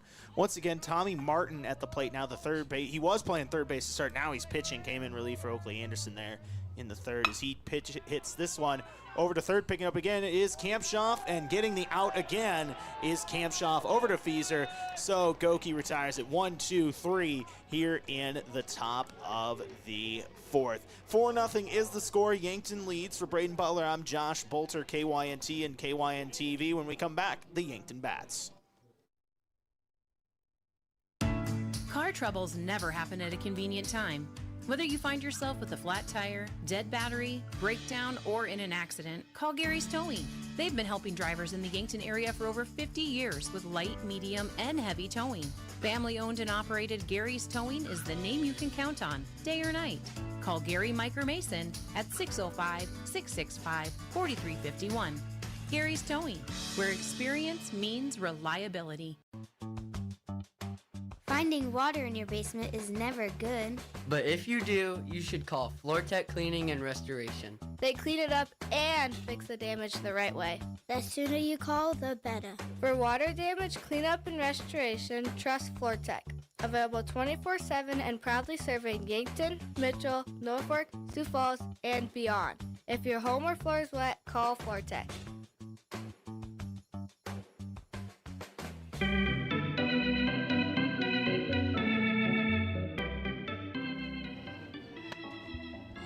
Tommy Martin on the mound for Huron. He got those last 2 outs of the bottom of the 3rd. We welcome the Yankton Bats to the plate, and starting things off here will be the 9-hitter Jackson Cooter. Then we'll round it back up to the top of the lineup. Beck Reichen and Sam Goki waiting to get up to the plate. But as it stands, Brayden, 4-0, Yankton leads here in the bottom of the 4th. You know, traditional baseball thinking, your leadoff guy is your get-on-base guy. I have noticed like some coaches like to also have their 9-hitter be a get-on-base guy, to almost be a secondary leadoff hitter to flip the lineup around, and that could be something that Yankton does here, as Jackson Cooter has been playing very well early on this season. Yeah, he does have a hit and an RBI in this game. He's been, like you said, really good both offensively and defensively, seeing time at second and short, really that commanding that middle infield there as he takes a ball outside to start this at-bat. You know, when I said earlier we were going to go from the AC to the heater as the sun went down, I didn't think I'd literally be doing that, but I've turned the heater on in the booth. Let's go. I was going to say it is getting a little cold as that pitch outside, too. We did expect the temperatures to drop. I think I read earlier as low as 30 tonight. But then, yeah, so we'll see what that does as we continue into the late stages of this game. We're about that midway point as it stands right now. Yankton leading 4-0 as Cooter hits this one out into right field. It's going to drop for a base hit, make it 2 for 2 today for the young second baseman.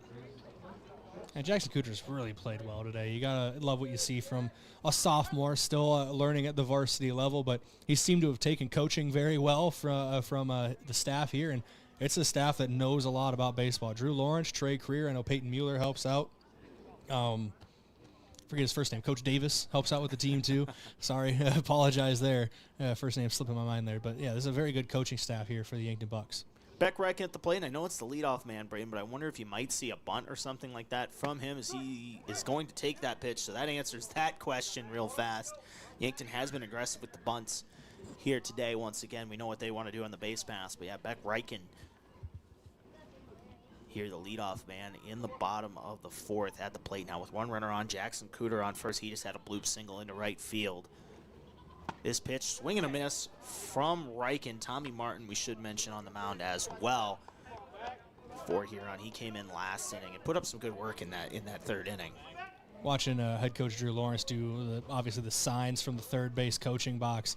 I remember in Little League, our signs, they could be certain things, but they did not matter. If coach didn't clap at the end, disregard everything. The signs meant nothing. Sorry to give out your secrets, Coach Paxa from fourth grade, but... As that pitch is going to get past, and Cooter will advance to second on a low hop. All of a sudden, a runner in scoring position just like that for the Bucks. But, yeah, we apologize. What was your coach's name again? Brian Paxa. Brian. His son Tripp was one of my best friends growing up. And you do that to his dad like that. How dare you? No, we're sorry if you're listening out there. 1-2 the count now to the leadoff man, Beck Reichen. He's got a runner on. That pitch is high, evens up the count at 2 apiece. If you're just tuning in, Yankton leads 4-0 here in the bottom of the fourth. They got a runner on. Beck Reichen at the plate. 2-2 is the count. Should say Tripp was one of my best friends into our year-long feud in 6th grade, but we reconciled. You guys had a feud. It's kind of like wrestling best friends, where like 1 minute you're buddies and you're wrestling for the tag titles, and then the next minute it's a blood feud between the two. So, you know what we were upset about? Neither of us knew. Neither of us. That's usually how it works. Full count here. Beck Reichen, the pitch inside for a ball, and that's going to put Beck Reichen on.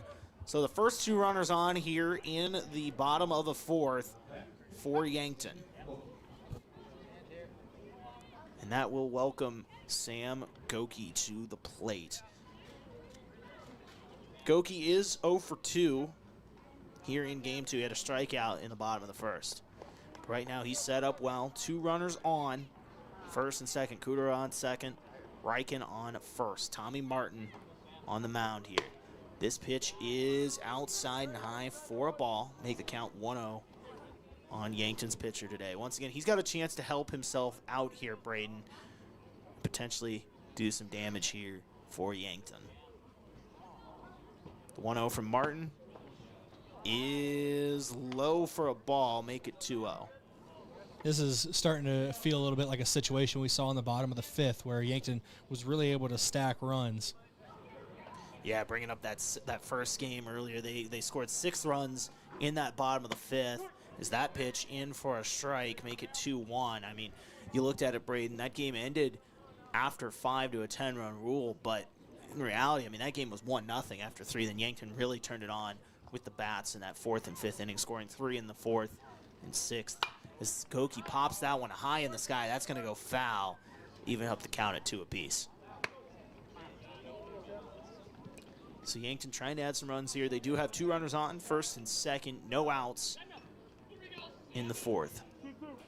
Sam Goki, their 2-hole hitter, at the plate. Tommy Martin looks over at Cooter, throws the 2-2, and that one's popped high in the sky.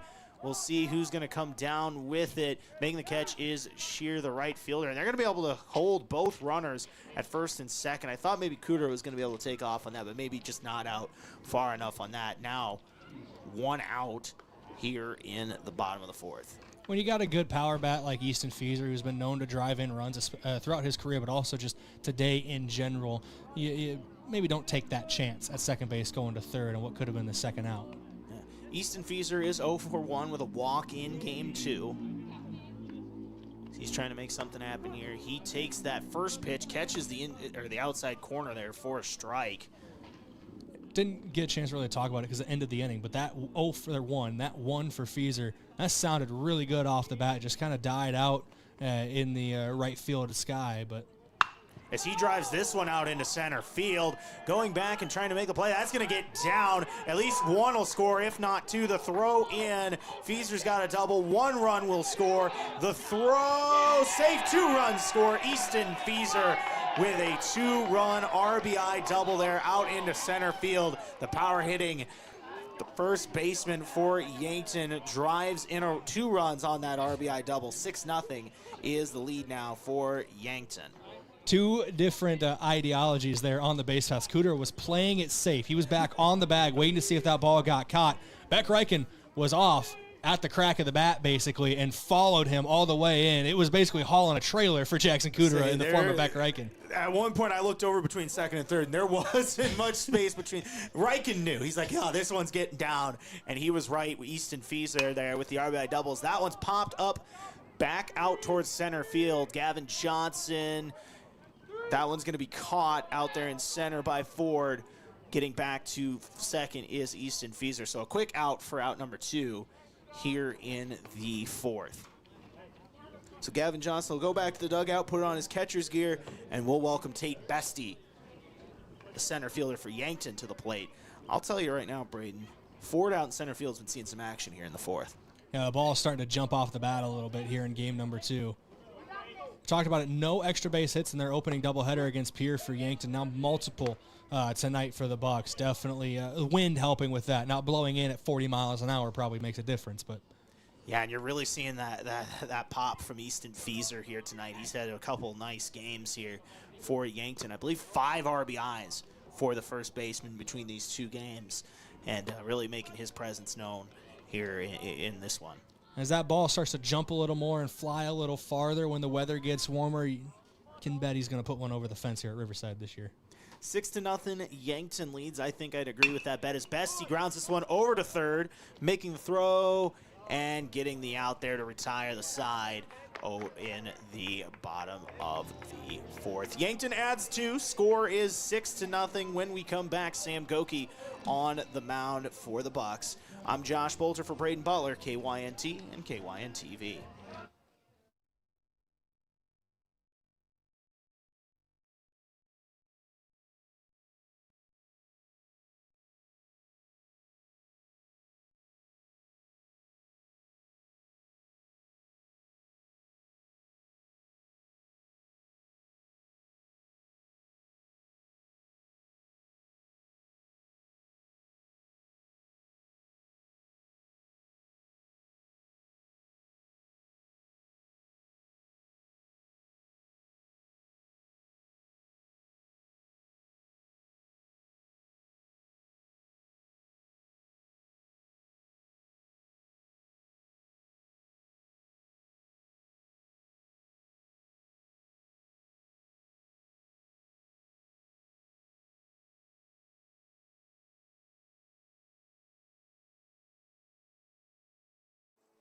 And we're back here for the top of the 5th from Riverside Field. 6-0 is the score here. Yankton leads in game 2. Sam Goki on the bump. I'm Josh Boelter, Brayden Butler. But Brayden, let's go back to that bottom of the 4th there. A big 2-run RBI double from Easton Feaser. Yeah, and he put that one basically one hop to the fence and almost dead center field. I know it's not the biggest, the farthest center field that these guys will play in all year long, but 355 to dead center with a 10-foot wall is difficult to get over at times, and he put one on a ride out there off the warning track. He did give it a ride, as now we got Sam Goki on the mound. He's at 52 pitches today as he throws that first pitch low for a ball. Not much going for these Huron bats in game 2. Only 1 hit.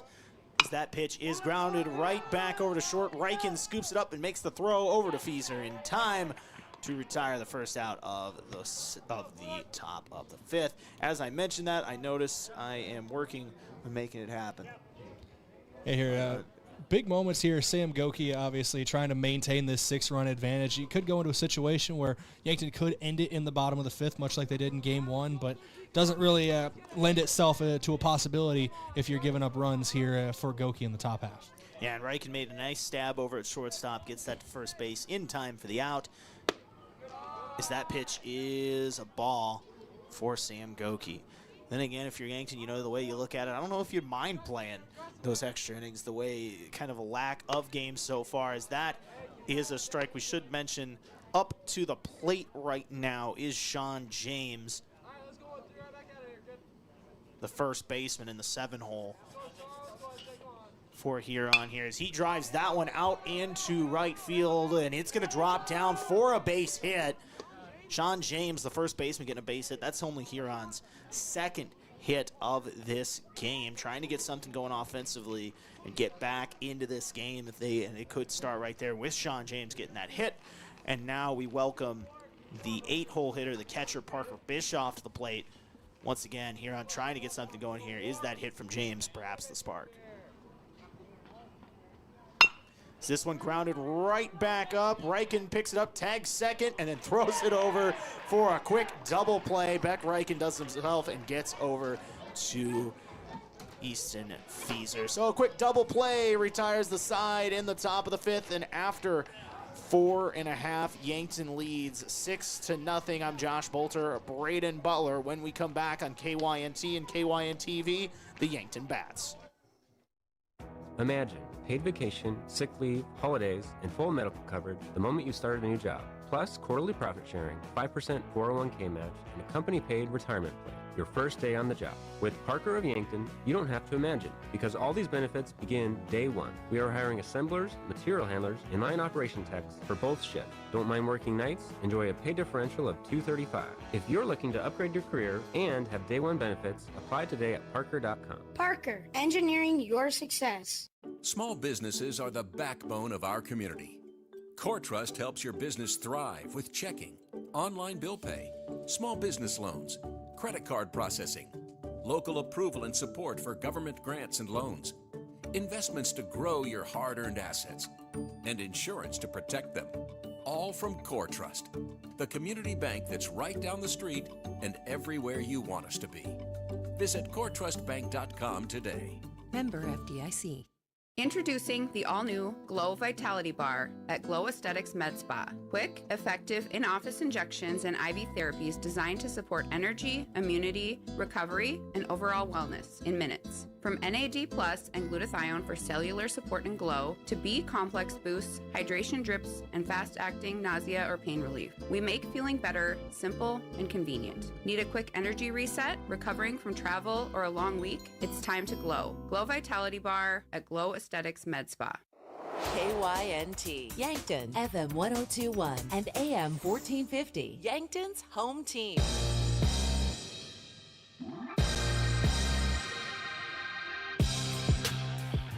All right, bottom of the 5th here, Yankton leads. Josh Boelter, Brayden Butler, 6-0 is your score. We welcome the Yankton Bats to the plate.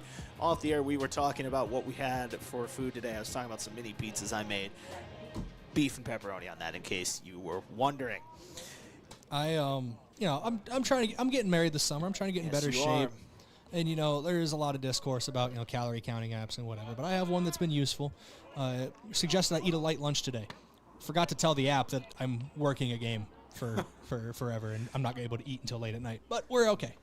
Yeah. See, and I straight up, something that's annoyed me this week. So my gym's closed for renovation, so not being able to work out has drove me absolutely crazy. I've done some at-home stuff, ran the Meridian Bridge a couple times, but as we get back into the action here, as that pitch is 2-0 to the Yankton speedy left fielder, it's Carter Boomsma at the plate, and he's had a really nice day as well, Brayden. Yeah, Boomsma, a nice start to the season through the first 3.5 games now.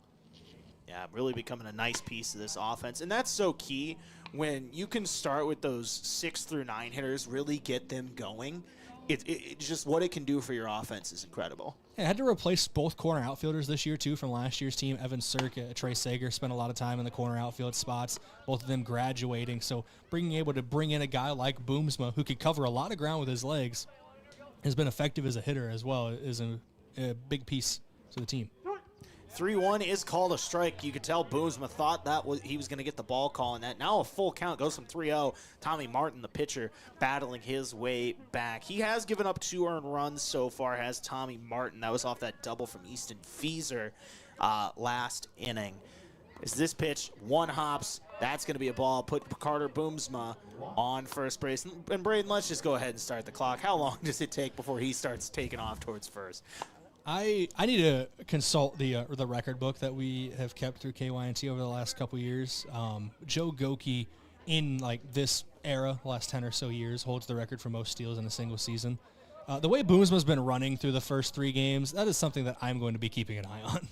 Yeah, and that'll bring Christian Weir to the plate. He's got a walk and a strikeout. He did score as that throw over Kudera, not in time. And like you can tell now, the Tigers are obviously aware of it, and they said, no more, we're not letting it happen again.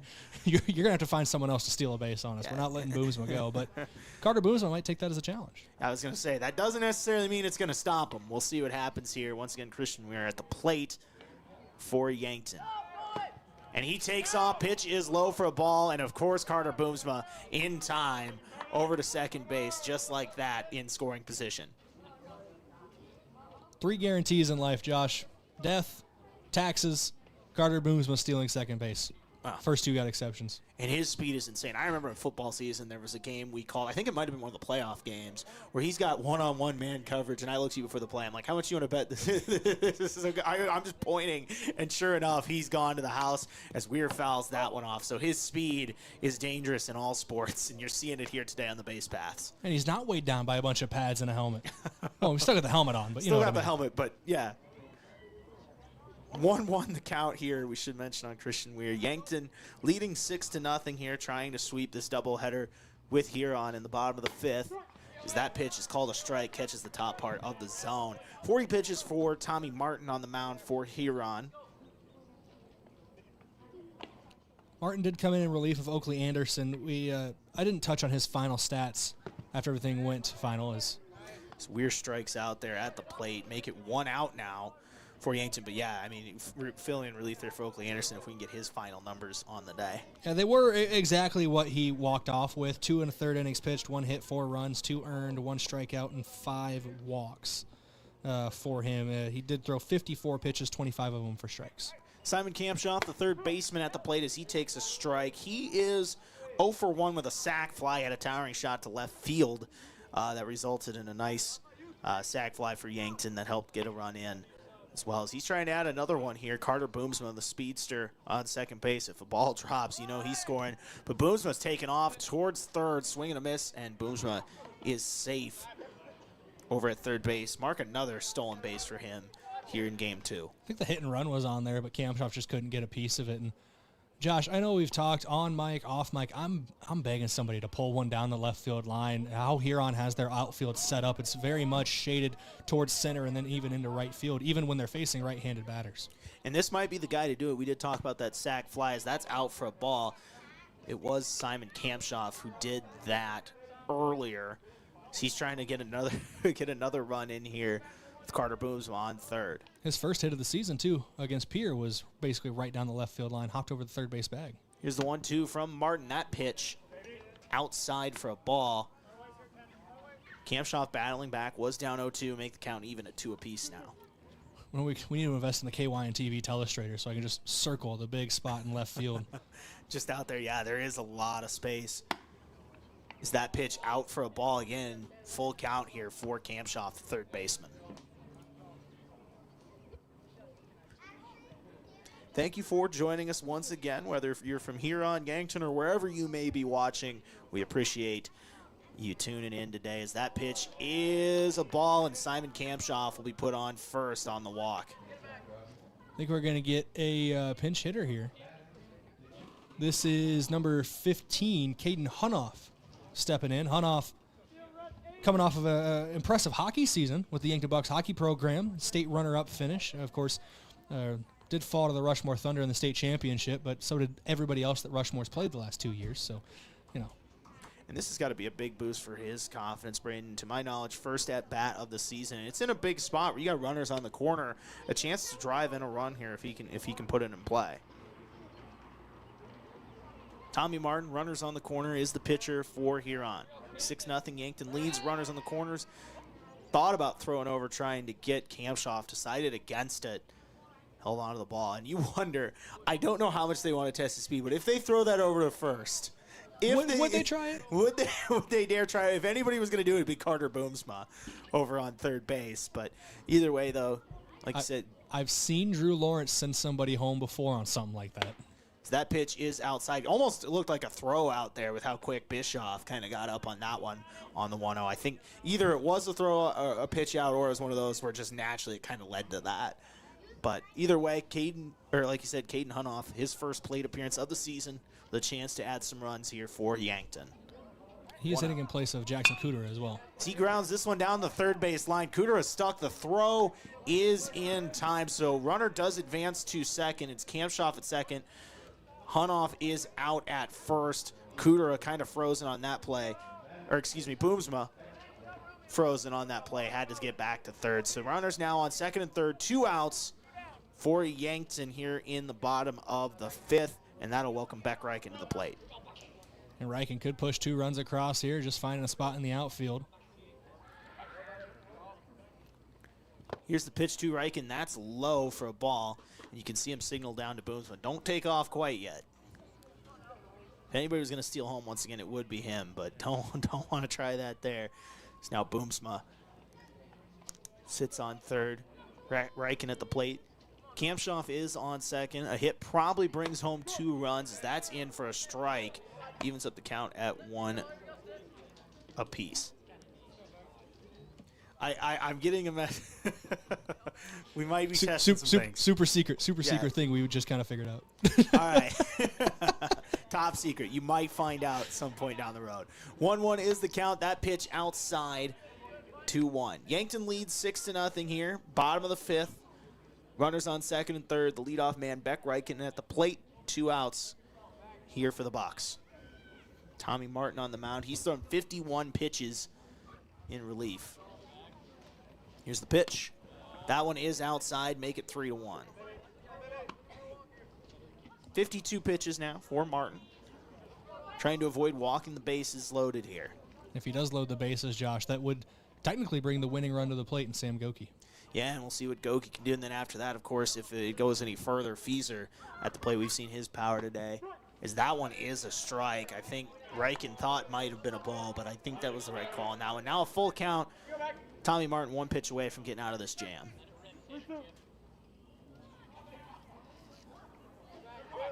Martin, 3-2. 2 on, 2 out. Called strike 3. Tommy Martin gets out of the jam, and the score stays 6-0. Reichen on the strikeout. When we come back, top of the 6th, the Huron bats. I'm Josh Boelter, Brayden Butler, KYNT, KYNTV. Buying a home isn't just about real estate. It's about investing in yourself. At the Move Group, we believe the best time to buy is when it makes sense for you. Our expert agents put people before transactions, meaning we listen first, provide honest guidance, and help you make a confident decision. No pressure, no gimmicks.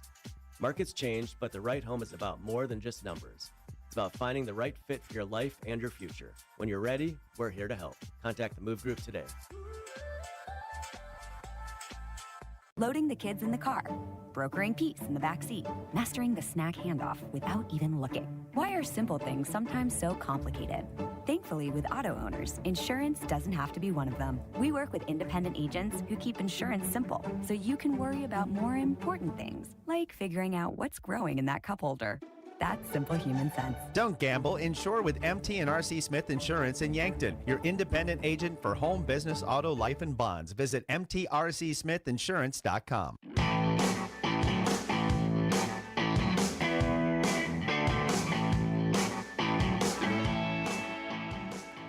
Top of the 6th, Yankton's lead is a 6, and Sam Goki's day is done here for Yankton. Brayden, let's talk about who's on the mound now for the Bucks. Jackson Cooter stepping onto the mound for the first time this season, and you won his varsity stats for his career? I have a feeling this is going to be there isn't any. Welcome to your debut at the varsity level on the mound, Jackson Cooter. And we know he can toss it. He does play some quarterback for Yankton in the fall. That pitch is high for a ball, makes the count 2-0 here for Huron.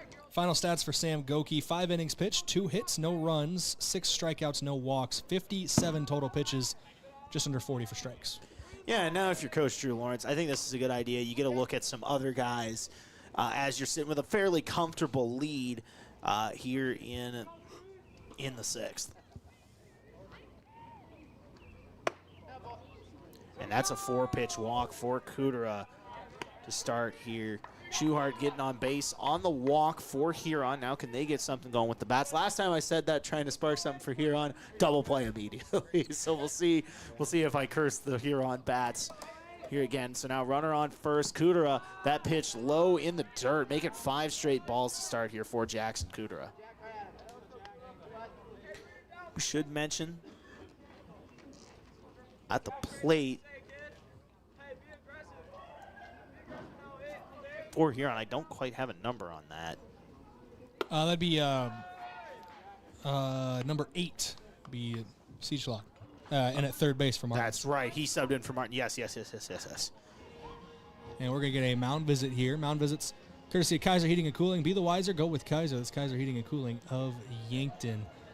And I assume this is going to be a quick conversation, but we're going to go to break quick. 30 seconds is all it'll take. Yankton leads 6-0 during this mound visit. Back in 30 seconds. At Vision Care Associates, we're always improving our technology for the health of your eyes. With Optomap dilation-free exams, you get a comprehensive view of your retina without the need for dilation eye drops. It's quick, easy, and best of all, it keeps your day interruption-free. Optomap captures a detailed image of your eye, helping to detect any problems. No blurriness, no discomfort, just clear, precise results. Book your Optomap exam now. Vision Care Associates, where the health of your eyes comes first.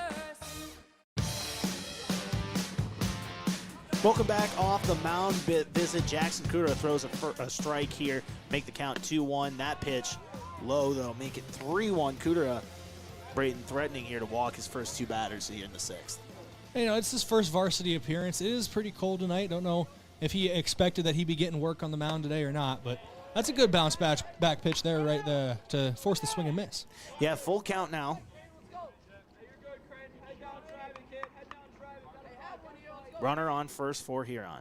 The pitch. Swing and a miss. Kudera gets the strikeout. A big response there from the sophomore. Gets the first out of this inning in a big spot there. Battles back and gets that strikeout. That mound visit already paying off from Coach Drew Lawrence. If the basketball season is any indication, the last thing you want to do as an opponent is let Jackson Kudera get confident.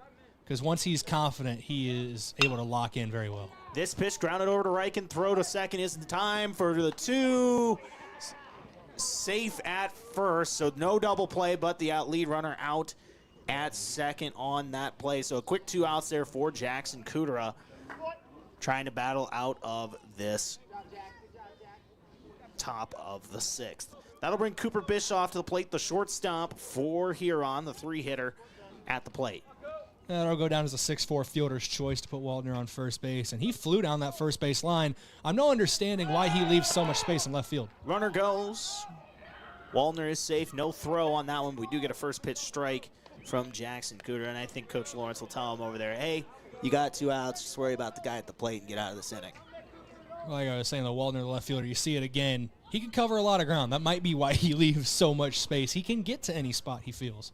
He has one of those 2 hits for Huron we should mention today, and then that infield choice is that one's going to be hit out to right field. It's going to get down. Bischoff with a hit. They're sending Waldner the throw. He's stuck but gets back over to third. Decided against it. Was going to be tagged out if he kept going on that one. So now, after that base hit from Bischoff, runners on the corners here for Huron. I think that throw in from right field one-hopped and caught Gavin Johnson on his throwing hand. He is clenching and releasing, flexing that right hand, trying to work something out. Did not feel good, whatever happened to him, wherever it hit him in his lower arm. And you got to assume they're going to be sending Bischoff here, trying to get a runner back, or get another runner in scoring position here.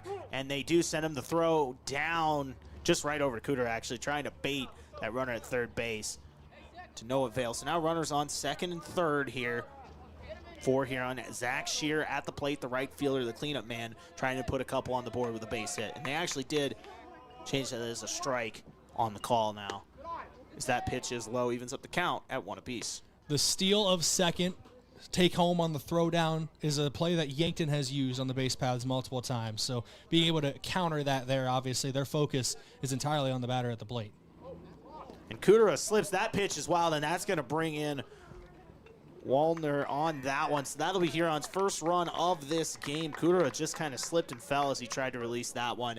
So runner scores, and then the other runner over there, Bischoff, advances to third. I think they rolled a balk officially. Second balk of the game today. We had one on Huron earlier on. It might have been game one, actually. That pitch is hit far down the left field line, but that's going to go foul. Make it 2 strikes here on Shear. It's in the park, but not by much over in the bullpen area. Almost sent that one on a good ride. If Shear's able to balance that out a little bit, he can bring another run in. Cooter now looking out to get this one. This one driven into deep left, making a run after it is Boomsma, and that's going to be foul. Just misses on that one. Shear thought he had an extra base hit, but just goes foul. Count stays 1-2. He almost did exactly what I thought he was going to do, too. Balance that out a little more, just pull it down the line. He's getting closer. I'd be ready if I'm Boomsma in left field. Yeah, he's pulled a couple of those now. Wonder if he can do it a third time here. As Kudera just trying to get out of this inning with minimal damage. Yankton still with a comfortable lead as it stands, 6-1. But we saw how fast, if bats get hot, how they can change in that last game. Yankton scoring 6 in an inning. Last game is that one fouled off again. Off of Kudera, count stays 1-2. Key right now for Yankton, they're 4 outs away from taking this one. They want to minimize the damage here in the 6th. Just leave it with 1 run scored for Huron. Kudera, the 1-2 is low outside, evens up the count at 2 apiece. I think Kudera was trying to get him to chase a bit on that one. Kudera now just trying to get out of this one. Runner on third. It is 6-1 Huron getting that lone run here in this inning. The pitch is high, make it a full count on Shear. You can hear the Huron dugout getting involved, getting vocal for the first time since early in game number 1. So confidence definitely starting to feel back into the dugout for the Tigers. Here's the payoff pitch from Kudera. That one driven out to left, or out towards short, past Riken. Another run's gonna score, making an RBI single for Zach Shear. Huron putting a couple up here in the top of the 6th to make it 6-2 now for Yankton. I never want to say a guy deserved it, but it felt like Shear deserved a base hit on that one with some of the swings he was able to put on the ball that just kicked foul. But that one, obviously another run scoring for Huron, but Yankton still with 4 runs of insurance. They want to minimize how much they use of that, though, here in the 6th inning. Pitch is fouled off. That'll welcome Tommy Martin up to the plate. Started at third today and getting the rest of the action as of the You're in the third there in relief of Oakley Anderson as he's pitching here, and he fouls off that first pitch of the at-bat. Second one, swing and a miss. Make it strike 2 on the Huron pitcher, Tommy Martin. Kudera trying to get out of this inning. He has given up 2 runs here. He's got 2 outs, 2 strikes, and a runner on first. It's Zach Shear on first as that pitch to Martin is inside for a ball.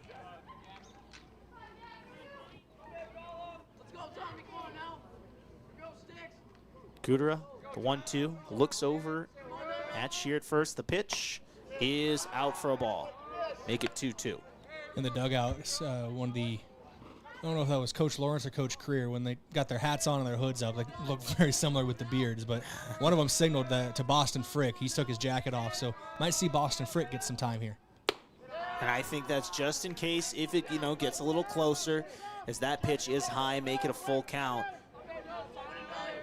Tommy Martin battling back, was down 0-2 in this count. Now make it the full count here, trying to put another runner on. As that pitch is hit out into left field, it's going to get down for a single. Tommy Martin, runner will stay at first and second. So now 2 on here for the Tigers in the top of the 6th. This is now big for Huron. The tying run, I know 2 outs in the top of the 6th, but the tying run steps into the on-deck circle now. After starting this inning, finding yourself in a 6-0 gap. Jackson Ford now at the plate. He's got a chance to make this a little bit closer here if he can get a base hit. 2 outs, 2 on as he swings high at the first pitch for a strike. Once again, another RBI kind of brings Huron really back into this game real quick here. They can manage to get another one plated as he gets another swing and a miss. Kudera there on that one to Ford. Make the count 0-2. And Cooter starting just to gas him up a little bit on those first 2 pitches, getting it by him. We'll see if he goes to something off speed here or keeps it up with the heater. Here's the 0-2. Is called, looking strike 3. Jackson Kudera gets out of the jam, 2 left on. However, Huron adds 2 runs to make it 6-2 heading in to the bottom of the 6th. For Brayden Butler, I'm Josh Boelter, KYNT, KYN-TV. When we come back, the Yankton Bats. Spring is here and the games are just getting started. From baseball season in full swing to NHL and even golf, At the Bar has it all on. Add in local matchups and more, and there's always a game worth watching. With TVs everywhere and a welcoming hometown feel, it's the perfect place to kick back and enjoy the game. So bring your friends, settle in, and be part of the crowd, where every cheer feels a little louder and every moment a little better together. You can watch the game anywhere, but the real fans gather at the Bar in downtown Yankton.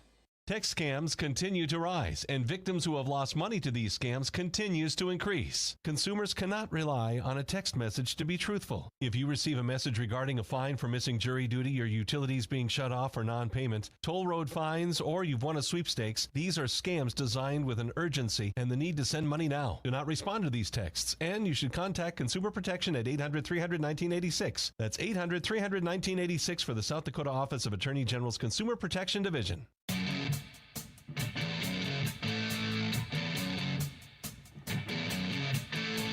We are live, bottom of the 6th. Yankton leads 6-2 over the Huron Tigers, trying to sweep this double header. I'm Josh Boelter, Brayden Butler. Yankton took game 1 10-0. They were up 6-0 here. Huron adds 2 runs in the top of the 6th, trying to rally. It's Tommy Martin on the mound.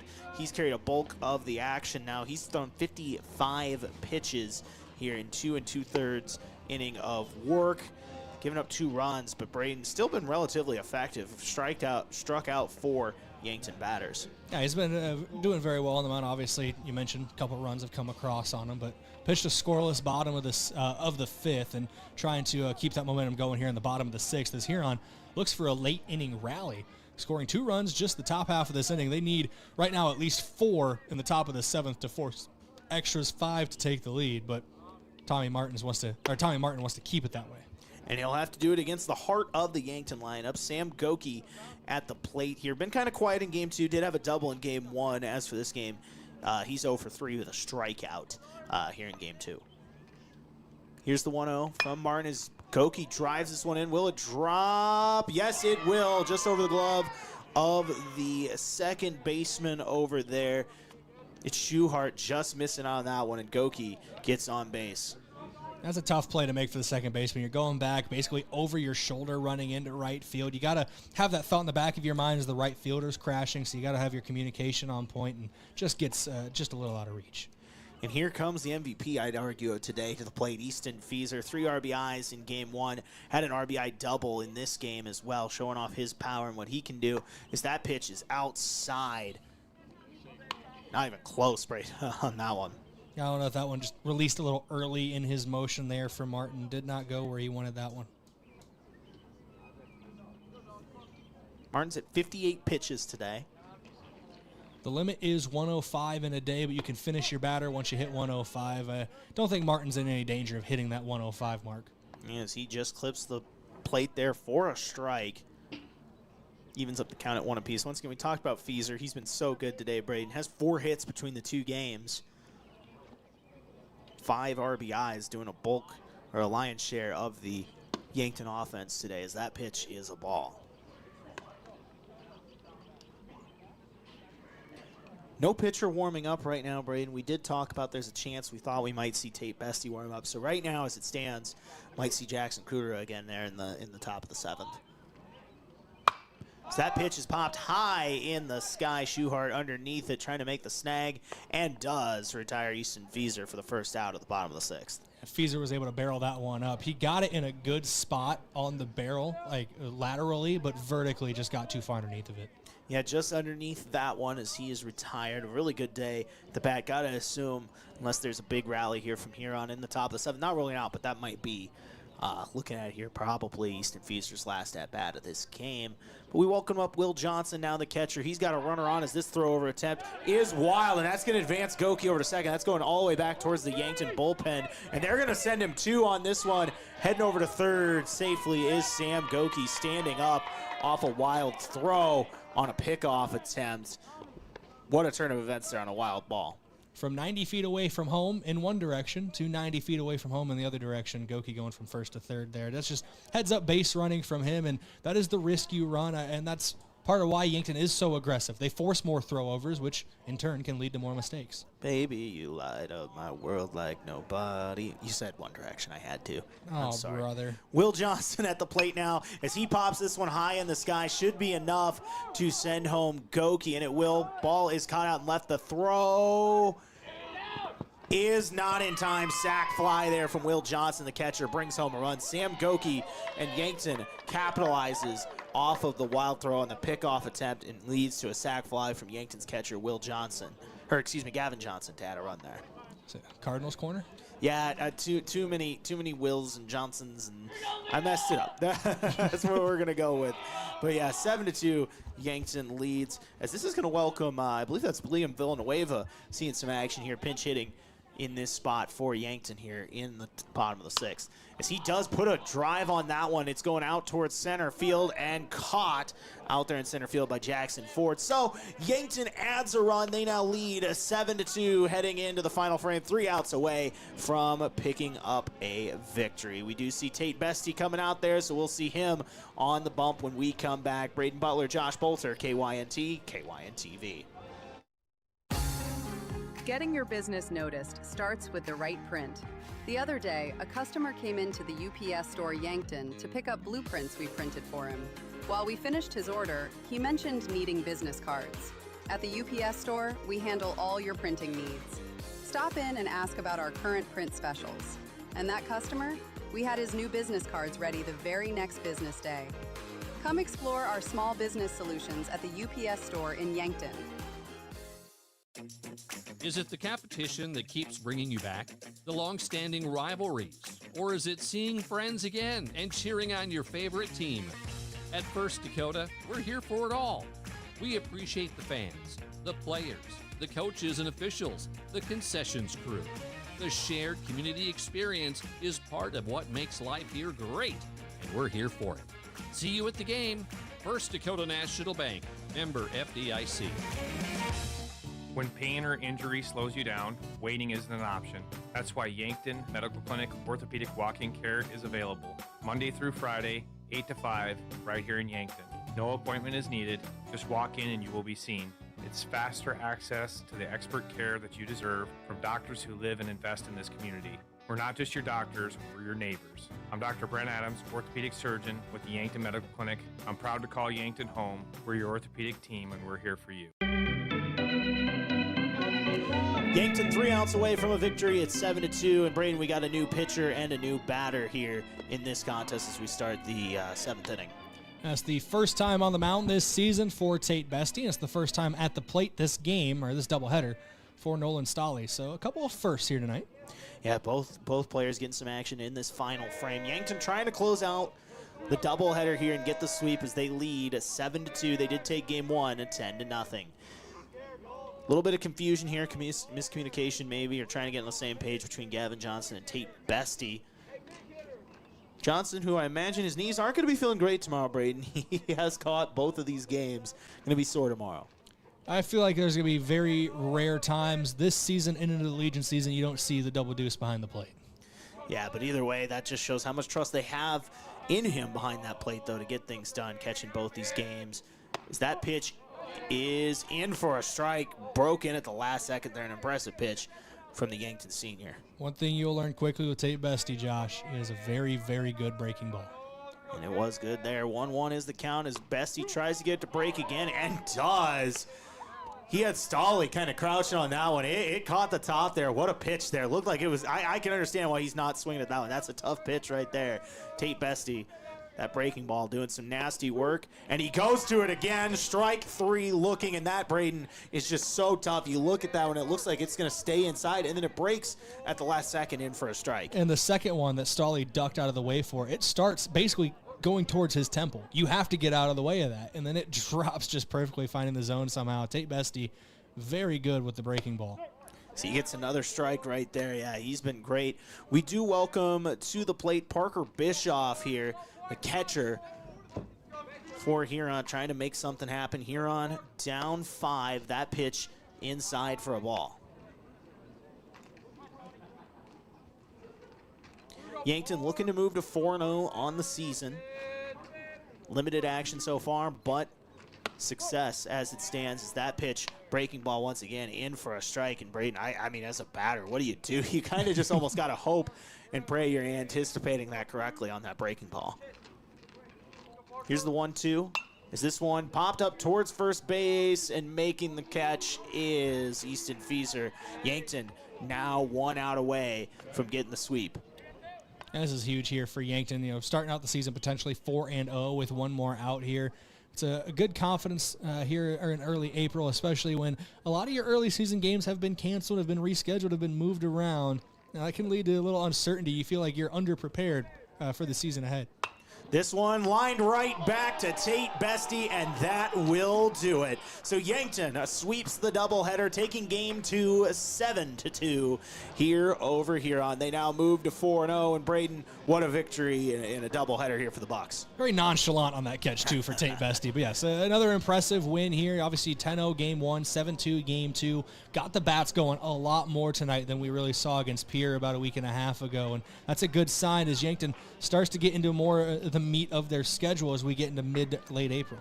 Yeah, and once again, can't ask for a better start. They go 4-0 here, picking up a victory, 2 victories over here on 10-0 and then 7-2.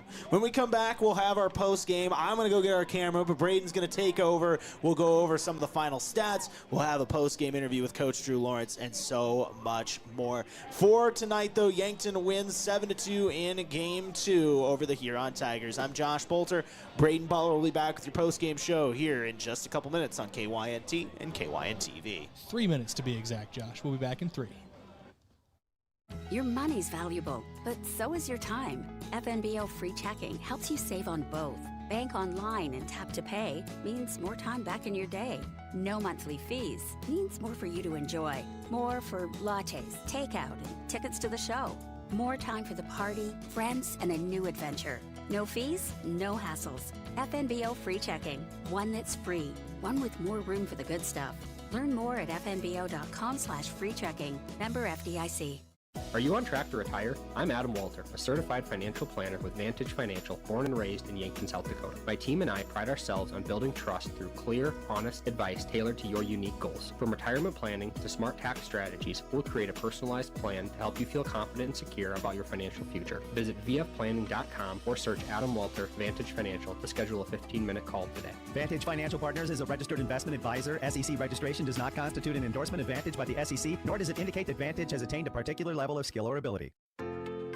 If you want a job where your work matters, you belong at Avera.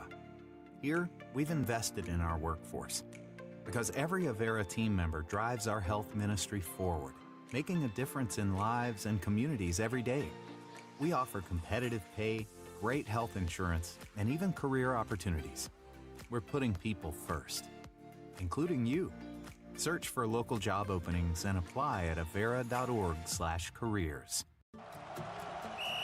Tip-off is here and the season's heating up. Whether it's your home, farm, or everyday life, Farmers Union Insurance help you defend against the unexpected and score big on protection. Brendan Hansen and Brandon Tykero at Suite 101B, Morgan Square in Yankton help you rebound from surprises, make every play count, and keep your game strong all season long. Don't let life slam dunk you. Stop by today and stay covered with Farmers Union Insurance.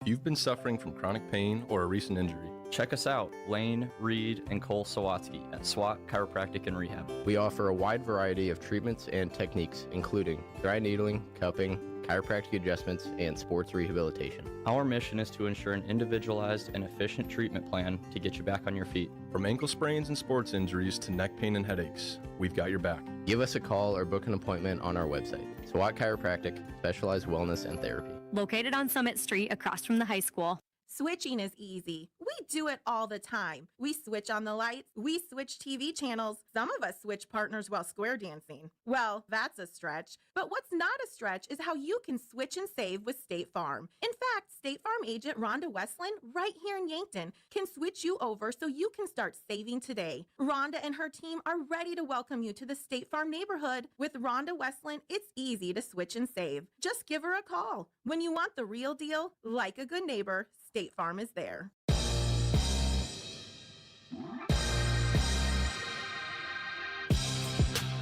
Welcome back here on KYNT and KYNTV. It's your post-game report, courtesy of Mason Schramm and the Move Group. Are you buying or selling? Move with Mason and the Move Group. We kick things off with your post-game coach interview from Rhonda Westland State Farm Insurance. It's head coach Drew Lawrence of the Yankton Bucks. A successful doubleheader sweep today of the Huron Tigers. 10-0 in Game 1, 7-2 in Game 2. Coach, Bats really got going today. We're able to draw a lot of walks and then bring those guys home. Yeah, Bats got going today, which is great. I've said a couple times on air and to our team, we just take it a little bit longer to get the Bats warm, and it's good that it happened early. First 3 innings, we struggled a little bit trying to figure out. Pitcher, he had a little different delivery. But, yeah, then we got the Bats going. We got people moving. A lot of stolen bases today, so that's good to see because we thought that might not be as much as last year and played really clean defensively. You're looking at steals just in Game 1. I'm looking at right now 5 total, 2 for Carter Boomsman in that opening game. But the guy I want to focus on offensively in Game 1 was Easton Feeser. Ends up 3 for 4, drives in 3 runs. Really, he is your power bat in the lineup, and he was able to show that a little bit more today with the wind not blowing 40 mile an hour in his face. Yeah, it's good to see Feeser be able to keep doing what he's been doing the last 3 years now. So he's a big bat for us, and, usually he comes up, and those guys ahead of him are on base. So he needs to continue to keep just doing what he's doing. That guy's probably swung at more baseballs than anyone you've ever met in your life in practices, games, whatever it is. But he works hard, and it has paid off. Yeah, 2 more runs driven in Game 2 for 5 total for Feeser today. Carter Boomsman had a couple more steals in Game 2 as well. He looks like a very good speed threat out there on the base paths for you guys. Yeah, and we're going to need him to be. He was aggressive tonight. He wasn't as aggressive our first doubleheader, but he was aggressive tonight. Did a really good job base running. He's a fast kid, but you can be fast. You still got to be smart, and Carter's smart, so he does a good job. Pitching-wise for you guys, basically what we expected. Beck Reich and Sam Goki both pitching very well. Jackson Kudera comes in for an inning. Does give up a couple runs, but some things that you like to see from a young player. And then Tate Bestie obviously shutting things down in the final inning here in Game 2. Yeah, our pitching was going to be good. We knew that. We were just worried about how many, if we had enough innings for these guys to be out there and play.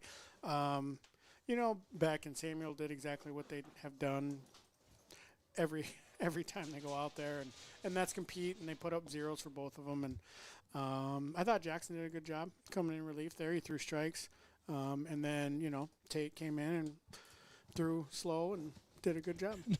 I don't know how that breaking ball works for Tate, how he gets the bend on it that he does, but it works very well. He's been one of the most successful Legion pitchers that I can remember being able to get outs. We talk about the Central Plains Regional a lot. We talk in our dugout and our group, but he came in relief up there for the win that we had up there, and I think he got 10 outs. He got 7 outs in 10 pitches, 10 strikes. So that's impressive to do. It's an impressive pitch. That's a great piece to have in your back pocket there, especially late in games. Saturday, your next game. You finally get to play Spearfish after those games were scheduled for last week. One of the rare times you're able to reschedule over in Chamberlain for a neutral site game on Saturday, or a pair of games on Saturday. So what are you expecting there taking on Spearfish in Chamberlain? They're coached really well. Their coach works really hard. He's smart, and I think they're a little bit younger, but they'll be ready to play because their coach is good. And for us, we just got to go out there and do what we normally do and just play hard. If we can do that, we've met them a couple times in Spearfish or in Chamberlain. So this is all new. It's not new field for either team. We've all done it. It's a great location. Brock Sondell does a good job letting us use that field, and we're excited for it. Well, good luck to your team on Saturday for that one up in Chamberlain to take on Spearfish, and we'll be back obviously next home game for you guys here on KYNT and KYN TV. Congrats on a couple big wins tonight, 4-0 to start the season, Coach. Thanks, appreciate it. It's head coach Drew Lawrence of the Yankton Bucks here on KYNT and KYN TV. We're going to go back to break, come back in a couple minutes, and wrap things up here on your post-game report from Mason Schramm and the Move Group. Back after this break. It's easy to fall into the weekend warrior routine. A long hike, a hard gym session, a pickup game, or a full day of yard work can feel productive until your body reminds you it hasn't been building up to that load. This is Dr. Mackenzie Erlinson with First Chiropractic Centers. Injuries often happen when the demand suddenly outpaces what your joints and muscles are prepared for. Want to stay active without the setbacks? Visit First Chiropractic Centers today with offices in Yankton, Hardington, Tyndall, and Wagner, inspiring and empowering others to healthier living. Turning 65 or new to Medicare? Navigating your options can feel overwhelming, but we're here to help. At Missouri River Associates, we make it easy to find the right plan for your health and budget. From Medicare supplements, Advantage plans, and prescription drug coverage, we'll guide you every step of the way. Plus, our services are completely free. Call Missouri River Associates today, 665-6885. Let us help you find peace of mind and the coverage you deserve. Buying a home isn't just about real estate. It's about investing in yourself. At the Move Group, we believe the best time to buy is when it makes sense for you. Our expert agents put people before transactions, meaning we listen first, provide honest guidance, and help you make a confident decision. No pressure, no gimmicks. Markets change, but the right home is about more than just numbers. It's about finding the right fit for your life and your future. When you're ready, we're here to help. Contact the Move Group today. Loading the kids in the car, brokering peace in the back seat, mastering the snack handoff without even looking. Why are simple things sometimes so complicated? Thankfully, with auto owners, insurance doesn't have to be one of them. We work with independent agents who keep insurance simple, so you can worry about more important things, like figuring out what's growing in that cup holder. That's simple human sense. Don't gamble. Insure with MT and RC Smith Insurance in Yankton, your independent agent for home, business, auto, life, and bonds. Visit mtrcsmithinsurance.com. Does anyone in your family have macular degeneration? At Vision Care Associates, we are dedicated to delivering the highest standard of eye care, utilizing the latest medical advancements to protect and improve your vision. That's why we offer ZX Pro, a new technology that measures the risk for macular degeneration. ZX Pro is a test used to assess macular health before signs of macular degeneration even begin. Be proactive and schedule an appointment. Vision Care Associates, where the health of your eyes comes first. From sprains to fractures, getting the right care quickly makes all the difference. That's why we offer Yankton Medical Clinic orthopedic walk-in care, weekdays from 8 to 5. Walk in and be seen, no appointment needed. It's expert care, faster access, and a team that's part of your community. Because here, you're more than a patient, you're our neighbor. I'm Dr. Benjamin Lancaster, orthopedic surgeon with Yankton Medical Clinic. I'm proud to call Yankton home. We're your orthopedic team, and we're here for you.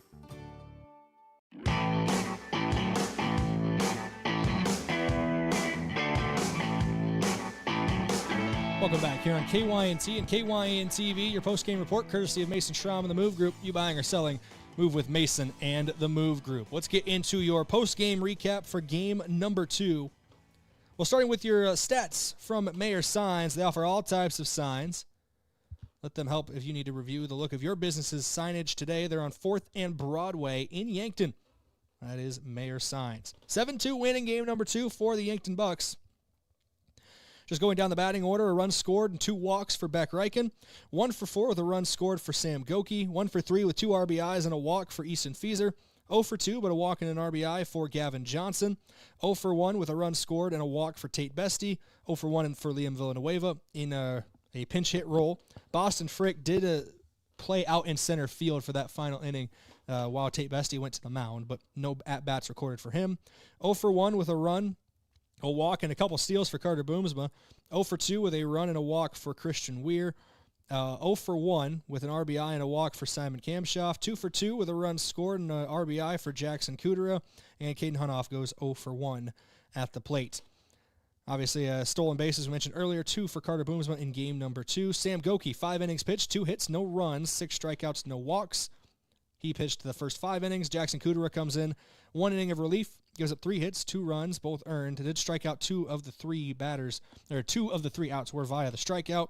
And Tate Bestie comes in 3 up, 3 down with a strikeout to close things off in the final inning through just 9 pitches, 7 of them for strikes.